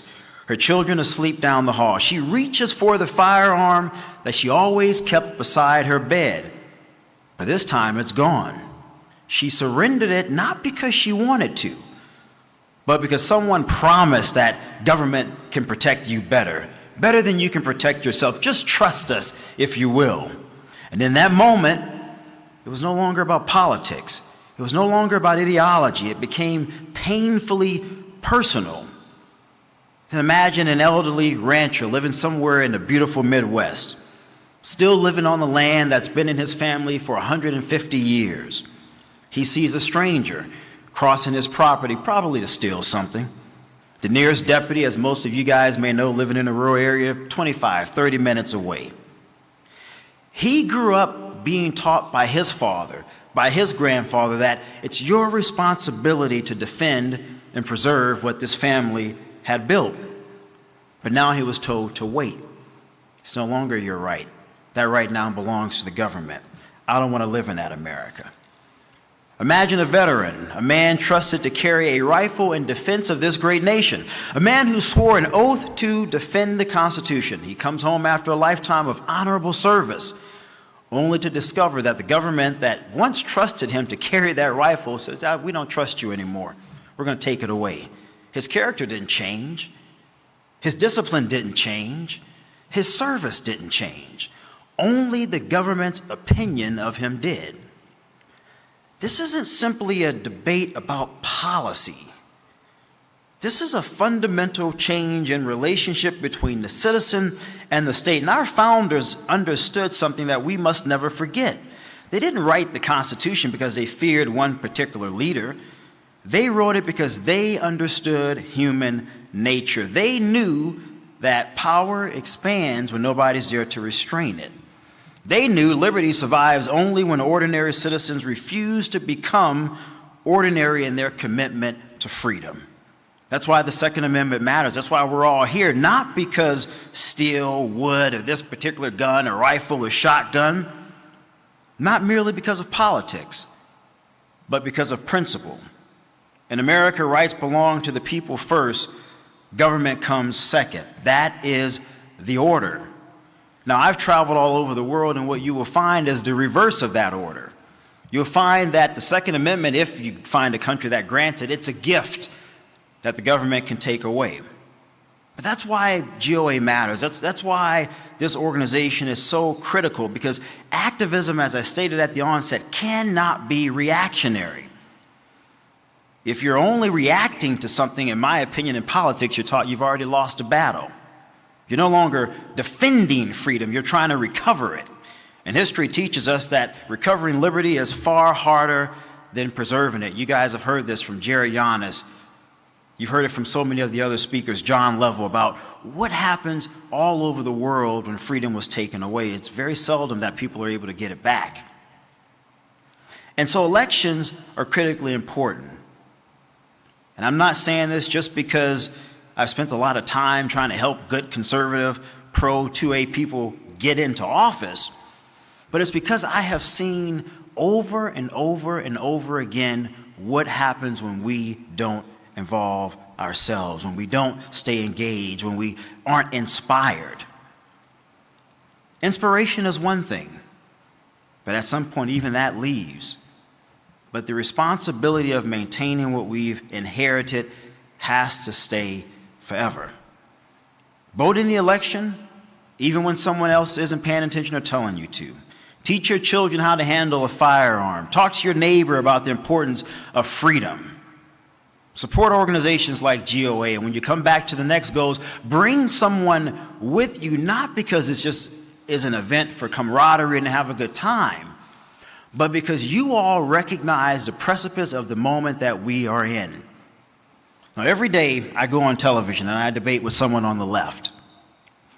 These people are committed. Some of the things they say seem crazy, trust me. You getting rid of the Senate, defunding the police, no one should have a gun. They believe this stuff. And the expectation is that there's not enough of us to fight against them. I saw it in Virginia. And now GOA is going to court trying to fight to preserve this right. But ladies and gentlemen, we have an election coming up in about 90 days. Now, if you look at all the data, we may lose the House. We're trying to fight the good fight. Hopefully we keep the Senate. But at some point, the pendulum swings back to the other side. And when your children, when your grandchildren ask, what did you do when liberty was calling out for those of us to fight? We have to say we showed up, we stood up, we stayed engaged, because when the storm came, we didn't wither. Thank you and God bless.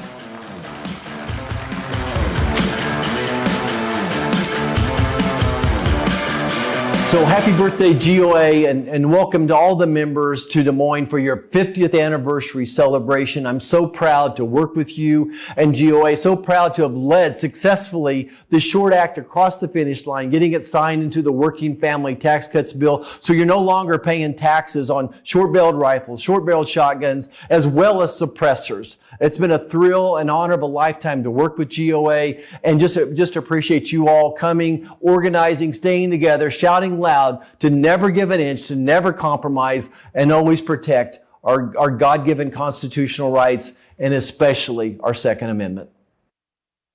Amen. Very good. Always love to hear from my friend Shermichael. Again, he's out there trying to debate the left on MSNBC, on CNN, like I said, bringing a voice of reason to those unreasonable places. Our next speaker is a civil litigation attorney based in Richmond, Virginia, who has been a competitive shooter and a recreational shooter for 30 years. He's a graduate of William & Mary Law School. David served as a law clerk at the Supreme Court of Virginia before entering private practice in 2004, and has been at the forefront of nearly every case in Virginia brought by GOA since the January 2020 lobby day in Richmond.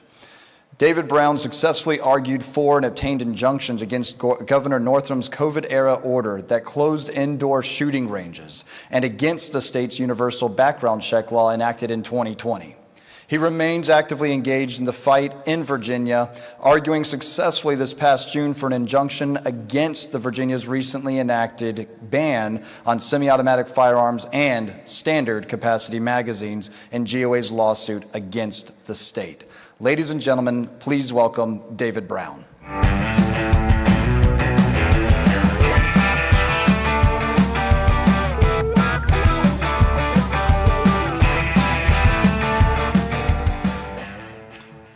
All right. Good afternoon, goals. I'm so happy to be here. I'm so gratified that GOA has invited me to speak. They gave me very little guidance on what to talk about. They said, come talk about Virginia. So I could be here for a while. But I want to start by going back in time a little bit. As everybody knows, we're celebrating this year the 50th anniversary of GOA. And we're celebrating the 250th anniversary of our nation's Declaration of Independence, written by Thomas Jefferson. But what many people don't know, and that I learned only recently, is that this is also the 250th anniversary of the Virginia Declaration of Rights. So back in May of 1776, all of the Virginia founding fathers that you've heard about, George Mason, Jefferson, Patrick Henry, James Madison, they all got together in Williamsburg, and they wrote the Virginia Declaration of Rights, and that was finalized on June 12th of 1776. And they declared that all men have certain inherent rights which they cannot deprive or divest their posterity. And that declaration on June 12th of 1776 became a model. The language from it actually went directly into the Declaration of Independence a few weeks later. And it became a model for the Federal Bill of Rights. It became a model for other state constitutions. And included in that Declaration of Rights was Article 1, Section 13, the right to keep and bear arms, which is still in the Virginia Constitution, unbroken from 250 years ago. And today, that section of our state constitution is the foundation of GOA's litigation in Virginia, in the state courts there, not the federal courts, to roll back the infringements that these deluded, power-hungry politicians in Richmond have tried to impose on us.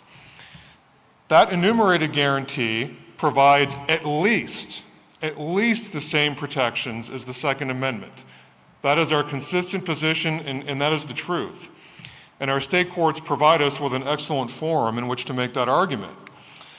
Now, the state attorney general that we have now in Virginia, his name is Jay Jones. And if Nick Freitas is here or listening, he could tell the story way better than I could. But Jay Jones is a man who joked about shooting his political opponents when he was in the state legislature. He got caught driving 116 miles an hour on the highways in Virginia. And for those that don't know, Virginia will throw you in prison for that. But he still tries to argue today, in fact, just argued back in June, that the right to keep and bear arms is a collective militia right. Now, never mind what the Supreme Court said in Heller in 2008 that completely threw that argument out. And there are people who are immeasurably better qualified than I am to talk about the history of the militia and everything else and the unorganized militia. Never mind all of that. Just think about that argument for a minute.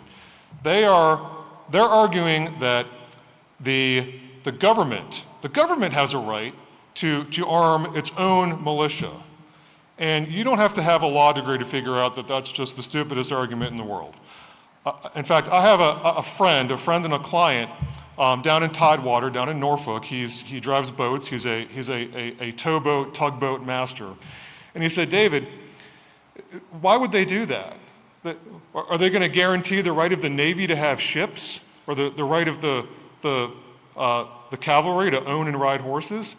So that can't possibly be what the Second Amendment or what our state analog means. It's impossible. The Virginia Attorney General argued in our case regarding so-called assault weapons that, we should uphold this law because it actually bans grenade launchers. And even the judge interrupted them and just laughed. So that's what we're dealing with here. And as many speakers have said, it continues to be a slog and a challenge rolling all this back. But I will tell you that we are winning. And we will continue to win. Along with GOA's state-level partner, Virginia Citizens Defense League, who is here, by the way, and they are a great organization, we just secured a statewide injunction against this egregious ban on semi-automatic firearms and magazines in Virginia. These are the most commonly owned firearms in America. And as far as we can tell, this is the first ever statewide injunction against any ban on semi-automatic firearms ever in the nation. And that is thanks to GOA backing these cases. It is incredibly important what they do in this arena. And because of that backing, we were able to bring all these cases and fight all these things in Virginia and everywhere else. It took New Jersey about 2.5 weeks to catch up in their federal case. So they had the ban for about 30 years. We got our ban struck down, or enjoined at least, before it even took effect, thanks to GOA's help. And actually, our injunction hearing was originally scheduled for June 12th, the 250th anniversary, and it got changed. But that would have been a fun argument to make. In another GOA case that they brought along with VCDL, we secured a permanent injunction against the universal background check law. Now, the state legislature just went back and they tried to fix that. They fixed it in a really, really stupid, lazy way, which means we're going to get it shot down again within the next few months. But that is the work that we continue to do in Virginia, and we continue to fight against every other infringement there, thanks to GOA's help. We have cases pending against restrictions on firearms in highway rest areas, parks and recreation centers, 1 gun a month. All of that is ongoing right now, and we are going to roll all of that back. And all of these efforts would not be possible without GOA and its support. And I can tell you that these efforts not only have an impact on Virginia gun owners and the law, it is a huge morale booster for everybody in the state. Everybody reads about these victories, and the entire community comes together. So thank you so much for being here. Thank you to GOA, and Sic Semper Tyrannis.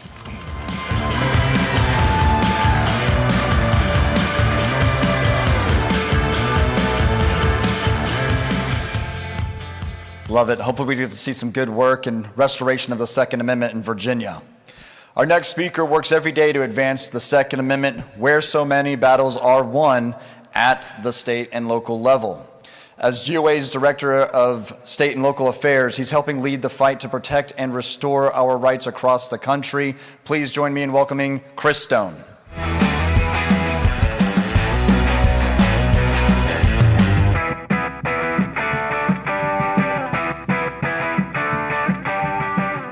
Good afternoon.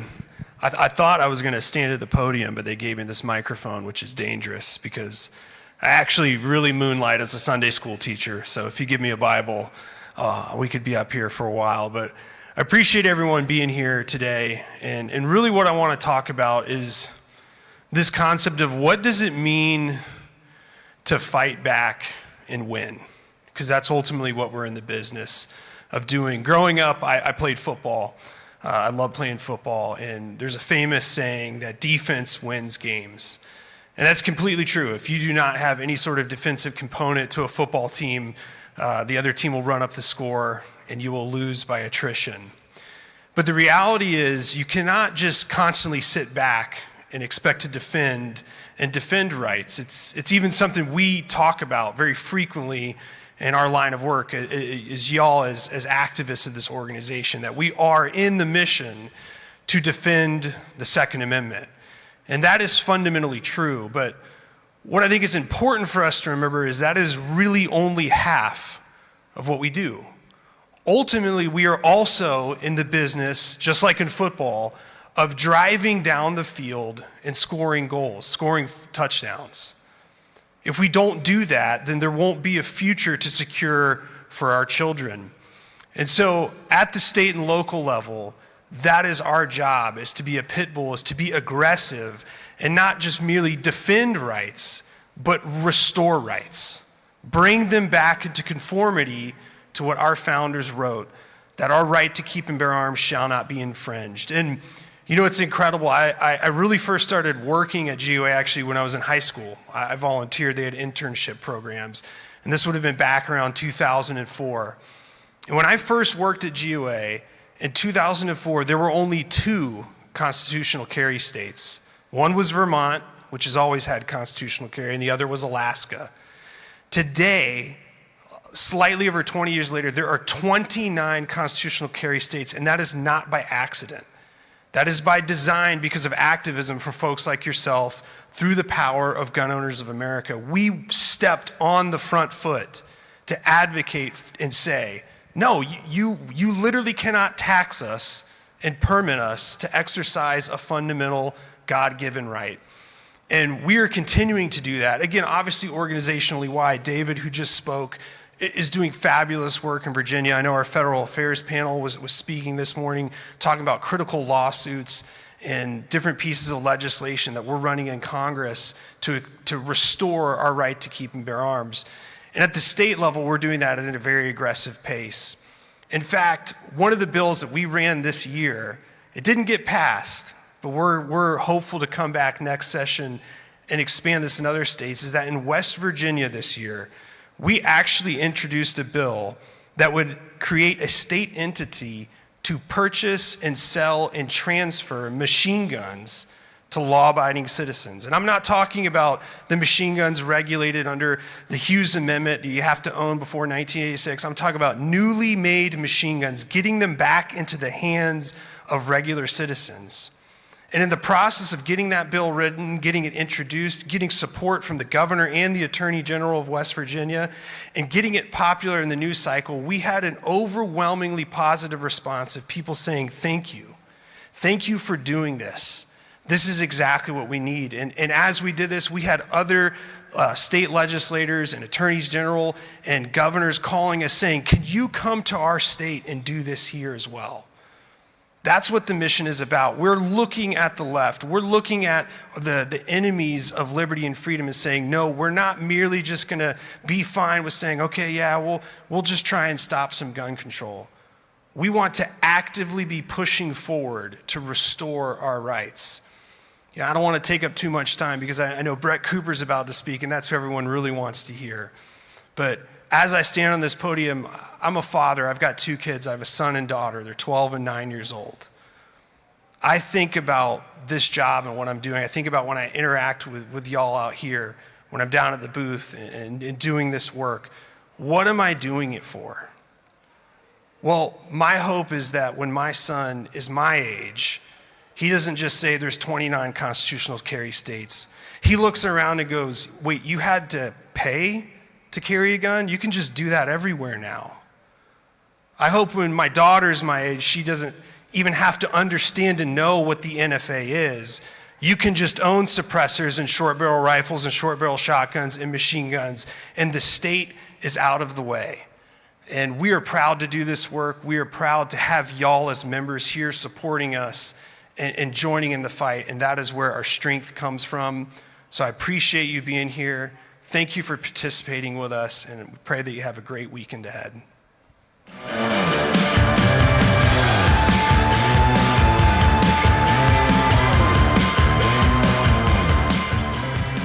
I'm excited to introduce our next speaker, who's become one of the most recognizable and influential voices for her generation. Through her sharp commentary, fearless perspective, and unmistakable ability to connect with millions of Americans, she's helping shape the future of the conservative movement. Ladies and gentlemen, please welcome Brett Cooper.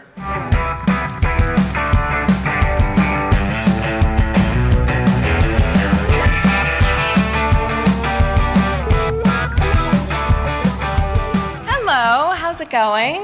I'm so happy to be here. Yay! Thank you guys so much for having me. Thank you to GOA for having me. I'm excited to be here. I'm going to try not to give you guys any kind of history lesson tonight because this is like the last room that needs that. But I am going to talk about the people who do need one, and most importantly, the people who need to be reminded how to fight for this issue. People like me, transparently. This is not the room, this is not the conference or the organization that needs any kind of convincing. This room is filled with people who are already invested in the fight for our Second Amendment to protect this important thing. And in my mind, the actual fight for our freedoms is happening somewhere else entirely. It's happening in the head of the guy who owns a hunting rifle and has not thought about a single piece of gun legislation since he bought it. It is happening in the head of the mom who figures that gun rights are settled because she has a pistol and nobody's tried to take it yet. It's happening in the mind of, a 22-year-old peer of mine who's tuned out, focused on sports or college, and does not believe that he's actually lived through a serious push to ban anything.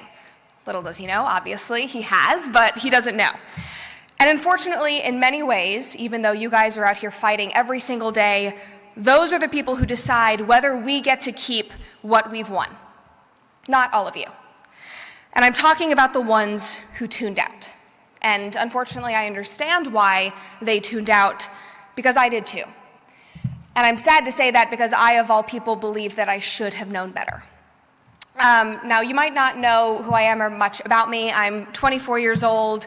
I'm a YouTuber, and I was a teenager during the first Trump administration, and I was not paying attention to any of this. In fact, other than philosophical debates around the dinner table with my family, I was not politically engaged in the slightest. I was a child actor. I grew up in Hollywood, so I was around politics all the time. I knew that those people were crazy. I knew that I did not agree with them, but I just kind of kept my head down, focused on my family, and focused on my work. And to me, in talking about the Second Amendment, my gun rights were just a given. They didn't mean much more to me other than skeet shooting with my family on Christmas Day, range days with my older brother who does marksmanship competitions. Like, it was just a part of life. It was not something politically I was fighting for. But what truly lit a fire in me was not statistics, it was not a political argument, it was where I was living. So like I said, I was a child actor. I was a young woman living in Los Angeles when the wheels came off. So Gavin Newsom was signing literally every single piece of legislation that the anti-gun lobby could put in front of him. Then COVID hit, obviously, in 2020, and the BLM riots took over Los Angeles, and everywhere I looked around me, my freedom and my safety was being upended. The city started gutting police units almost in their entirety, and shocking, crazy, but crime skyrocketed. I am talking about literally blocks from my very family-friendly, safe suburban neighborhood in the Los Angeles Valley. We had shootings and stabbings and gun violence and gang threats all around us. And so there I was, living in a city getting increasingly dangerous by the week under a government that was doing everything in its power to make sure that somebody like me, a young woman, could not carry a firearm to defend herself. This was not a hypothetical, theoretical to me. This was my walk to my car at night. This was my 5 a.m. commute to the west side of Los Angeles for school in the morning, where I would transfer from a bus to a train 2 blocks away from Skid Row in the dark. And they didn't care. That is what woke me up. It was at that point, it was 2021 at that point. I was a new UCLA grad. And before all of this, I thought that my future was very certain. I was going to stay in Los Angeles. I was going to build my career. After Hollywood, the industry that I spent my entire childhood in kind of exploded and fizzled out after COVID-19. I did what most liberal arts majors did, and as a confused grad, I applied for law school. And I thought that I would stay in LA and do entertainment law. However, my mom, who is now an empty nester, she decided to get the hell out of communist Dodge, and she bought a home in Idaho. And suddenly, the lack of freedom, the realization that I was going to be alone in this city with such a lack of freedom, it just completely shook me to my core. And one day after I watched my friend get arrested for having the gall to open up his restaurant's patio in the second wave of COVID lockdowns in Los Angeles, I said that I had seen and experienced enough. I said I could not live here, so I decided at the last minute, literally within like 30 minutes, I said, I'm going to follow you to Boise, Mom, and I got into law school at the University of Idaho. But what changed was that this time, instead of doing my application, my personal statement on my career in Hollywood and entertainment and how I was going to be some kind of entertainment lawyer, I wrote it about the Second Amendment and how I wanted to fight for it. I wanted to be one of the people standing in front of a judge making the case that this right means what it says it is. No buts, no ifs, that the right to carry arms will not be infringed. Now, obviously, law was not the path that I ended up taking. If you know anything about me, I am not a lawyer by any means. And thanks to the advice of some very astute constitutional lawyers from the Mountain States Legal Foundation, maybe they're watching, I don't know, but they changed my life. But thanks to them, I gave up that seat the week that orientation at law school began, and I focused on a very different way to fight, which was online, something I realized I was far better suited for. But I say all of this to acknowledge and to say to you that I don't want you to make a mistake about how far in I was, because throughout the entirety of the Biden years, I was all in. Aghast, I watched them figure out that, coming at the Second Amendment through the front door was hard, so instead they went for the ammunition manufacturers and the supply chain and the whole industry, because a right that you technically still have but that you can't feed is simply just a right on paper. I spoke out in my work, in my writing, about the ATF's attempt to ban pistol braces, a rule that would have turned 40 million gun owners into felons overnight without a single vote in Congress. I wrote about ghost guns, protecting them, and how gun privacy is a deeply American tradition going back to the Revolutionary War. So TLDR, I'm saying all of this to say, I was not a person that needed convincing. I was not just your average Joe gun owner. I even had people in traditional conservative media tell me that I would go a little too far with the gun stuff. They said, maybe this isn't great for your brand. Maybe I was a bit too fringe, but I didn't care. I loved it. I loved shooting. I loved fighting for this right. I cared about it because it was deeply personal to me as a young woman, and it was also deeply American. But what changed for me was that we won in 2024. I, looked at the work I had done on YouTube, essentially rallying the troops. I, wiped my hands. I felt like I had done my job. And embarrassingly, that is where I feel like things changed for me.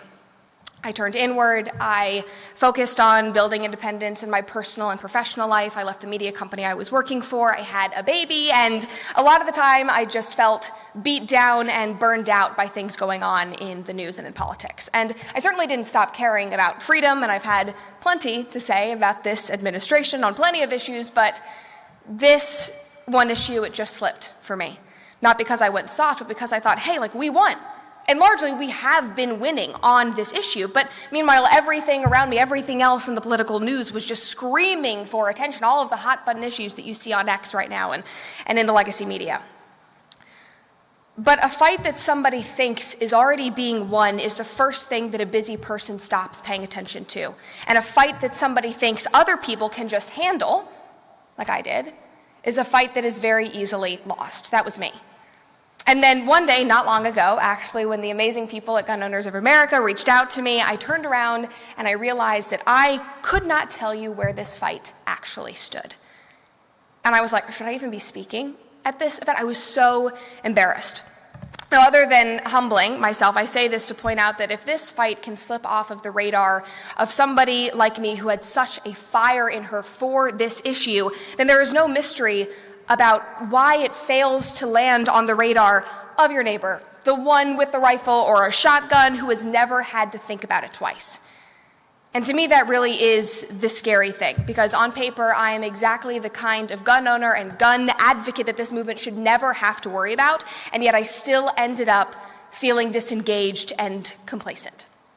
Now, unlike the average gun owner, you guys probably know exactly what has happened over the last 18 months. The $200 tax stamp cost on suppressors and short barrels is gone, even if the registry that it was propping up is still standing, which we'll get to.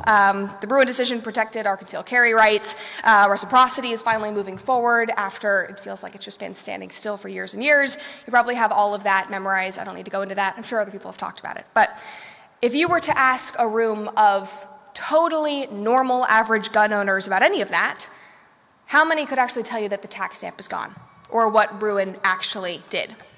Most of them would have no idea that it ever happened. You know, they have a gun, they like having the right to it, and simultaneously, they could probably not name a single thing that this movement has accomplished over the last 2 to 3 years. That is the actual danger. Seriously, like I would argue that it is just as dangerous as the loud, angry communist, gun grabbers, because this is a community of people that is easily susceptible. Because a win that nobody knows about is a win that nobody will notice losing. And politicians, even those on our own side, whatever that means these days, they do not lose sleep over quietly rolling back policies that 90% of the country can't even name. They stuff them in bills that they barely even read. They think that we're not paying attention. They are basing all of it on the assumption that most Americans just don't care. And the truth is, most Americans don't.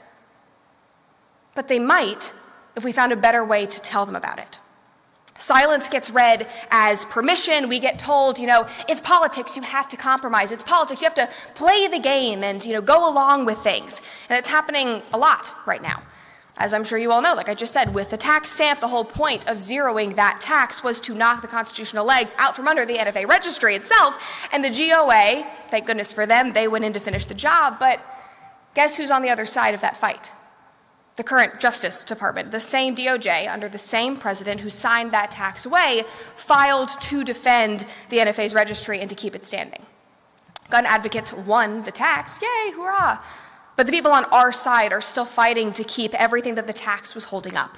With concealed carry, right now, GOA is suing the U.S. Virgin Islands because a law-abiding, permitted, background-checked American still can't legally carry a firearm there, Bruen or no Bruen. And proponents are betting very correctly that average Americans are not paying attention enough to care about that or about the precedent that it could set for the rest of us. Reciprocity, it has cleared a House committee time and time again, but it is still not a law. Most gun owners could not tell you that either, so the work is far from finished. And what I personally needed to remind myself was that complacency is not an option because this is not a one-party problem. You don't get to turn off your brain and wipe your hands just because your guy, your party, won. And sure, the attempt to reclassify the braces without a single vote in Congress, that insane thing back in 2021, that was a Democrats' ATF. But who banned bump stocks? Our Republican pro-2A president. Same move, different party, and this movement, this organization more specifically, fought it both times because that was the point of no compromise. And that instinct, the one that says a threat to my rights is a threat to my rights no matter who is in office, is the single most important and empowering thing that you can hand to your average gun owner, your average tuned out gun owner. Because we are always one administration, we are always one quiet reclassification, one unspeakable tragedy that can be abused and manipulated away from all of these wins landing back on the chopping block. Not because this room and this amazing organization would let that happen quietly, but because everyone who is not in this room, everyone who is not one of you, absolutely would without even noticing until it is too late. Good laws do not enforce themselves, good court rulings do not enforce themselves, and a right that 90% of people, impacted people, can't describe is a right that gets struck down in the dark without them even knowing. So this is what I personally am demanding of myself moving forward, and what I came here to ask of you all as well, and that is to stop just preaching to the choir and think about what you can do outside of this room. Start working on the disengaged majority who will determine the next 20 years of this fight.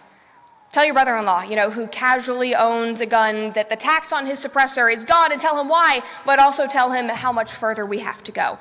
Bring the friend who has never been to something like this to next year's conference, even if he thinks it's like a little too much and he shouldn't be that involved in 2A. And I would also say, and this might even be more important, as I think the gun community at large, and I need to remind myself of this as well, is that we need to be smart about how we export this information, because this movement is not always its best ambassador.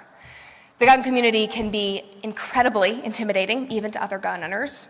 People speak in acronyms and in calibers. People are easily made to feel dumb and stupid for not knowing the language, and the perceived cultural educational barrier just for entry seems way too high for people. And so they go, well, maybe it's just not for me.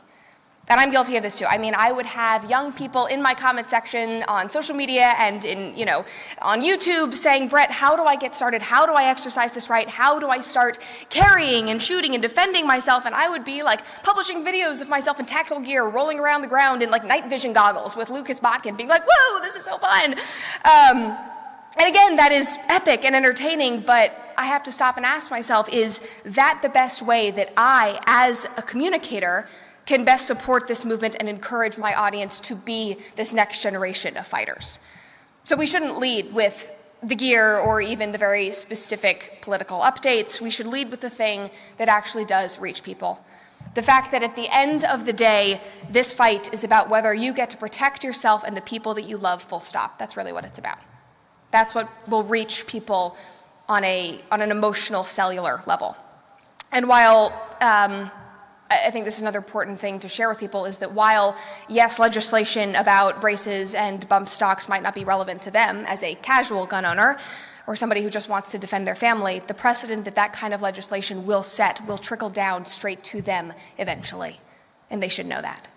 Tell them that the young woman who is disarmed by the law is not the one who is kept safe, even if the Democrats tell her that. She is the one that is left defenseless. That argument lands better with somebody, better than any kind of statistic ever will, and I know that because I was that young woman, and that is what lit the fire under me. Nobody reached me with statistics or a spec sheet, and epic videos of guys shooting machine guns are very cool, but they were not for me. They were not for me as a young woman. What reached me was a very tangible fear, and the realization, the slow realization, that my own government was making very clear decisions about my safety and how I could protect my life and my family without me even knowing, without my representatives even being consulted. We should be meeting people where they're at and having these discussions outside of this room, not just at a convention that most of them will never even consider attending. They might not even know takes place.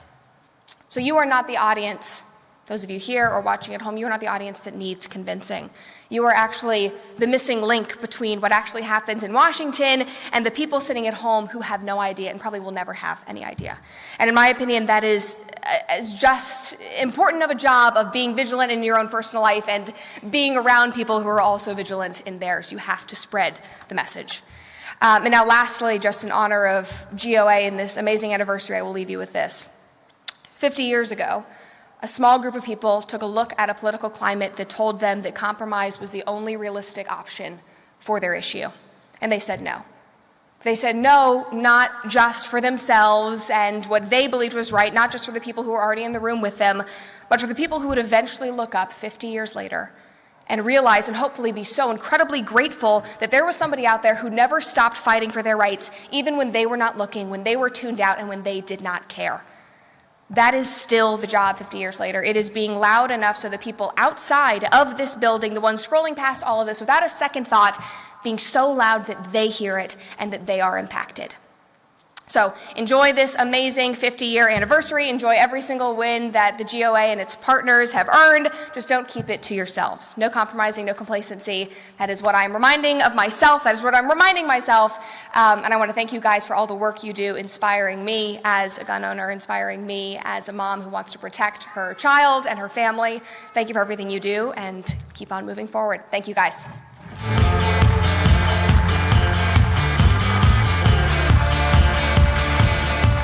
Thank you so much, Brett. That was fantastic. And again, she did a great job at explaining our work with the one big, beautiful lawsuit and how we're trying to gut the NFA and all the work. Yes, we have a lot of victories, but a lot of work still to do to restore our Second Amendment. This next panel we've got coming up is the firearms and emergency preparedness. We're going to hear from different, let's say, experts in this role, where being prepared isn't about living in fear. It's about taking responsibility. Whether it's a natural disaster, a medical emergency, or the need to defend yourself or your family, preparation gives you options. When only seconds matter.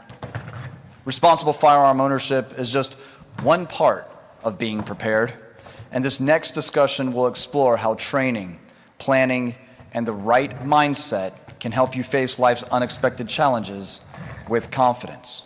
Sponsored again by our friends over at Canik, who has just introduced our anniversary pistol, the Prime, fantastic pistol.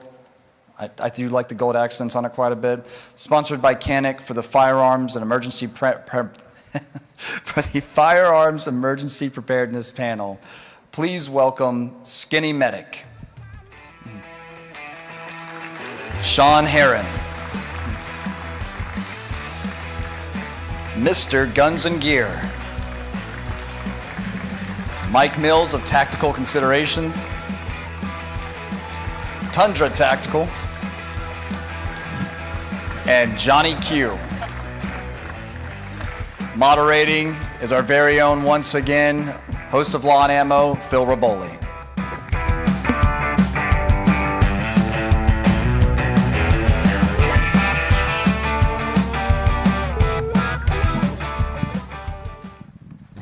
Quick schedule chain. I'm not actually Phil Raboli. I'm Ben Sanderson. I've been told we look a lot alike, actually. Could have fooled me. So yeah, you heard the names of the people on stage, but if you guys want to give a quick introduction on who you guys are, what your channel's about, feel free. I'm Johnny Q. I say good question on YouTube all the time to non-related questions, and people love it. I'm Tyler at Tundra Tactical, and I roast everybody in the industry. Yes, he does. Mike Mills, Tactical Considerations. I just love guns and love to share them. Mike, I run the Mr. Guns and Gear channel. As the name would indicate, I talk about guns and gear, and every now and then some political stuff as well. My name's Sean Heron. I do a podcast about guns. Does anyone have sunglasses I can borrow? It's like really bright up here. Let's bring the hat down. Dietrich Easter. Hey, stop talking. It's my turn. I'm going to keep going for a minute. Dietrich, Skinny Medic. Also have Dad Bod Medic registered just in case things go bad. They've gone bad. Oh, thanks. Oh, we do actually have sunglasses. Nice job, Dooley. You're never going to see those sunglasses again? Yeah. No, these are mine now. You don't want them back after this. Look, I don't leak from my eyes. Says you. That's a really odd thing to say. Where do you leak? I thought this was the medical panel. I was like, we're about to get into the medical side of it. Look, I'm not here for any reason but to ask questions and get answers. They make a shot for that, Sean. Which one? Cefepime. It's antibiotic. Well, I'll take care of you. All right. Mission accomplished. Yeah, we're already learning a lot about medical stuff already. So the first question is, we've talked about the importance of the Second Amendment in owning firearms, but what role should firearms play in a responsible, comprehensive emergency preparedness plan? What was the question? What role should firearms play in a responsible, comprehensive emergency preparedness plan? I'm just kidding. I heard you the first time. The answer, I think, is pretty simple. They're the backbone of it, right? So whatever your plan is, just however you're prepping your gear, etc., you want to have a gun that you can use in the event that you need to use it. That's true in anything, but particularly for preparedness. I mean, I don't think you can get much better than that for the answer to start, but as in addition to the backbone, you're going to allow yourself flexibility in whatever situation you find yourself in, whether that's defensive, whether that's offensive. Hi, Ellie. That's my daughter right there. Love you. That just totally derailed my train of thought. She's adorable. Sorry. So that's what I got. Flexibility.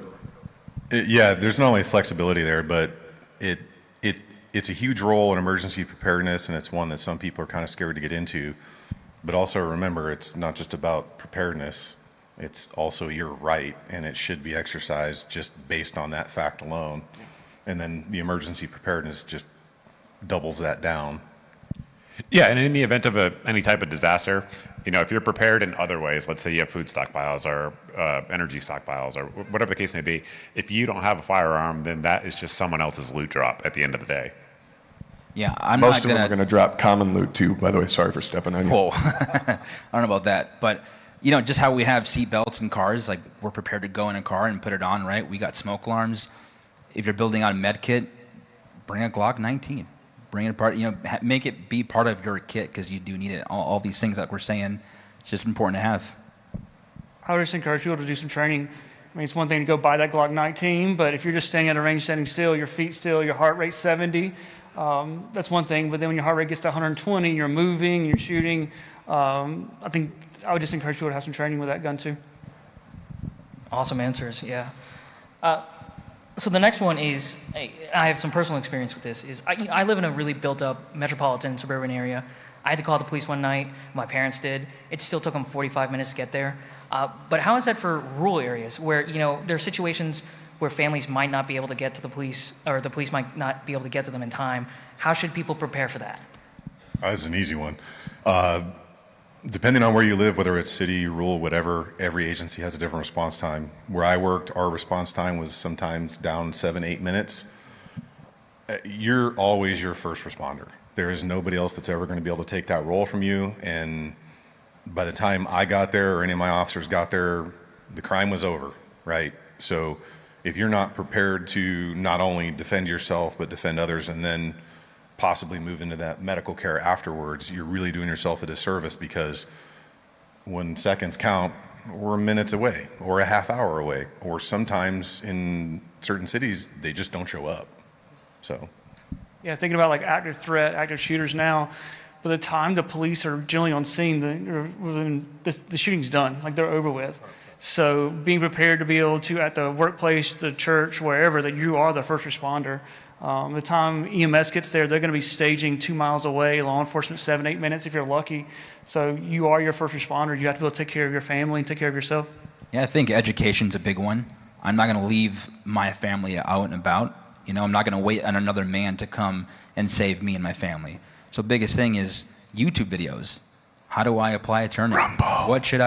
What should I put in my med kit? Some gauze, right? So I'm not going to leave anything else up to anybody else but me, so I can protect my family. So we have a couple people here, these two, who would know that really well. And in terms of medical supplies, that's exactly what I was going to say. My recommendation would be, just have nearby no matter what, because it's going to take at least a few minutes for the professionals to show up. A tourniquet, chest seal, maybe an NPA. What else do you guys think on that one? I think gauze, combat gauze, C-locks, at least 2 tourniquets. I have chicken legs, so 1 tourniquet's probably going to work. Mr. Gunsgear has some manly legs, so probably 2 tourniquets for him. But yeah, you got to be able to control major bleeding. Your femoral artery runs down your love crease of your legs, and you bleed out within about 3 minutes. That's 5 liters of blood on the ground. The firemen that you see in the fireman calendar haven't even got off the recliner yet, and you're dead. We were just talking about this. SWAT T and TQ, okay, right? Yep. Yeah. So he was talking about the SWAT T. Johnny was talking about the SWAT T. It's a rubber band. I thought you were going to pull one out. I was going to be so impressed.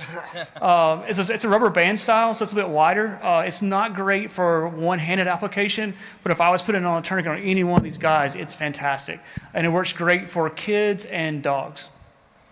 And then have that little fold up thermo blanket, because hypothermia after blood loss is going to set in extremely fast. Even with the 1 mile an hour breeze going over your body as you're taking the concrete temperature challenge, you are going to crash in body temperature very quickly. Yeah. Something people don't think about even in the summertime. Right now, it's 80 degrees out there. So if something happens, you're in shock, which happens very quickly. About 90 seconds, you're in shock. Your heart rate's high, your respiratory rate's up high, your blood pressure's dropping, and you're on the ground out there. It's 80 degrees. You don't really think about it, but you're you're going into hypothermic shock, and your body's not able to clot like it's supposed to, and your body's dying in 80-degree weather, 90-degree weather. They took everything I was going to say. So instead, they picked a picture of me that looks like I was drunk, and they've got him in like full SWAT gear. So that's not fair. I was making that comment earlier. We look like we're just happy to be here. Yeah, 100%. Yeah. Thanks, guys. Teasing. Really quick, if we could talk about like medical care for dogs. I know a lot of families here probably have pets. You were talking about the SWAT T being an effective tool for them. What about other, for packing? Is it the same kind of gauze? Is there any chemicals you can't use with your pets? Yeah, so you can wound pack a dog with combat gauze, Celox. It works just the same. The SWAT T tourniquet is going to work great. TacMed Solution makes a canine tourniquet. But the SWAT T, because the dog's legs kind of come down at a triangle, so it's kind of hard to put like a cat or soft T on there. But the SWAT T works great. So a tourniquet, wound packing gauze all work the same. A chest seal will work. You might want to put like an electric razor in your bag just because you can shave them. Things like that. You can actually start an IV on your dog. You can give them fluid. They can take like 500 between their shoulders. Benadryl, things like that. It's basically like kids' doses when you're thinking about your canines. They do burn through it really quickly because their metabolism is pretty high. But yeah, you can use combat gauze, Celox, all that with a dog. Just make sure you have double the supplies because your dog will probably bite you when you're working on him. So make sure you have enough to treat yourself as well. Yeah, you can do a triangle bandage actually. We'll make a muzzle and have them because they will bite you. Oh, that's much smarter. Forget what I said. I will. You know what? No, I was just going to say something awful. Personally, I have like 5 different IFAKs staged all on my kit. I've got one in my car behind the headrest. I've got, tourniquets slung all over the place. I want to ask you guys about that. Where do you guys stage them? Where do you put them? And if you had to give advice to people building out their own kits, where would you place them? I have kits everywhere. A couple in the house. There are 2 in the truck, 1 on each side, because you don't know if you're in an accident, what side of your vehicle you're going to be able to access it from. 1 is in the backpack that I carry every day. There's 2 in the range kits, and they are all outfit the exact same way. And only things that are medically required to stay in the wrapper are in the wrapper. Mm-hmm. It's not time in an emergency to go unwrapping your tourniquet and reading the instructions. So baseline for me, the NPAs, combat gauze, there's triangle bandages in there, 2 different styles of tourniquets. I'll have the cats, I'll also have like the rat style or the SWAT Ts, because a cat tourniquet's not going to work on a kid. Right, it's too big, so smaller tourniquet, stuff like that. I will also have some form of hydration immediately next to all those kits. And then the thermal blanket and shears, and for me, that's kind of where I stop. Chest seal, and then that's kind of where I'm out. And at that point, hopefully somebody with more, like trauma experience is there than me, because if we've gotten to that point, it's pretty bad. Yeah, and that's the key is, keep them alive until the next level of care gets there. That's a big thing. But I also keep kits everywhere, and I have kits, catered to specific things. If I'm in a car, what kind of injuries would I get if I was in an accident or someone else? If you're in a boat, if you're just doing anything, I have kits built to specific purposes. But more importantly, and I think we're all gear guys and love all the cool stuff, but ultimately it's just the knowledge of how to use those things. Tourniquets are very, very important to have, but understanding why tourniquets work is probably the most important thing. So training and just like learning these little skills, and you can watch them on YouTube and Instagram and Rumble. My man. Obviously. And like having the skills to apply all of these things, you can do a lot just by understanding how they work. So that's in my mind the most important thing. Have gear, that's cool. Know how it works, why it works, and how you can just figure it out on the fly. I think that's the most important thing. Something that you said a little earlier was talking about having kits in your car, in your boat, stuff like that. So it should also be mentioned that you need some way of waterproofing your consumable gear, and like dry bags and things like that are a great way. But for me, everything staged around the house. Same exact thing as these guys. In the mud room, next to every door. That's where you're going to find the need for it. Out in the garage, 2 in the car, that type of stuff. So same stuff. I just put tourniquets on all my limbs before I leave the house, just in case. Just pre-stage them. Don't tourniquet your neck, though. Well, sometimes. You just got to be quick about it. I think a lot of people want to go out and they want to buy like the big backpack because it has everything in it, including the kitchen sink. But you're not going to have that backpack on the range probably, or it's going to be at the house when you don't need it. So having the smaller kits staged everywhere is fantastic. That's a great idea. And like Sean was saying, like I probably don't need a traction splint at the range. Like that's something I'm going to think about hiking or things like that. So depending on what activity I'm doing, whether it's playing hockey or doing something like that, is you build a kit on what you need. And I think those are better. Like I was saying, you can bleed out in 3 minutes, half your blood volume in 90 seconds. So having that trauma kit on you at the range is important. It doesn't need to be in your vehicle, because if you shoot yourself in the leg or your buddy shoots you in the leg, it's a great friend. But now you got to get to the car and you're pouring blood. So having that on you is important. And like I said, like Sean was saying, like having the knowledge, like I know how to put a tourniquet on, I know how to wound pack. So I don't want to improvise a tourniquet, but I probably could if I had to. Yeah, for me, it's all about what am I doing? Am I going to the range? Am I going to Target with my family?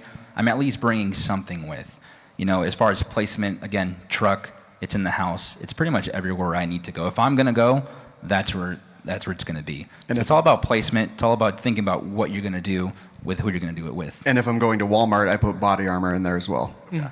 So like I brought a cat tourniquet and combat gauze with me to this event. I was able to fly with it, no big deal. But I didn't need like a SAM splint. Probably, I mean, I might need it like this afternoon. And I'm like, damn it. Hopefully. But like a combat gauze tourniquet, like I could fly with that and I can take care of a lot of stuff with that. And don't buy the knockoff Amazon special. Amazon, don't do Amazon. Praise the Lord you said that. Thank God. Please buy the actual branded stuff, because I promise you that knockoff tourniquet will break on that windlass when you go to wrap it. And actually, on that note, virtually all of the manufacturers put who their authorized retailers are on their site for that exact reason. So if you don't know if it's legit or not, just go to whoever makes the product. Their site will say who their retailers are. And also remember that you can use your medical health savings account and stuff like that to buy trauma kits. I did not know that till this year. And I think Amazon purchases qualify on that. So if you've got that medical credit card for your doctor bills, that's a way to fund your trauma kits. I may know a company that you could spend that money with. So there is a guy that knows on here. Yeah. If you don't know the company, we'll see me out there in a few minutes. We'll talk about it. All right, guys, we're going to have one more question for our panel, and if anyone would like to ask any questions, if you guys want to start lining up now, that'd be great. So the last question is, what's the most underrated piece of gear, and why do you recommend people should get it? All right, for me, it's going to be a generator. I think it's constantly overlooked. So I live in the southeast of America, where we have hurricanes and lightning storms and things like that. Power goes out all the time, and I used to be surprised that the people in my neighborhood who were squared away, like one of my neighbors is a retired SF dude, Special Forces guy, and this was, I don't know, 7, 8 years ago now, but we had power go out for a week. He didn't have a chainsaw, he didn't have a generator, and I had to lend him one, and I was like, you of all people, and I metaphorically kicked him in the nuts. And but so a generator, though, in all seriousness, nowadays, I'm not saying you have to power your whole house, but having some power, even if it's, you know, a 4,000 watt or 3,000 watt, whatever, will change your life if you if you don't have power for a week. I promise you. Mike, what do you think about solar and solar battery generators? So they're getting better all the time. The batteries particularly are what's improving. The solar panels are about as good as they're probably going to get, in my opinion. But the batteries are continuing to get better. They're good. Some of the systems that can be wired together that they currently have can power a house for an extended period of time. That's a new thing over the last couple of years. However, cost-wise, like cost-benefit-wise, if you live off grid, then yeah, 100% do that. But if you don't, and you just want it in the event of grid down for 2 weeks or something like that, cost benefit wise, it's hard to beat a generator. If you're going to get a generator, I would also recommend, for preparedness specifically, one that can use multi-fuel. So whether it be propane or gas, or there's different types, but just not having to rely on gasoline, because there's a lot of scenarios where if you're going to need a generator, there won't be gasoline. So A gun so I can take other people's generators. Loot drop. I think like Hurricane Helene nailed us like straight on, and so we were without power for a week. But we have a whole house generator, so Mrs. Skinny Medic was great. She was cooking, like having her best life while I was at work. But that was a huge thing. Like state of South Carolina, we had to request oxygen concentrators because people were on home oxygen, didn't have a backup. And so they didn't have power, no backup oxygen. So just now we could, through the state, we could get oxygen concentrators, but they didn't have a way to run the concentrator. Like they didn't have power. So like Mr. Gunziger was saying, having the backup power there was huge. We loaned out so many generators, even the little battery was out to our neighbors and stuff that didn't have anything prepared. But I think thinking about, like, to me, like driving home, like if you're on oxygen or you have some family members on oxygen, you have to have a way to power that concentrator, and having a backup generator is important. And the same would be true if you have medication that's refrigerated, right? Same thing. Yeah, for me, I'm going to go a different route and not talk about a piece of kit. And this is something I think, most people have gone back and forth with. Your most important piece of equipment for any scenario is you, and probably your physical health. This feels like a personal attack. Yeah, so you can have the coolest gear, the best armor, the slickest rifle, and if you can't run 10 feet without basically having a heart attack or a stroke, you're not doing yourselves any favors. And I think a lot of people are still overlooking that personal physical fitness and health aspect, and that to me that's the cornerstone of everything, because if you can't run, you can't fight, you can't train, you can't help anybody, you're just not an asset at all. I would say some form of waterproofed documentation on how to do everything you're trying to do in case you are incapacitated. And there's, we talked about training the family, right? Maybe your family's not around, maybe your buddy's around and you haven't trained him up yet. So having something in your pack, small, waterproofed, grease pencil, whatever it ends up being, that has a easy to read step-by-step instruction set on how to apply a tourniquet, or how to pack a wound, how to apply a chest seal. Things like that would be where I'd go. Yeah, for me, underrated. Honestly, this year I've been using the EcoFlow a lot. At the range, in the truck, going camping, kind of like a generator, but not really. But man, I got to charge my phone, got to charge batteries, whatever it might be. EcoFlow is there. Got a big one, and it just goes around with me. Throw it in the camper, in the truck, and I can, your battery's dead, and here, put it in the EcoFlow, and it lasts a long time. So definitely underrated this year for me. Yeah, I have no business relationship with EcoFlow, but they're absolutely one I recommend. They're very good. Really? Same. I'm not affiliated, but I like EcoFlow. Good. Yeah, so we have a few people lined up for questions. A little short on time, but feel free to go ahead. My name's Rick Nichols, and I'm a retired electrician. If you're going to plug stuff into your generator when the power deck goes down, make sure you turn the main off to your house, or you will kill anybody trying to come and help you. I've known 4 guys that have gotten killed because people plugged generators and didn't turn the main off. That's all I have to say. Word. Good afternoon. I spent all the money to come out here. I figured I'd get up here and ask a question. What are your thoughts on, the reason this came up is I just got my CPR redone for the first time in a long time. Quite a few things changed. I was shocked. What's your thoughts on, number one, keeping your CPR qual up to date, and also, do you invest the money to put an AED either in your house or in the vehicle? So AEDs are pretty expensive. You're talking $1,000, $1,500 for an AED. My opinion is I don't think they're necessary unless you have a family member who's got some health conditions, heart conditions, things like that. But like your church, absolutely think about that, or your place of business should absolutely have an AED. For every minute that someone's not doing chest compressions and the AED is not applied, their chance of survivability goes down by 10%. So the 7-8 minute response time, your patient's already dead before we ever get there. So knowing how to do CPR is super important. I don't necessarily know you have to take it every 2 years, but knowing how to do a CPR will absolutely save someone's life. We all take training classes for firearms, things like that, and the chance of us using that firearm are very slim. The chance of someone having a cardiac event here is pretty high. So knowing how to do CPR would absolutely save someone's life. And you don't have to do mouth-to-mouth anymore. It's basically put hands on the chest. If you don't see their chest rising, you push hard and fast to baby shark.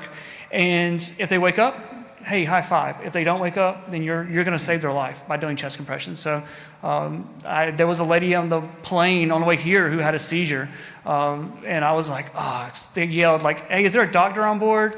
And I literally went, I'm a paramedic, and I was like, didn't know what I was getting into, but the lady had a seizure, and I was able to just protect her while she's seizing, protect her from hitting her head, things like that, and she wakes up and she's fine. So you're more likely to use medical, thank gosh, than you are any kind of firearm. So just get some basic first aid training, stop the bleed class, and learn CPR would absolutely save someone's life.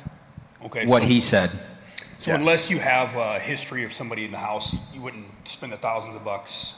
I can't afford it on paramedic pay. So, but knowing how to do chest compressions is what you're going to do. Put hands on the chest and do high quality chest compressions. Get them off the bed, get them out of the chair, go to the floor. And they're again like having the strength and the ability to move someone out of a bed is a limp body is very difficult. So move them to the floor, do hard, fast chest compressions, 110 beats a minute until EMS gets there.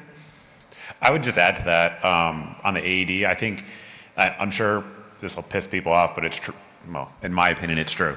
Since COVID, the AED has become more important just because people have heart attacks now a lot more. Wonder why. And so I would weigh that factor as well. Yeah, so the AED only shocks like two rhythms basically, and really is V-fib where the heart's quivering. And when the heart's quivering like that, it's because they've had a heart attack. They've had an MI, they're having a STEMI, all those key terms. So if they're in like a PEA rhythm, it won't shock it, and those are usually hypoxic-driven cardiac arrest. So the people that it's going to shock are going to have a heart condition. Thank you. Yes, thank you. Good job, by the way, going and getting that training. It's like the most important thing is that knowledge. It's 2 hours. Like you can 2 hours. Generally, you can do like it's $35, $40. If you can find, maybe sometimes you can find a free event, but it's 2 hours. You learn infant CPR, you learn adult CPR, adult choking. So it's a great. Here in rural Iowa, dependent on volunteer police, or not police, but fire and medical. What goes into your decision making if there's blood loss or some other kind of injury, if you're going to decide to try to stabilize and wait for an ambulance or haul ass to the hospital? Yeah, I am a big proponent of if I can get to a hospital faster, to throw them in stop the bleeding and then throw them in a vehicle and get there faster, because what's going to happen is you're going to call and say, hey, my buddy got shot at the range, it was an accident, and the dispatcher is going to automatically say that you tried to kill your brother or your friend, and now law enforcement's coming, EMS is going to stage, and your buddy's going to die right there on the ground. So if you're going to make that decision that I can get to a level 1 trauma center who has blood, make that move. If you need to wait, it's faster to get by ambulance to get the blood. Well, helicopter typically, because most ambulances are not going to carry blood. There's only a few percentage of EMS services in the country who carry whole blood or products, blood products. Helicopter services do it, so a lot of times they will stage them. But if you're running a volunteer EMS service, they're going to get out there and then they're going to try to call for a helicopter, and your patient needs surgery. So thinking about that is have a plan. Look up where your closest level 1 trauma center is to your house and drive there. Yeah, for emergency preparedness, when you guys call dispatch, I would highly suggest doing things in this order. 1, you need to control the injury prior to ever making a phone call or even thinking about making the phone call. The bleeding needs to be controlled. Once that bleeding is controlled, or the wound is packed or your chest seal's applied, whatever it is, you need to take a quick 5 seconds and really think about what you're going to say to that dispatcher, because the first 5 words out of your mouth are going to dictate whether you're going to get a response where fire is staged, a response where cops are going to come in slow with shields. If there is an incident involving a firearm where someone has been shot on accident, it's not an active shooter, you need to be very clear with that dispatcher and say there has been an injury, there is serious blood loss, we need medics at this location, or I am going to this location. The minute you say there's been a shooting, that dynamically changes the police response you're going to get. No matter what you say after that, your law enforcement response and your medical response is going to be drastically different, because 9 times out of 10, If it's injury, they're going to go straight there hard and fast. If you say shooting, all of a sudden fire stages, medic stage, they send cops in first and we're losing time, which means we're losing life. Yeah, all they think about is, oh, I heard shooting. We're going to go in with the guns, shields. Again, it goes back to the individual. If you can stop that bleeding, you can take care of the situation, calm down, don't call 911 right away because your heart rate's going to be pumping. You won't be able to just think clearly, right? So I think what we're all saying, stop the bleed, take care of that, and then get to the hospital as soon as possible. A big thing is, my favorite saying is, the body can't go where the mind has never been. And I think that's super important, is having a plan. Like, you know, if something were to go wrong here, what is the plan? If you're at a restaurant, what's the plan? If you're at work, if you're at a gun range, like one of the ranges I shoot at is an hour from civilization. So what is the plan there? I'm going to get in the car and I'm going to move. And the reason I'm going to do that is because I already know what response is there, because I've looked it up ahead of time and I spend a lot of time there. So, you know, make sure that you plan it out. I'm not saying like be paranoid, but when you go into a restaurant, know what your escape routes are. Just really think about it ahead of time so that you know how you're going to respond. You know what you're going to do if the time ever comes. This is entirely a joke because you guys know what you're talking about. And I feel like I'm up here like, and I helped, right? But I just surround myself with paramedics when I shoot. All my friends that go shooting with me are all medics or former medics. So that's an option too. Use your friends and their knowledge. I think if they're subject matter experts. I think we all on the same mentality of you are your own first responder, right? And so it's up to you to kind of figure out what that means. Okay, you're going to the range. Okay, my buddy got shot or my family got shot. What am I going to do?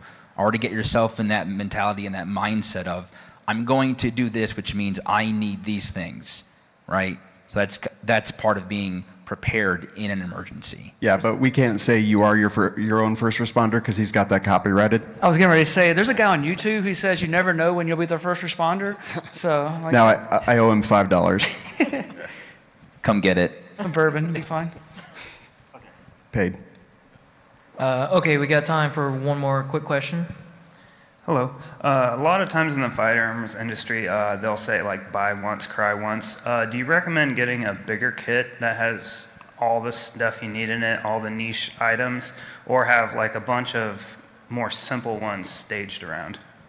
Buy the kit that you know how to use the stuff that's inside of it. Once you attain a new skill, buy new items to put in the kit. That's the cost-effective way to do it, or you can buy a whole kit that has all the things possible and then learn how to use them. So yeah, I mean, if you can, guns, medical gear, all that stuff is kind of a pain to carry around with you all the time, but it's a pain that we all accept as personal responsibility and the fact that we're our own first responder.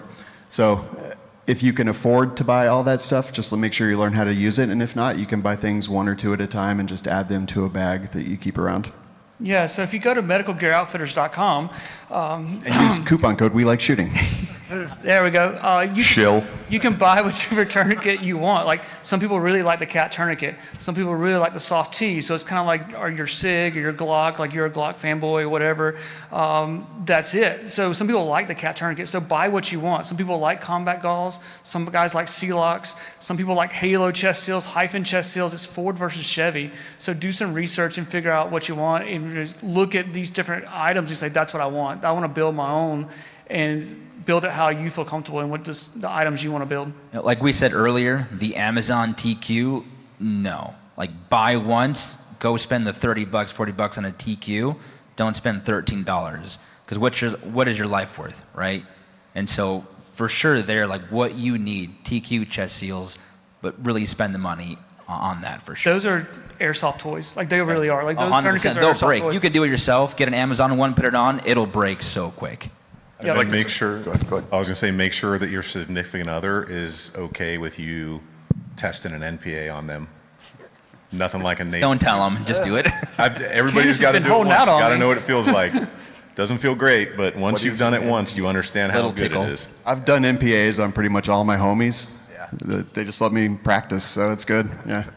I'm giving them out free backstage. Just do a good trauma assessment. That's what I do with Candace. I'm like, yeah. sorry, I got to practice my trauma assessment. And blood sweep. Nasopharyngeal airway. It's the little rubber tube Tube you that can goes put up your down nose, to down open your it. throat. Yeah. It goes down your nose because when you go unconscious, your tongue falls on the back of your throat. You start snoring. It occludes your airway. So that MPA goes. It doesn't hit your gag reflex. So you can put it on anybody on the stage as long as you can hold them down, and doesn't hit the gag reflex. Other airways will hit your gag reflex. It can also help if you have blood in your mouth too, things like that. So. And you can learn all that in my online trauma course, civmedical.com. Seriously, yeah. All right, guys. Please give a round of applause to our great panelists. Thank you.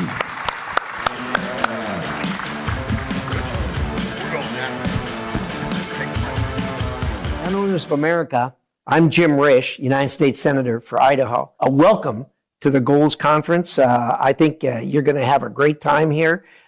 Those of us that believe so strongly in the Second Amendment really need to get together, talk about the challenges that we face, because every day people meet just like this, trying to take away the right to bear arms. So do good things. I wish I could be there with you. I'm in cycle this year, so looking forward to seeing what comes out.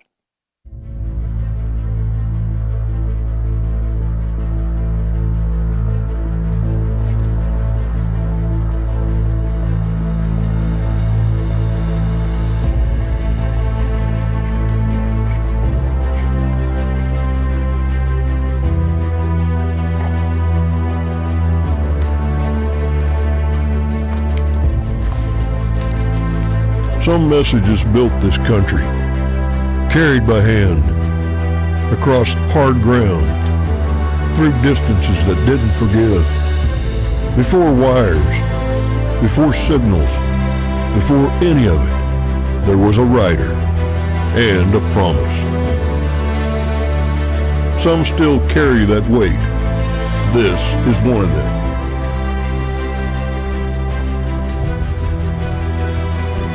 Born from a veteran's hands, forged from over a decade in the industry, built on what was missing.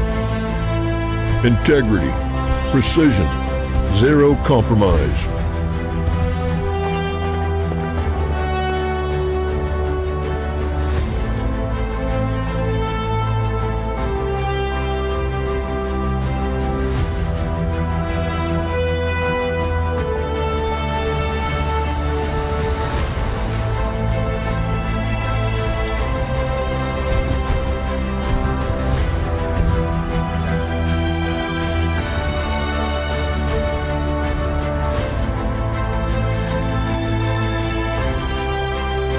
Built by Americans, the ones who wake up early, work long hours, and still believe freedom is worth protecting. Pushed further by innovators. Steel machine to spec. Tolerances that don't apologize. Every component earned its place. Nothing there that shouldn't be. No tuning, no aftermarket installation, no guesswork. Because the rifle on your shoulder should be as dependable as the hands that carry it. No shortcuts, no excuses, no mass-produced mediocrity. Just American craftsmanship. Passed from one set of hands to the next. Independence isn't inherited, it's carried forward. One American to another. Mile after mile, generation after generation. This is what that looks like today. We stand for freedom, not for a select few, not for institutions, not for gatekeepers, for the people. And we know we don't stand alone. Introducing the One Horse Express Series, powered by Atrius Development Group. Built right from the start.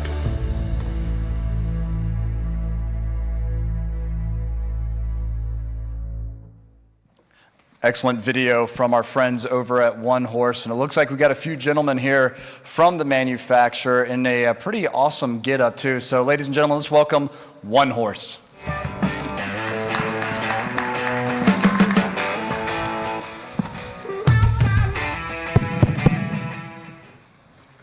Thank you everybody for coming out today. I'm here to announce a product launch on behalf of our team here at One Horse.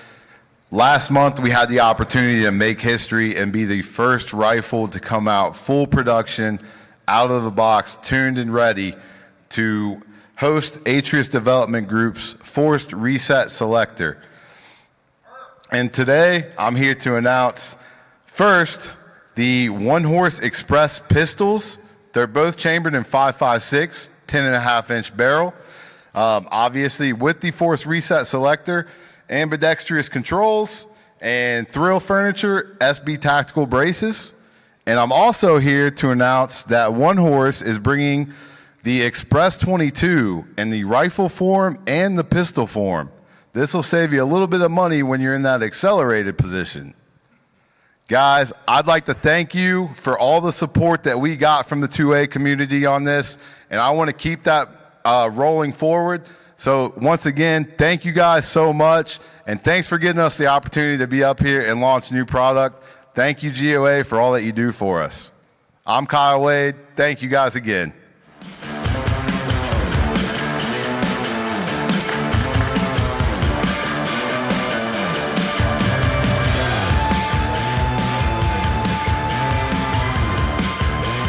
That is fantastic. And the first manufacturer to actually have right out of the production an AR with the Force Reset system installed, I think that might help us in our, just saying what's common out there in common use. Love that. So thank you, One Horse. On top of that, our next speaker has dedicated his career to educating Americans on the realities of self-defense and responsible firearm ownership. As the founder of Legally Armed America and the author of multiple books, my personal favorite being How to Make a Monster, he's helped a countless number of gun owners better understand their rights, their responsibilities, and the importance of being long prepared before you're ever faced with a life-changing decision. Please welcome Paul Glasgow.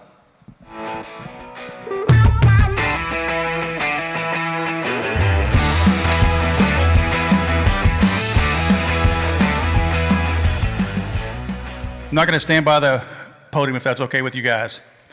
All right, quick question. How many of you guys out there have full faith and confidence in the mainstream media? I'm in the right place then. So did you guys know that first part of this year, January to June, the Gun Violence Archive and the media have claimed that we've had 214 mass shootings. You probably haven't heard about them, right? I haven't either, because it's a lie. The Gun Violence Archive has invented their own definition of a, quote, mass shooting, and they did this to inflate the numbers purposely, so they get more memberships, more signups, and things like that. In reality, if you look at what their numbers include, it includes every single thing out there. What I like to call a rampage shooting would be the actual type of shooting that we worry about, somebody walking in that door that might want to kill as many people as possible. However, they also include gang shootings, shootouts, drive-bys, drug deals going bad, even domestic. I'm not saying those are okay. What I'm saying is, to say that we have 214 when in reality we had 5, literally 5 in the definition of a true rampage shooting or a mass shooting, to say that we had 214 is a way to get that suburban mom with 2.5 kids to be scared. In other words, she's thinking, I don't want to take my kids to the mall today. I don't want to take them to church. They want to get that person to disrupt their daily activities. They do that because if they can get them to, it's a psychological war. If they can get those people convinced that you might get shot every single day, that your odds are that high, that you have to worry about that, you start changing what you do every single day. What happens is now you've probably in their minds convinced them maybe guns aren't good. Maybe they are partially bad. And when you get them to go to that voting booth, they might pull that lever in the wrong direction, what you don't want them to. It's complete psychological warfare. It's unfair. It's a lie. And let me ask you guys something. This is something that I did a little research on whenever I looked at the true mass shootings and versus what they're claiming. Again, they claim we've had 214 this year. If you look at the statistical odds of all of us in here individually being involved in a, quote, mass shooting, which I call rampage shootings, This is funny, but it's interesting. You have almost as much a chance as being killed by a cow as you do of being involved in a mass shooting, of being shot in a mass shooting. Anybody in here know someone that's been killed by a cow? 'Cause I don't.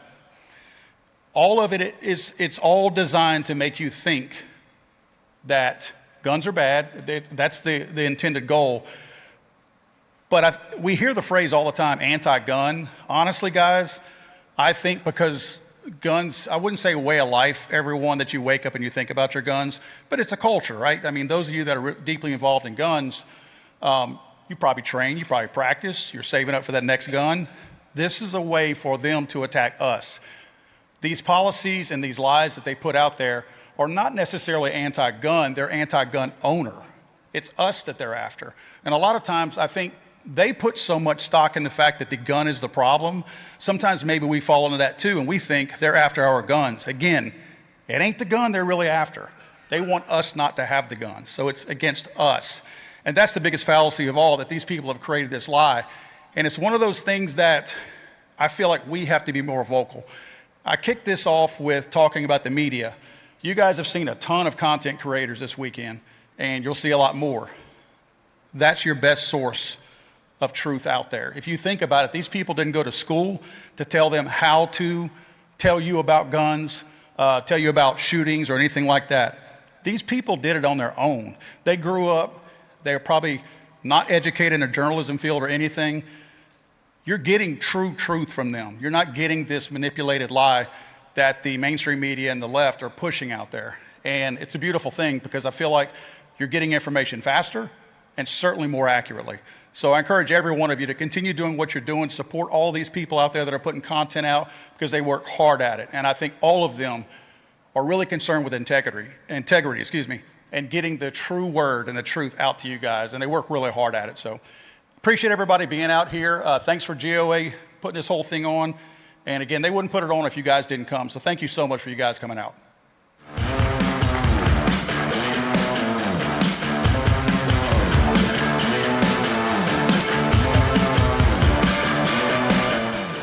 Thank you, Paul. And yes, appreciate every last one of you coming out. Thank you, all of you, the nearly 10,000 of you watching currently at home right now. Greatly appreciate every last one of you. And our next speaker is the creator behind the popular Civilian Tactical YouTube channel, where he shares practical firearms content, training insights, and real-world discussions focused on helping responsible Americans become more capable and better prepared. Please welcome Civilian Tactical.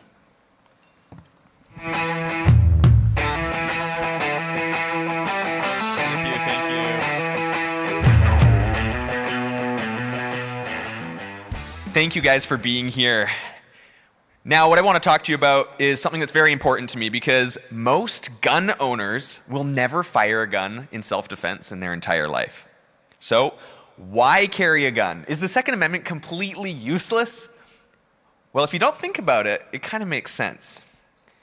Why would millions of people carry something that they're never going to use? Well, here's the thing. That firearm you carry for self-defense is doing something that you might not realize. It is actively doing something you might not realize when you carry it. Now, most people never discharge their fire extinguisher. Most people never have to use the handbrake in their car in an emergency. And most people never will have to use CPR. But why keep them around? That's because the measure of their value isn't in how often you use them. Just by having that fire extinguisher and knowing how to use it, you are protected. By having an emergency brake, you know you can handle yourself in a hairy situation. And by having CPR, you're protecting the people around you. As responsible gun owners, owning a gun does the same thing. Just by owning a gun and having it with you, you are actively using it for its intended purpose. Even if you're not discharging it, even if you're not showing it to anybody, that gun is actively protecting you. Now, let's move on to a thought experiment. Let's say a bad person is coming up to attack you. This bad guy has a 12-inch kitchen knife. We're gonna do a little bit of a quiz here. Would you rather protect yourself with A, a phone to call 911, B, a baseball bat, or C, the biggest, most powerful, baddest gun you possibly can to protect yourself from this guy? C. And if you're like 90% of the people in the world, you are going to want the best chance at survival. It doesn't matter where you live. Even if you don't have the amazing gun culture that we have in America, you are going to pick option C. You will pick your best chance at survival. Now let's pause this moment. You are being attacked inches away from your life, within inches of your life. Who wants to take your gun away? Who wants to disarm you in this moment? Well, the answer is clearly only bad guys, right? But there are a few different types of bad guys. It could be the criminal who wants to attack you. It could be other criminals who want you disarmed. And it may even be politicians. And sometimes both, unfortunately. So play this thought experiment with your friends who may or may not be pro-gun. And very quickly, the question of gun ownership answers itself. Now let's do one more question. Let's say you are in nature and you see a 200-pound wildcat. And it is going up against a 20-pound rodent. Who is going to win? Well, the answer is kind of obvious. But let's say it's a 100-pound, 5-foot lady up against a 6'5", 200-pound criminal who is bent on her destruction. Who is going to win? Well, the answer is quite obvious. But what if I told you that this rodent was a porcupine? Well, quickly you would rescind your bet that the wildcat would win, and you would say, nobody is winning this fight. The porcupine is not going to lose because the wildcat is not going to pick this fight. And what if I told you that this lady had a handgun? Well, quickly you would rescind your bet, and you would say they are on an even playing field. The largest man with the smallest woman. The gun is the great equalizer. This is a reminder that firearms are the quills of society.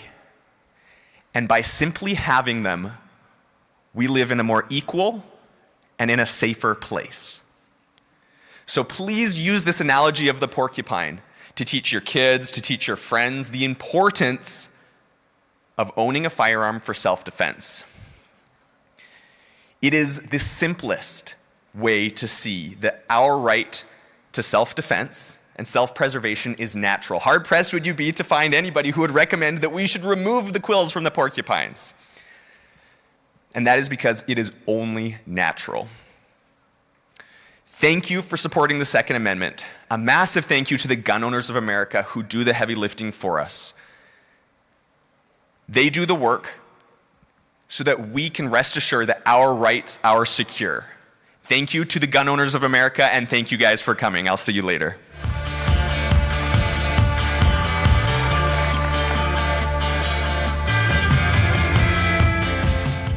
Well said, man, well said. Our next speaker is an accomplished actor, rancher, and unapologetic advocate for the values that make our country great. You know him from the hit television series Yellowstone, but today he's here as a proud supporter of the Second Amendment and freedom. He's also partnered with our friends over at Patriot Mobile. So if you're thinking about making the switch to America's only Christian and conservative wireless provider, be sure to use promo code GOA for an exclusive discount on your service. I'm very excited and happy to welcome to the stage now our cowboy, Forey J. Smith.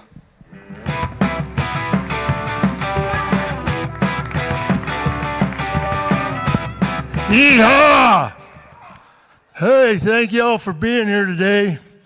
And I sure want to thank the gun owners of America for having me here today. I appreciate it. And Patriot Mobile, if it wasn't for Patriot Mobile, I wouldn't probably be here.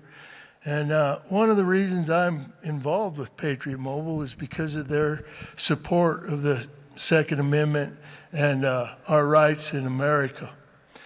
You know,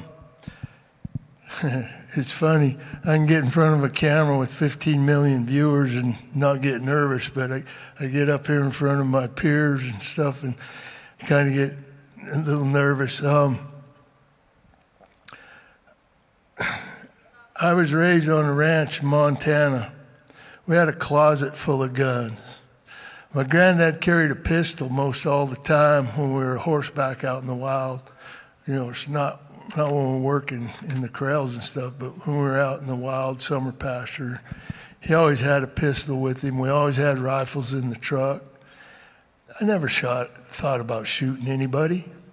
I went to a country school. I graduated from Helena Capital High. I'll bet probably 6 out of 10 pickup trucks and cars had guns in the rack in the back. I remember one day I had 2 guys come, and I just opened the door on my Ranchero, and I had a rifle behind the seat. I had a pistol under the seat. And them 2 guys come up and badgered me, and we got into it. I never once thought about getting my gun. And here I got 2 big old boys, and they're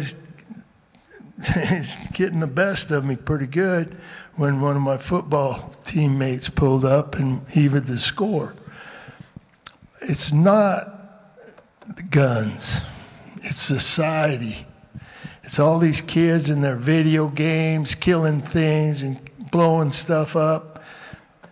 Because like I said, I don't know how many fist fights I seen out in that parking lot after school or during lunch. And nobody ever pulled a gun. And like I said, 6 out of 10 of the vehicles in them parking lot had guns in it. We knew what guns were for. They were for defending our livestock and our stuff against predators, and of course, in case somebody come around that needed, my grandma was home alone or something, she had a gun to defend herself.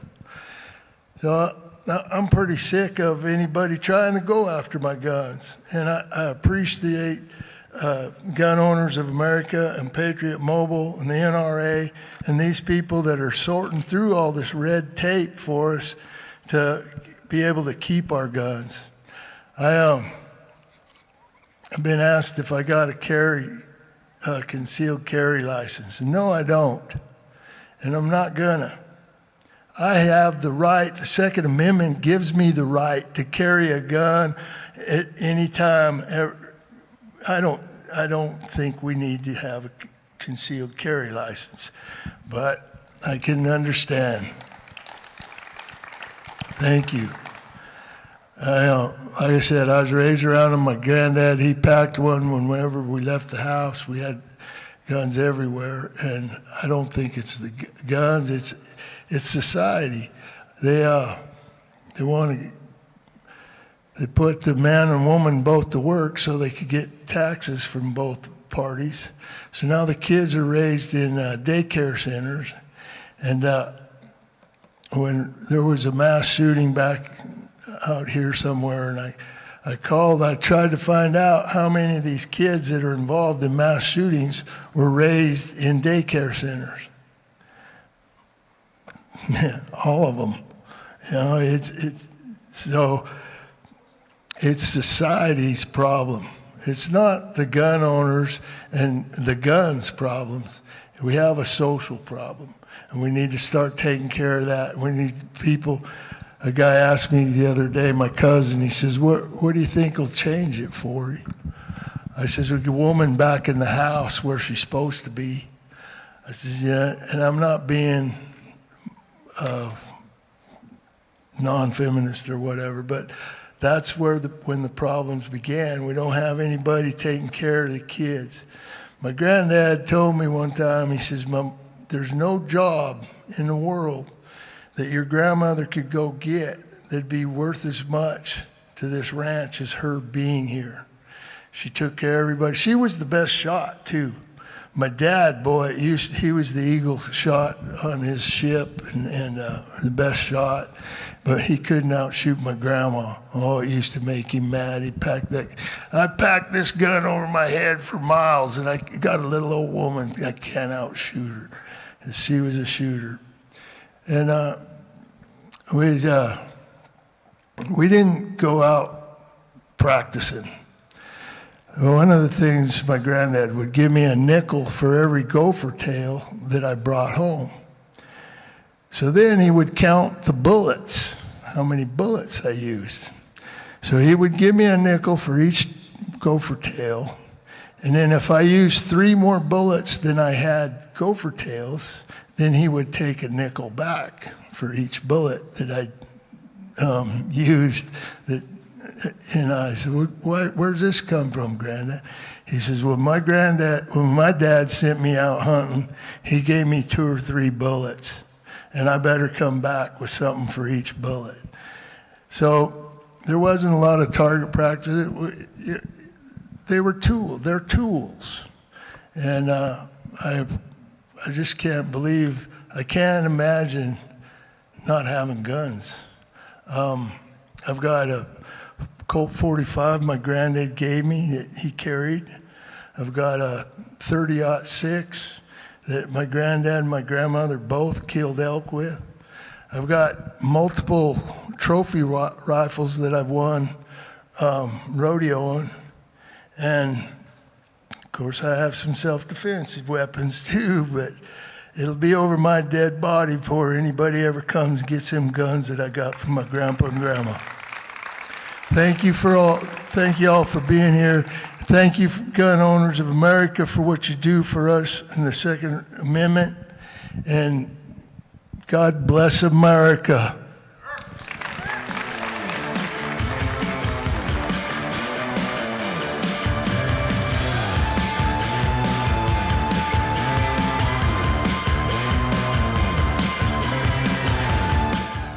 Larry Pratt, former Executive Director, Gun Owners of America. Larry Pratt is the Executive Director for Gun Owners of America. Is Larry Pratt. He's the Executive Director of Gun Owners of America. Larry Pratt, Executive Director for Gun Owners of America. Larry Pratt is the Executive Director of Gun Owners of America. Larry Pratt is the Executive Director of Gun Owners of America. Larry Pratt, Executive Director of Gun Owners of America. Larry Pratt, the Executive Director of Gun Owners of America. On the other side of the table by David Chipman, who's in the group called Mayors Against Illegal Guns. He's a former ATF agent. First of all, nothing's 100%, but certainly if teachers and janitors and principals were able to defend themselves with guns, you would arm teachers.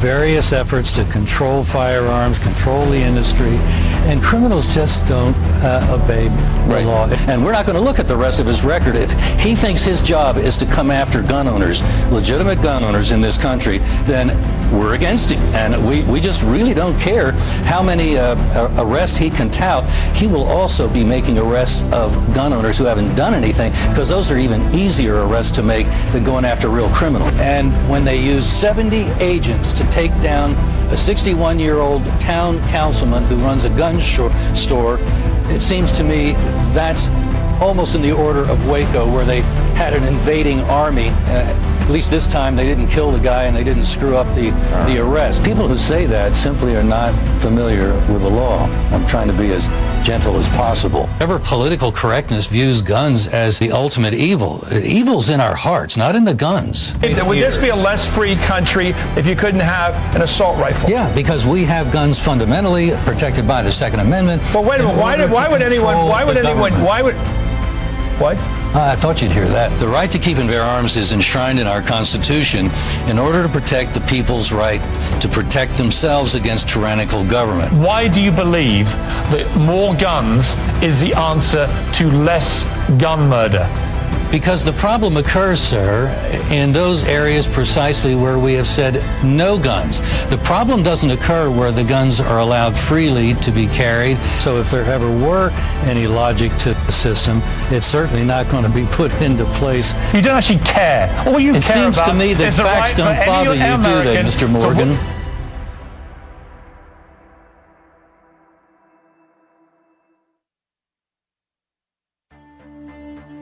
Gun Owners of America. Gun Owners of America. Gun Owners of America. Gun Owners of America. Gun Owners of America.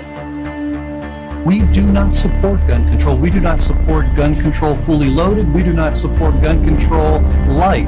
We have opposed every gun control at the federal level. NRA is bad, really bad. Gun Owners of America is even worse than bad. Now I'd like to introduce Aiden Johnson from Gun Owners of America. Gun Owners of America have been instrumental in this entire process. rights. I mean, this is not a, it's over in 5 minutes sort of fight.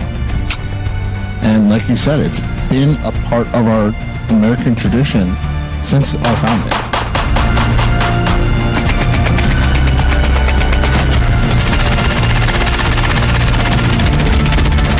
Our founding fathers never intended for the government to know who had guns and the home addresses where they could be found. Hey guys, I'm Tiffany and you're watching One in the Chamber. Today we're taking a look at how these anti-gun movements are funded.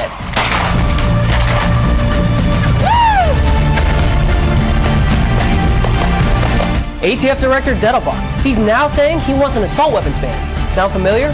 Hi, I'm Ben, and you're watching the Minuteman Moment. We're suing the ATF in federal court. Hey guys, I'm Phil, and you're watching Law and Ammo. Gun Owners of America. I have supported GOA for a long time. Gun Owners of America, or GOA. Thank you to the members of the Gun Owners of America. Gun Owners of America. Gun Owners of America. Thank you for all you are doing in GOA. Thank you to all the Gun Owners of America. What an honor it's been to work alongside Gun Owners of America. GOA, Gun Owners of America. Hashtag abolish the ATF. That's what your post says, correct? Correct. GOA has just been a breath of fresh air as it comes to gun rights and fighting for our rights. Well, I choose Gun Owners of America because not just because I'm a gun owner in America, but because they're a no compromise organization that's for our rights.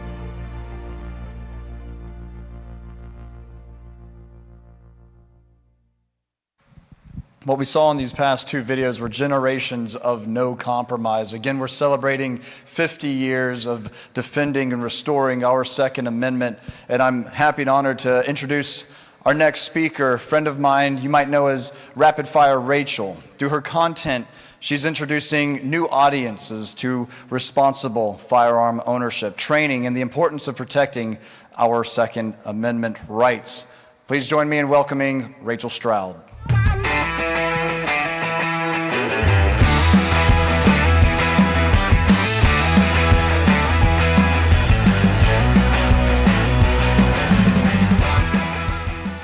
Hello, everybody. I hope you all have been having a fantastic time here at Goals. I'm excited to be here. Last year, I ended up not being able to make it because I was expecting my second child that same weekend. So it's good to be here. It's good to be here. Speaking of which, we threw both kids in the car. I have a 2-year-old and an 11-month-old. I threw them in the car with my parents, and we made a 14-hour drive take 2 days. Pro tip for any parents out there, hearing protection is absolutely a appropriate baby shower gift. Anyway, let's get started. So when people ask me why I care so deeply about the Second Amendment, I think typically they expect some sort of political answer. And for me, growing up, it was never political. It was always personal. My father is the reason that I'm here today in this industry and somebody who does love and appreciate firearms. But he was or he still is actually, together we are owners of a gun shop in Georgia. And some of my earliest memories were watching him work or helping him reload shotgun shells, and just him simply teaching us that not to fear guns. At the time, I had no idea how much those everyday moments were shaping the woman that I would become. And my dad wasn't just teaching us how to safely handle a firearm, but he was teaching me confidence and responsibility. Most importantly, though, he was teaching me that protecting the people you love is never somebody else's job. It's so important for us to take an active role in our own personal protection. Today, I'm raising 2 little ones, as I mentioned, and people often ask, now that I have kids, how has that changed how I feel about carrying a firearm or how we do things differently with firearms in our home? And it's almost like they're waiting for me to say, no, I don't do that anymore, or we keep them locked away or hidden or secret or hush-hush. But the truth is that motherhood has not made me any less committed to protecting my family. It's actually something that is at the forethought of my mind all of the time. Just as you leave the house and you go through the checklist, diapers, wipes, there's also, do I have my gun? How is it? All of the things, right? So it's just another part of the checklist. Because carrying a firearm is only one part of protecting the people that we love. The bigger responsibility is making sure that the next generation understands why that right exists in the first place. And as parents, our job isn't to child-proof the world, but it's to world-proof our children. And I think that's something that's lost. We're always thinking about what's the next way to keep our kids out of something, we need to change. Sorry.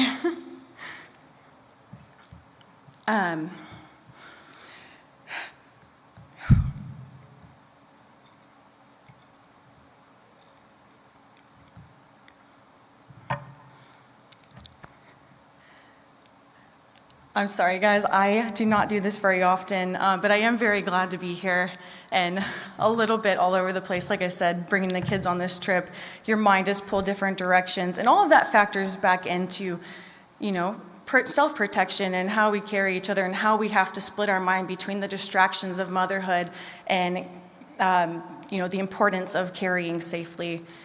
And I just would like to say thank you all for being at Goals this year, and I encourage you all to be connected, and thank you.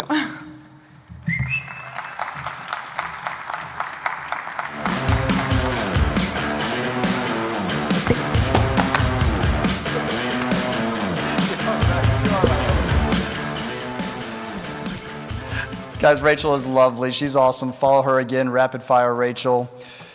Mom of two, being father of twins, it's awesome to hear parents speak about their kids and how much they mean to them. I absolutely love that. We've got an exciting video we're going to be watching from our friends over at Core Essentials, and we'll be inviting them up on stage to show off something pretty cool. So let's turn our attention to the screens. What's going on? It's Chad with Core, and today we've got one of our newest products called the Core Locking System, or KLS for short.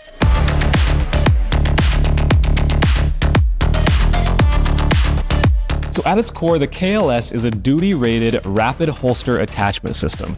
The magic in that is that it lets you swap holsters between different platforms in seconds without ever losing positive control of your firearm. It's a low-profile, two-part locking system, and it's built to exceed the breaking points of pretty much every other system out there on the market. So you can see the attachment piece right here, and that's what you mount onto your holster, and then that goes into the receiver right here on your belt. That locks into place, and then you also have a second detent lever to keep it in. But here's something I really like about this. This thing is actually meant to be used in the field, and because of that, it's a fully serviceable unit. That means if something wears out or breaks down the road, you're not stuck buying a whole new system. You can disassemble it and replace just the part that you need. And to make that even easier, Core is also offering a KLS field repair kit. It comes with every single part you'd need to fix or rebuild your KLS in the field. So if something goes wrong, you're back up and running in minutes, not days. Compatibility-wise, this thing is built to play with basically all of the major players. It works with your Safariland, Blade Tech, Alien Gear, and Black Hawk hole patterns. And on the Core side, it's fully compatible with all current and future Core holster mount systems. That's the aluminum drop mount, the mid mount, and the mini mount. Well, let's talk retention, because that's really the heart of this system. It's a level 2 retention holster swapping system. So here's how it actually works. Lock number 1 happens when you insert that mount into the receiver. You'll feel and hear that click into place. Obviously it's locked in right now, but lock number 2 is the AR detent lever on the side right here. So once you engage that, now you've got a second independent layer of security holding everything in place. So 2 locks, 2 totally different mechanisms, but 1 incredibly secure connection. And that obviously makes it perfect for law enforcement, correction officers, security personnel, and honestly anyone putting in some serious range time. And under the hood, it's built from high-temp glass-reinforced polymer and aluminum, with 0 plastic anywhere in the critical load-bearing components. But at the end of the day, that's just what Core does. Whether that's belts, wallets, sunglasses, or backpacks, we find a problem with an everyday essential and fix it. That's our job, and that mindset has led to 13 US patents and 4 trademarks. So this isn't our first rodeo when it comes to building something better. But that's the Core locking system. It is fast, it is secure, it is serviceable, and it's built to actually hold up in the field. So if you want to learn more about this thing, head over to coreessentials.com. It's That's really cool. Let's go ahead and get Vince out here from Core Essentials to talk a little bit more about this product. I myself am already kind of excited about it. It looks like a very secure lockup, and I've got a couple of questions for you. Here, let's switch. I want to play with it. Perfect. Again, my name is Vince. I'm with Core Essentials. Big shout out to Goals for having us out here. We're really happy to be here.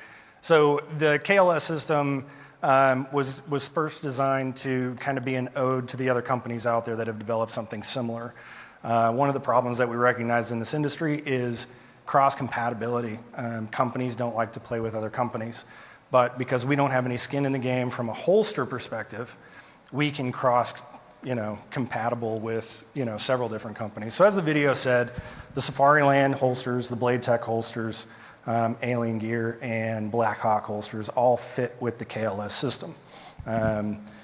So we wanted to make something that was duty rated, that wasn't going to break down under pressure. And when we started developing this, we just wanted to make sure that we weren't going to have any problems. So the side lever over here is where you're at, and then there is a button underneath to hit and release the holster this way. So again, this is going to be cross-compatible with pretty much everybody on the market except for, never mind, I won't say them. Great company, but we don't play with them.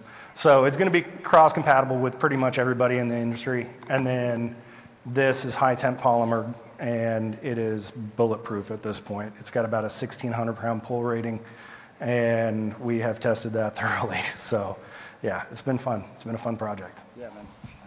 One thing I'm noticing already, though, is just how secure the lockup. It doesn't feel like the holster's moving around a lot, which feels really good, because other companies out there, I felt like the quick detach, stuff like that. I've noticed that if I'm running, that thing can start to shimmy some. And of course, the further down the holster is on your leg, the further leverage you have for that to start really getting crazy. So keeping it up nice mid-ride is what I prefer. Yeah. This is cool. Appreciate Very you. cool. So thank you, guys. Thank you, Vince. Absolutely. Thank you, Core Essentials. Appreciate y'all. Have a good one. All right, I like gun gear and stuff like that. It's almost like I'm a fan of what I do, and so when companies are coming out with innovating with different types of product, making our lives on the range a little bit easier, I get pretty excited about that. All right.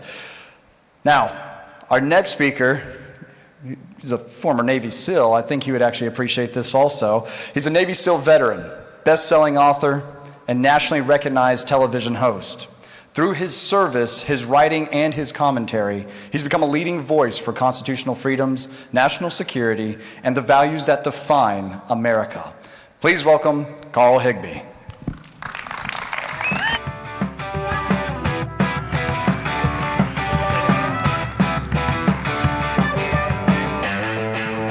How we doing?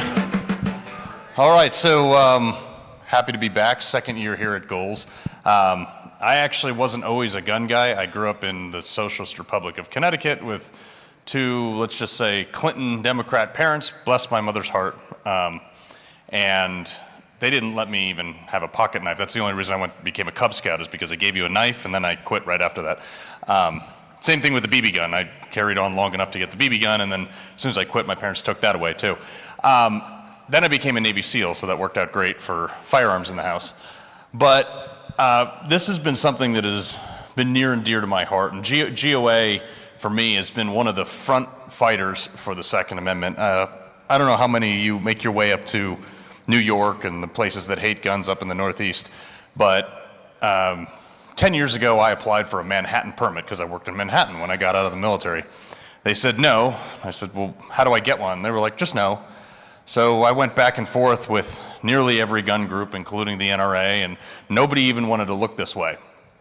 And they said, Gun Owners of America, I talked to Eric Pratt, and he said, well, I'll take it on. So with a number of other guys, Stephen, he spoke earlier today, Rob, and a couple other good folks, we took on the state of New York and federal court, and we won. And so that is why I will back GOA like a brother on a battlefield, because this place is like one of the few ones that's actually fighting for the right stuff, and proactively too. It's not, I've been in the reactive situation. Shockingly enough, I was in court another time, getting a divorce, unfortunately, and family court, if none of you have been through this, God bless you, but family court is like the frontmost area where men are losing their firearms. And that was what really began my fight on this stuff. My ex-wife wanted to take guns in exchange for alimony, and I said no, and the judge looked me dead in the eye and goes, "What's more important, your daughter or your guns?" And I told him, I said, "You can't make me choose." And that became its own legal fight, and we ended up winning in the Constitution state where I shouldn't have to fight for stuff like that. But this is something that if we don't do this every day, if we don't continuously fight every single day, you lose every inch. And eventually, you can fight for your guns now, or you can fight for your life later. And anybody who says, well, why do you need an AR to hunt? Well, our founding fathers didn't come back from a hunting trip. They came back from liberating a nation. So I don't really care. And we're seeing what's going on with Spain, too. How many of you have seen the news with it's horrible. 100,000 people rifled into an area of Spain that's technically connected to Africa. And I was talking about it on my show. We had our studio set up out there. We did our show from here last night. And I'm looking at this. All these people, Europe, willingly turned over. The government will protect you, which the government doesn't do anything good if you've looked at the VA or anything, the DMV, for God's sake. If they say they're going to protect you, don't believe them. And the only people who are trying to take your guns away are people who are probably about to do something that you might want to shoot them over. And Spain is in that situation. Europe doesn't need guns. They were enlightened. They were too smart. They didn't need all that stuff. Violence wasn't a thing. They were developed and sophisticated and whatever they came up with. So they gave up all their guns. And before you know it, these people started coming in mass. Look at what's happening in England. Now you can't even talk about it. You're criminalized for speech. People are literally a guy was just stabbed by an immigrant, and when the cops got there, they put the guy who got stabbed in handcuffs. He's telling the cops that he's bleeding out, and the cops left him in handcuffs. He died in custody. And then afterwards, like, oh man, he was right. Sorry, but you're dead. And I look at this all the time, and this is the kind of stuff that's coming to America. How many people have been a victim of a crime in America because they were trying to get their permit or were infringed on being able to own a gun to protect themselves? The single mother in an abusive relationship, the business leader who gets mugged, like, God forbid, the CEO of United Healthcare. Didn't see it coming, but if he was armed, could he have turned around and done something about it and still been alive today? That's the problem. And one of the big things that I've been talking to GOA about, and a number of other people in the firearm industry, is going after the legislators and going after the people who enforce these laws. This is like my most passionate thing, and I will talk for as long as this place lets me on this, because that's the biggest problem. In Connecticut, we have this just shit bill called 1160. And it was passed after Sandy Hook, and they said, we got to do something. It's like, never shop for groceries when you're hungry. Well, our legislators should never legislate when they're in panic mode or before a re-election campaign. So they come in and they said, well, we're going to ban this type of gun and this type of gun and this type of magazine, and because, the aluminum is this shape, you can't have it anymore. So not a single aspect of that bill would have stopped the Sandy Hook shooting. Not one. So you run the question, you're like, why? So the first thing is holding our elected officials accountable. There's a lot of Republicans that voted for that, which drives me insane. But they did, and they come to me the next year, hey, Carl, we'd love your support again. Can you donate? Can you help us raise money? Can you give us some publicity? I said, pound sand. And no, never again. I will never help you. I don't care. Oh, I thought we were friends. Nope, we were friends. And then you tried to take something of mine. That's literally what they did. They took something that I can no longer have, that I had legally the day before, and it was illegal the next day, and I could no longer buy it. And that's the biggest problem, is we forget as gun owners. We need to make that I'm basically a single issue voter primarily on guns.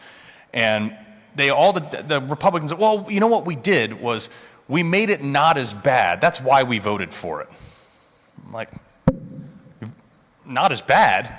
Like, how bad could it have been? And the other problem that they don't realize, which all Republicans need to realize, especially the rhinos in D.C., is when you compromise on things, when you say, hey, Democrats, we'll give you this, and if you lighten up on that. No, let the Democrats go as absolutely crazy as they possibly want to, because it makes it easier to challenge in court.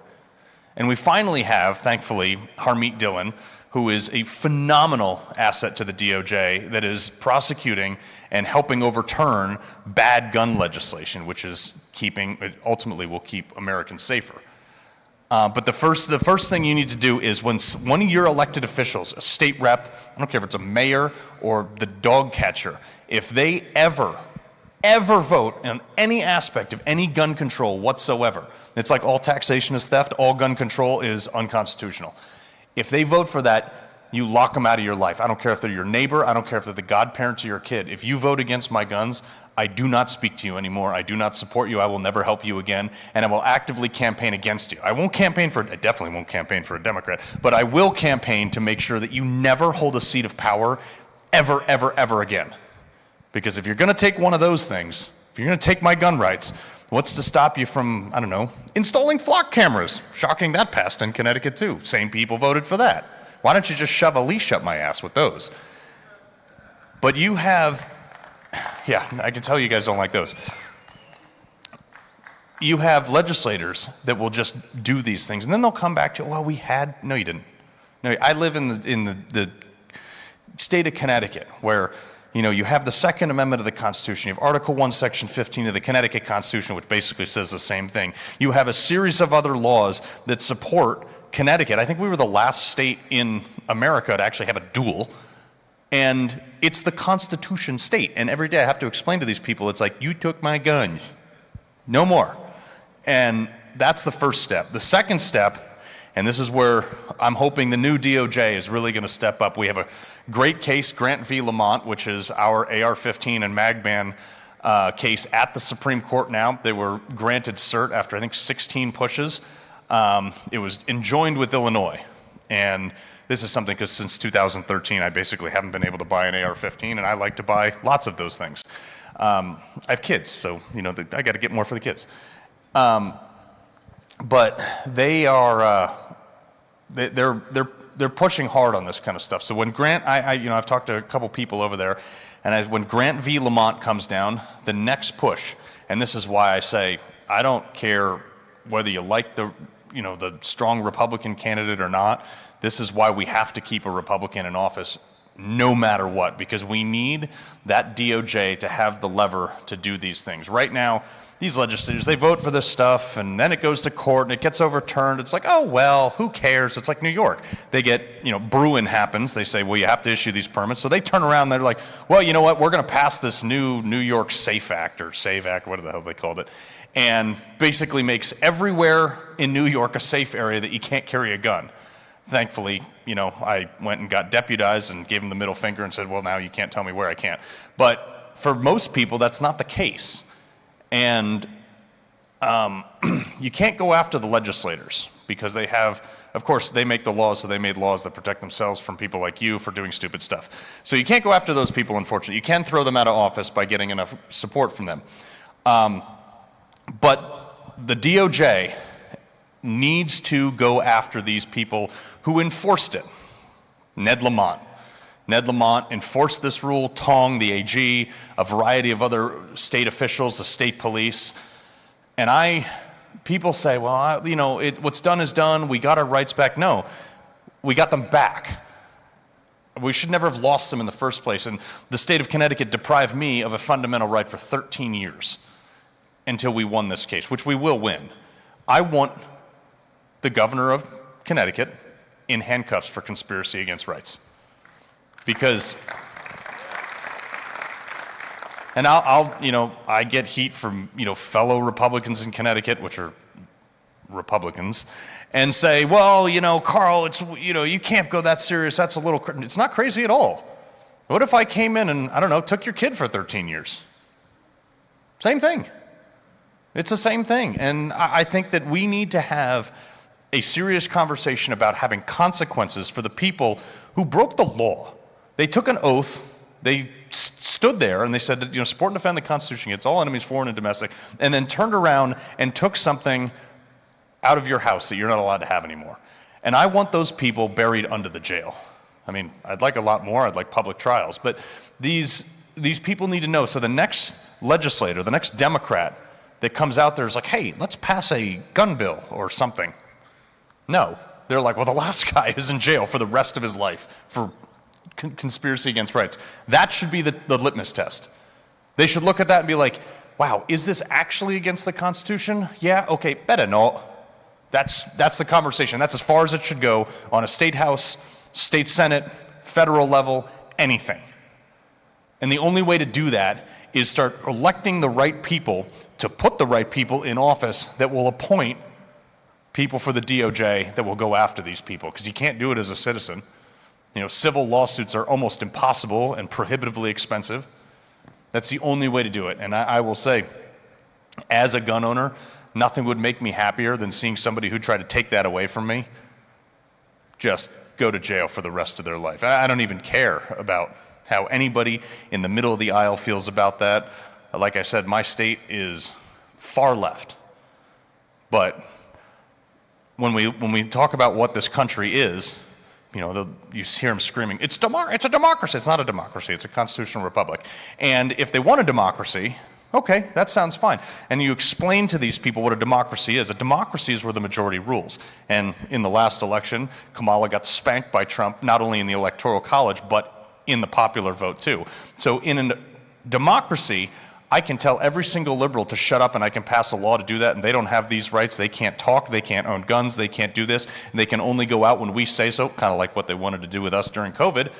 And then you tell a lib that, and they're like, that doesn't sound fair. I was like, what's fair? She's like, well, I have these rights. I said, now you're talking about a constitutional republic where those rights protect me against the majority. And those, you know, no matter what, even if you're in the minority, like in Connecticut, there's like 11 Republicans in the whole state, real Republicans. And we should still be protected by that. And that is, for me, one of the most important things. And if we don't start holding those elected officials accountable, we're going to end up with no guns. Not over my dead body, though. All right, folks, I really appreciate it. Newsmax, 6 p.m. Would love to see you there. I'll be popping around if anybody wants to say hi.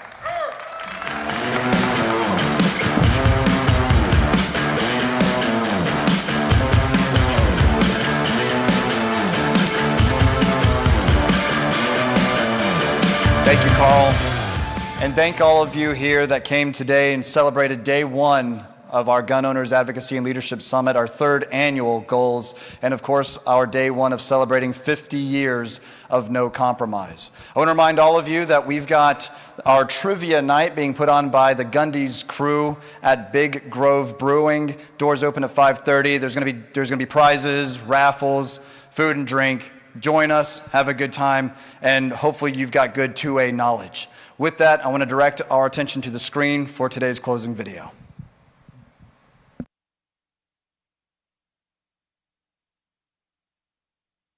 I guess there's not a closing video then.